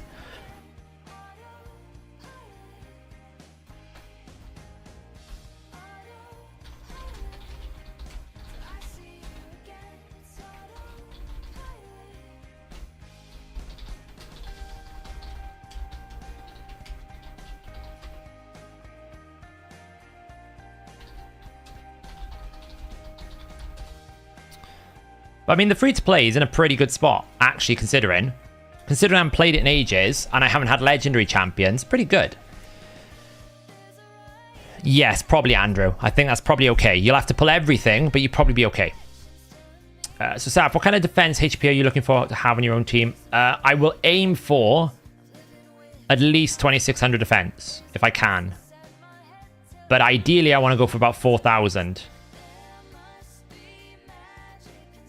So, for Nazana specifically. So, if Nazana's not my stun target, super high HP and defense. I just want to basically get as tanky as I can. Because she gets a self-shield based on her HP. HP is important for her. Because it'll help mitigate the damage. More HP, the more she can absorb on the AoEs. But if she becomes the stun target, the more HP is bad because she's going to kill herself because the damage on the stun is based on target HP. So, but ideally, if I can make Hoskarol the stun target, then a lot of the problems go away because he's immune to stuns, right? So if Hoskarol can be the stun target, he's immune to stuns, which is good. Can you skip a finite tournament and one summon event and still get the fusion normally? I have no idea, Andrew. We won't know until we see the fusion schedule. But I would say traditional, you have less flexibility than a fragment collector. Fragment collector, you can skip things because normally you can either win a tournament or you don't need all of the fragments. There's different options. But with traditional, you can easily skip stuff if you get an epic or you pull some of the rares if they're going to do rares, right? There's options. We also don't know if it's going to be rares or if it's a tradition, if it's a hybrid, right? So we'll have to see. Yeah, exactly, Tommy, right? That's why I want the fusion, right? Because the fusion then comes in and does a load more. Because the fusion could be the decrease attack option as well, and the weaken option, right? The fusion probably goes straight into my clan boss team and out damages probably Rhonda. That's the irony of it all. But we are looking to basically invest masteries in, if we're doing it, Rhonda, Nazana. If we're using Deacon, we don't, but obviously Deacon's going to have to change gear because he's going too fast at the moment. Who else? Isala the Mourner, masteries and levels, and we would have to 62 champions. That's what we'd have to do. Books-wise, we haven't booked Rhonda. Nazana's in great place. Deacon is booked. Hoskerel booked. Isala the Mourner not booked, so we'd have to play the booking game there, and then obviously we'd have to decide if we want to use legendary books on her, which to be honest we don't need to. It'll just give her damage. We don't really need to book her, do we? She doesn't need them. It'd help, but it won't make a big difference. I do have like 6 legendary books and 4, so I need to find the team first, right? So that's the plan. 2,000 points. I'm probably going to swap to my main now because I don't think I've done dailies yet.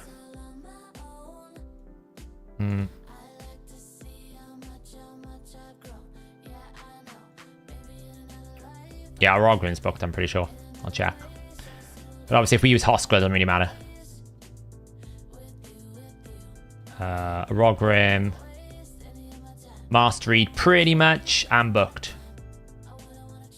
Hoskerel, Mastered. Deacon, Mastered. Mastered. We did make a Coffin Smasher before this. Still probably have use. Kayla's Mastered.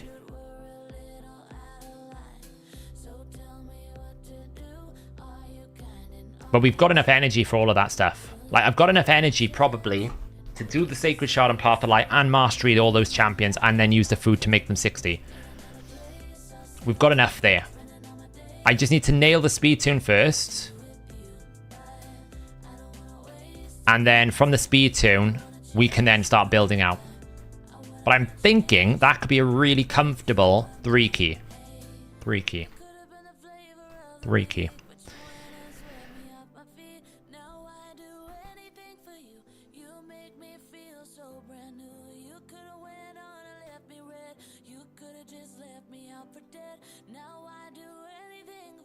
Right, so got to check, have I done all my dailies on this account? Don't think I have.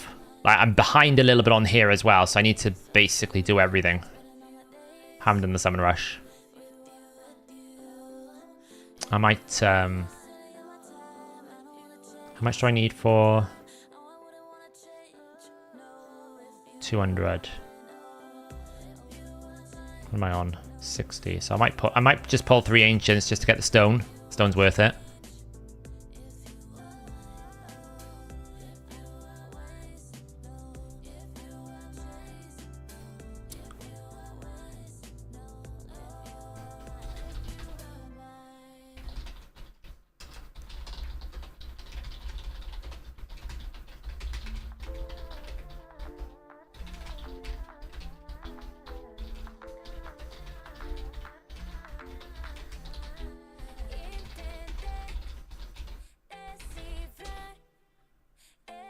How many did I pull there? Did I pull enough or did I need to pull one more? Can't remember. One more. I'm just getting the tier 1 stone because it's worth it. It's like 3 Ancients for a tier 1 stone. I'll take that.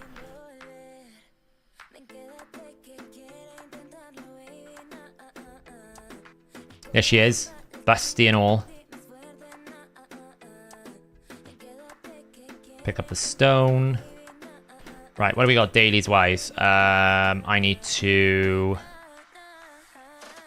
fight in tag team arena and faction wars. Okay, let's do that quickly then. Bazaar. Let's pick up this. What do we get? Oh, a cleansing ring. Okay, King Galkaba. That's an interesting team. We'll just do that. That. Like that. I'm on my main account. I swapped to my main account. Don't worry. Don't stress. Got to do dailies on the main. Oh, baby Taras. Do you not know that Taras needs buffs? Mate. Mate.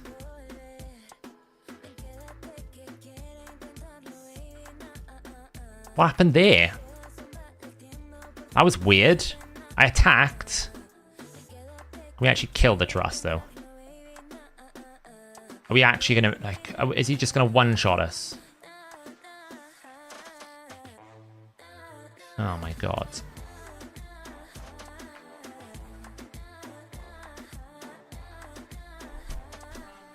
How is this balanced? He literally doesn't take any damage. Like, he was in the worst setup. Like, come on.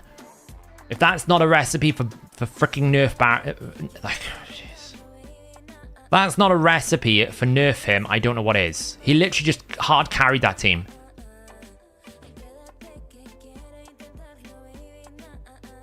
I'm going to lose this now probably because I can't stop the...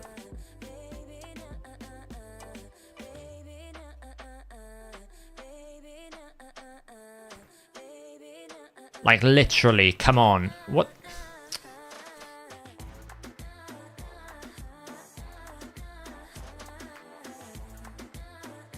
Should be okay. Just turn meter him down.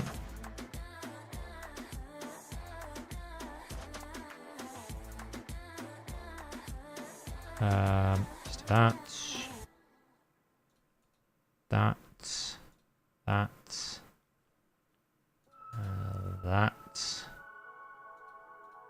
The power of turn meter control.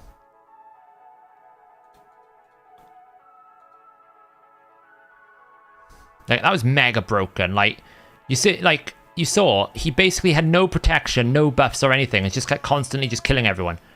Like, how is that balanced? It needs a buff. Like, yes, like, it needs something. That's just so bad. Oh, King Galkaba doing work. That's fun. That was kind of cool. Impressive. Don't even know what King Galkaba did there, be honest.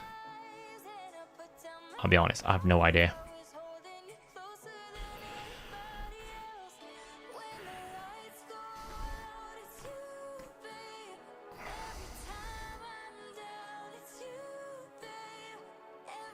Just kill everyone.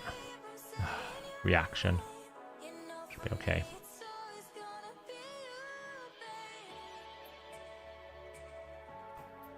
Revive everyone. Oh, thankfully not.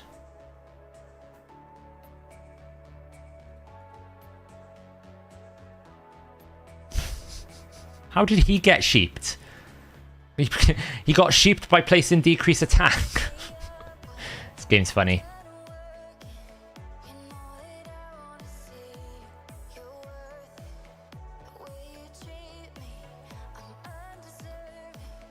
So I basically took the buffs off Krisk, and Krisk then placed decrease attack, and it sheeped Krisk.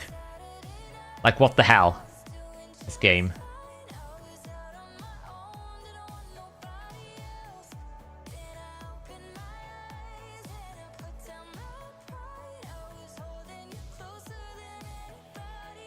Yeah, he's way too tanky, isn't he? Way too tanky. This is why Stone Skin is not the end of the world. Like, literally, I just lost this because I lost my Stone Skin. So I don't think Stone Skin makes a huge difference with Savage. Don't really care. I'm just doing this for the wins.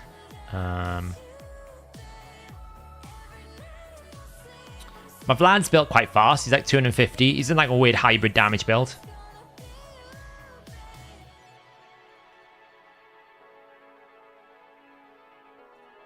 Take all. Oh, she. Why is he so freaking broken? Someone needs to ban Jorgid.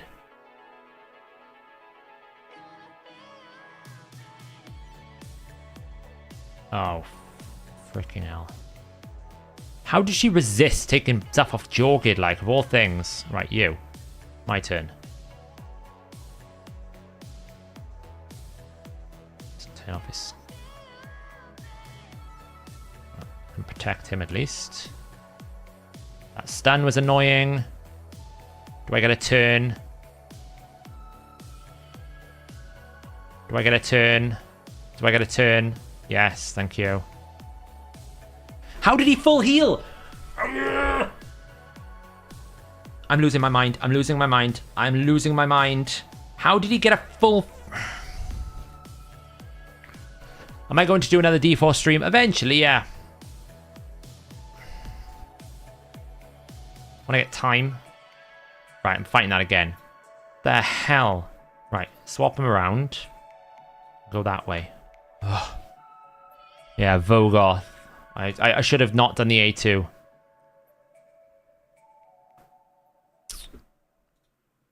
Try and take out his abilities. Thank you.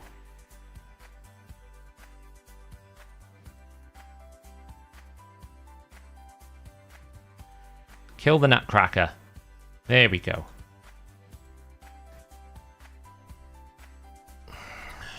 we're okay now. Gotta wait it out, but we're fine. They haven't got enough damage to do anything here. There's one. It'll revive. It's not a problem. Take him out.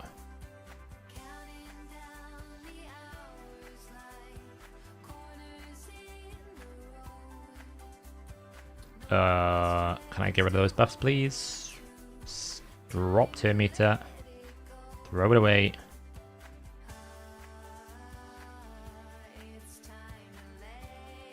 Ah, we just have to kill the Duchess. I wasn't paying attention is all. Oh my blimmin' stone skin.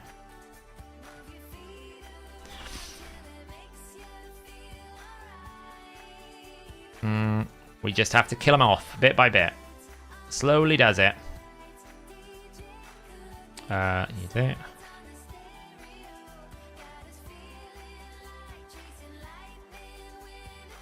Slowly does it.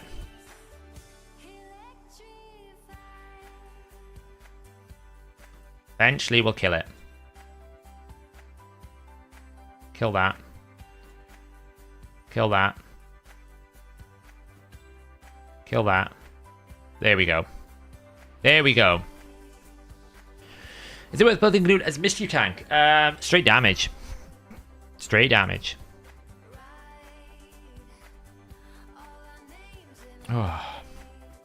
Who should I invest in between Rotus or Jorgid for PvP concept? They're none to book. If none are booked or have any masteries at the moment, probably Rotus. Rotus doesn't need anyone to keep him alive. Jorgid does. So Rotus is pretty stable. Just kind of goes to show you, if you pay attention, how much difference that could be. That was before, that was a defeat. And just swapping the teams around turned it into a full victory. I needed to do one of these. Yes, I know you've got those. Fight from 4 different affinities. Oh, that's fine. Fight you. Take you out. And bring in you. Yeah, we'll put you up against that. We'll put you up against... Should be good. Jorgid will kill harder, but he needs survival, right? You got to keep him alive. If you can't keep Jorgid alive, which is... block skills at least.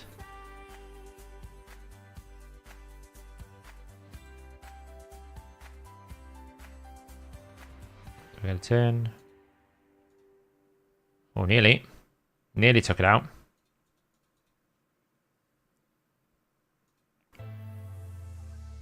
Oh, nearly got it. One way we'll do it. Yay, Uko's out. He's going to die instantly, though. Cometh the hour, cometh the sheep.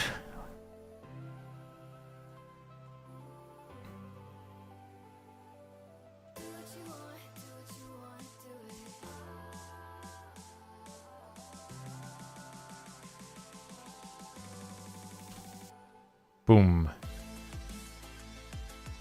What the hell happened there? Sheep with block revive is weird. Sometimes it will just like block revive, and other times you're sat there and you're like, why didn't it block revive? And they came back alive. It's very strange. I have not really figured it out. Do you think Arix is worth booking? I don't think so. I'm not a massive fan of Arix, I gotta say. I know some people are. I don't like Arix. I don't find him that much use or utility. Cat. Hello.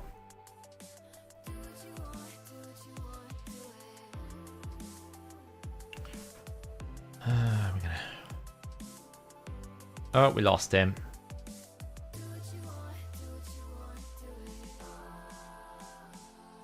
We just gotta wait. Get rid of this block.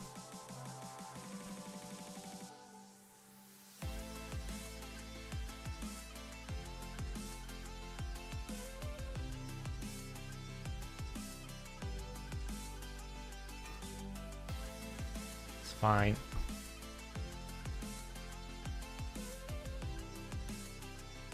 Should be okay. I keep saying he should be okay. There we go. Ah, for God's sake. Not worth fighting. Can't bother anymore.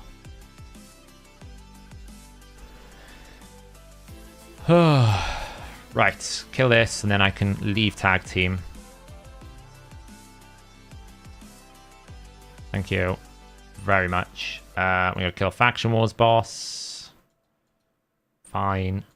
That's number 9. That's not... Come on. 7. Thank you. Incoming Shogun boss should be susceptible to sheep, but its horse should turn into a sheep. Yeah, something. Yeah, I just do it for dailies, Brissinger. So what I normally do is I'll leave my defense off during a CVC week. So I'll probably leave it off during a CVC week so I can farm it after CVC for some gold medals, demote back down to gold 2, and then I'll basically put my defense in at the start of gold 2, put that back in, and then try and promote back up to gold 3 for the next CVC. So this week right now, I'm not farming gold medals. I'm just doing my 5 a day because I haven't got the patience for it. But next week, I'll probably take the defense off straight away and I'll farm it all the way through CVC, all the way through to Sunday, doing 10 or 15 a day. It kind of sucks when the tag team tournament doesn't fall in line, but it is what it is. It is what it is.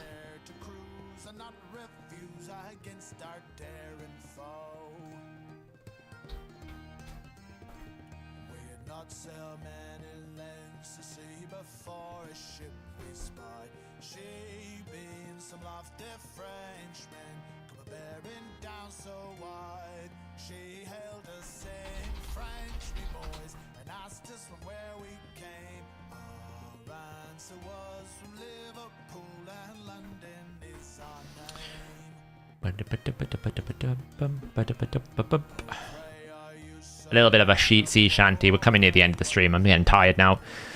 So we are going to finish these dailies. I pulled Baron going for Necra. Yeah, I mean, Baron's kind of fallen out of the meta now.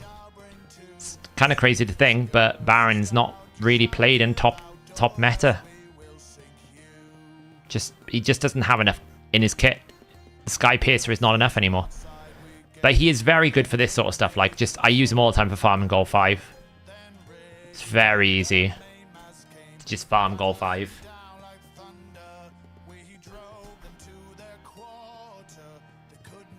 I can do if you want. It's nothing special.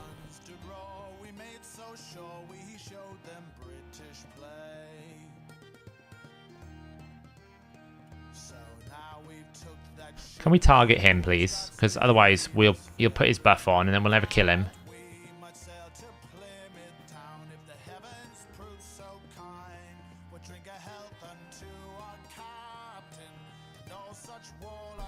I feel like Carlos is wrong with the Hummerman enemy team.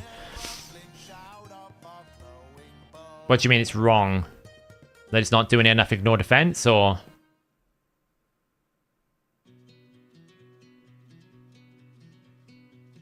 Ignore defense, my friend. That's how it works. There's a massive difference between ignoring 40% and 80% when you're in the 5,000 range. Massive difference. But what blessing are you running on my plan? I'm running Life Harvest, Nephros. So when an enemy is revived with Life Harvest, I destroy their maximum HP by like 20%, I think it is, or 30%. And I gain 10% turn meter for each revived enemy. It's very, very powerful. In the right setup, Life Harvest is one of the strongest arena blessings in the game. Very strong. What are you doing?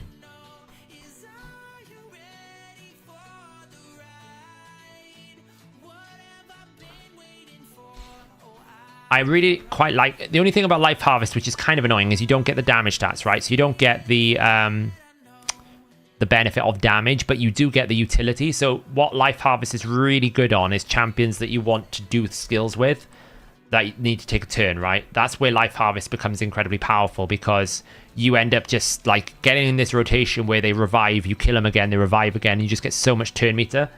With Vlad, it's nice. He's got 2 AoEs on a 3-turn cooldown, right? So they revive them, I just kill them again. They revive them again, I kill them again. Eventually, I destroy so much of their max HP that they can't stay alive. That's what I do it for. But it needs to be a higher awakening, alright? I'm using it because he's a 5-star. It's not as good lower on. Lower down, I would use something like Lightning Cage.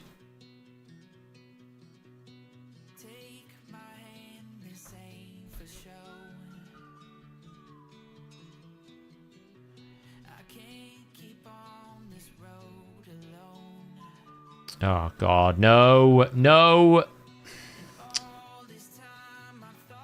Oh, thank God. I thought we were going to get stuck on a block damage cycle then for a second. Legendary book. Woohoo. Love a legendary book. I have been grinding hard in the Ice Golem tournament. I should still be number 1. Someone's trying to catch me. I'm not going to be sniped. I will grind that more. I'm still not pulling. I really kind of want to pull. But I don't want to pull. Like 100 gems. I mean, it's probably worth 100 gems, right? I mean, do I pull another 10? Oh, I don't know. We'll do 10. We'll do 10. I didn't even see the points. I've got a wish list.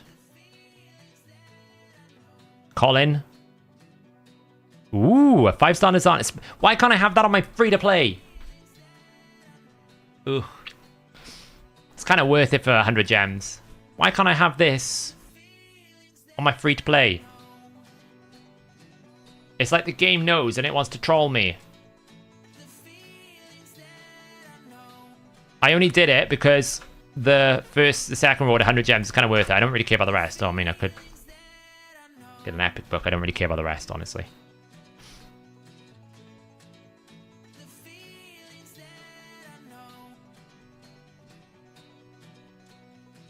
Oh, it's an improvement.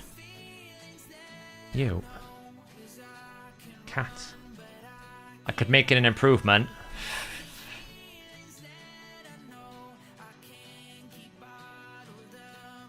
Honestly, sometimes. Got a cat that's misbehaving.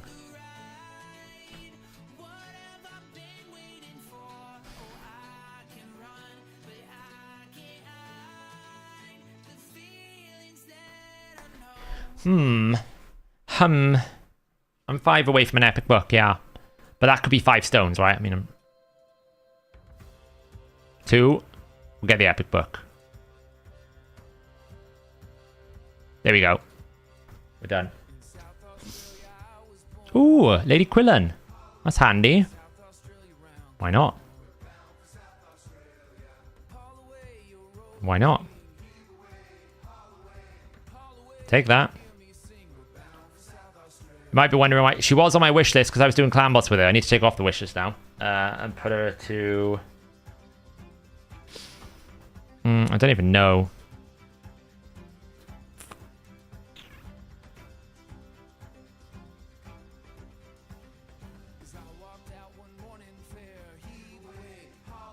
It's alright. Basically got 100 gems, 200 energy, and an epic book for 22 stones. It's alright. I'm not pulling anymore, it's a waste. Summoner Ash got that stone, it's fine. I've got plenty of them, so it's not the end of the world. I can get more. Like, it's fine. I should really look for duplicates, though. 2 of those, don't need that.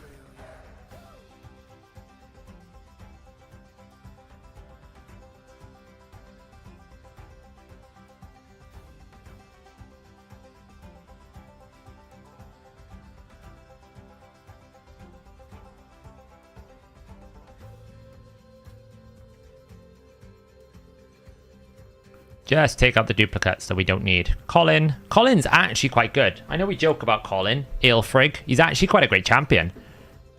Considering.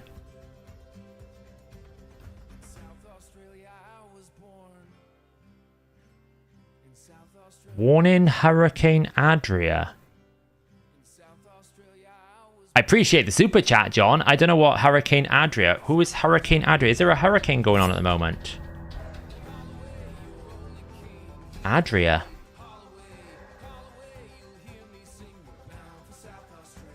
Hurricane Adria. Are you just trolling me? Am I being trolled? Being trolled, aren't I? I don't know what it's about. I appreciate the super chat though. I don't know what it's about though. Is there actually one in the US at the moment?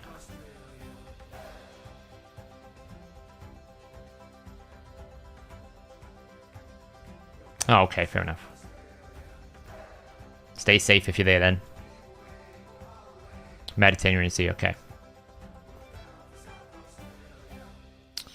Yeah, so on the main account, got to do some tag at some point. I really can't be bothered at the moment. Soul Chase, I despise the event completely. But hey, we got a few rewards out of it. Ice Golem, I've been grinding away. But realistically now I need to do like tons of training. I don't know what I want to get for in this Path of Light. I don't know what to go for. The stone is a good idea, but the legendary books, I kind of need legendary books, but they're very big investment. I could just take the Sacred Shard, but I've got like loads of those. I don't really know what I'm doing it for, if I'm being honest. So, you're in the basement? Good lord. Stay safe. I hope you're in safe position. I have no idea what that experience is like. Doom Tower, Clan Boss. Have I done Clan Boss? Yes. Look at me, rocking out #1 on the team. I think I've done one here. Force, that's fine. Yeah, I don't know whether I want to go for it. I'll probably pump some more into the Ice Golem. I've been farming Ice Golem, basically. Still trying to make Ice Golem like 100% safe.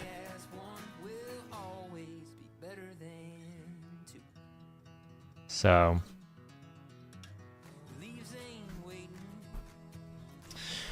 Anyway, it is coming up for 4.5 hours. I'm actually quite tired, so I'm going to go get some rest. I will be back on Monday with an update, hopefully, on the free-to-play. I'll probably do a bit of a video update free-to-play, I think, trying to get recalibrated, and we'll see where it goes from there. But yeah, thanks for hanging out. It's been a very busy stream. It's been a great stream. I hope you guys found it insightful and interesting.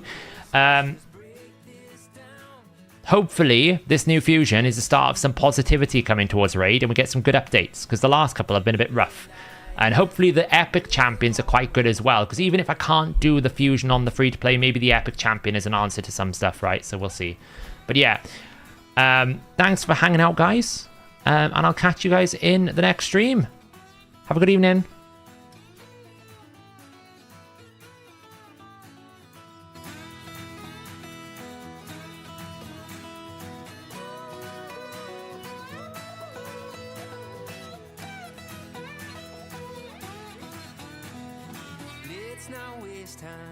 Take this slow, we've got miles behind us, but miles to go, so let's just break this down to the simplest truth. You and I as one will always be better than two. Yeah, you and I as one will always be better than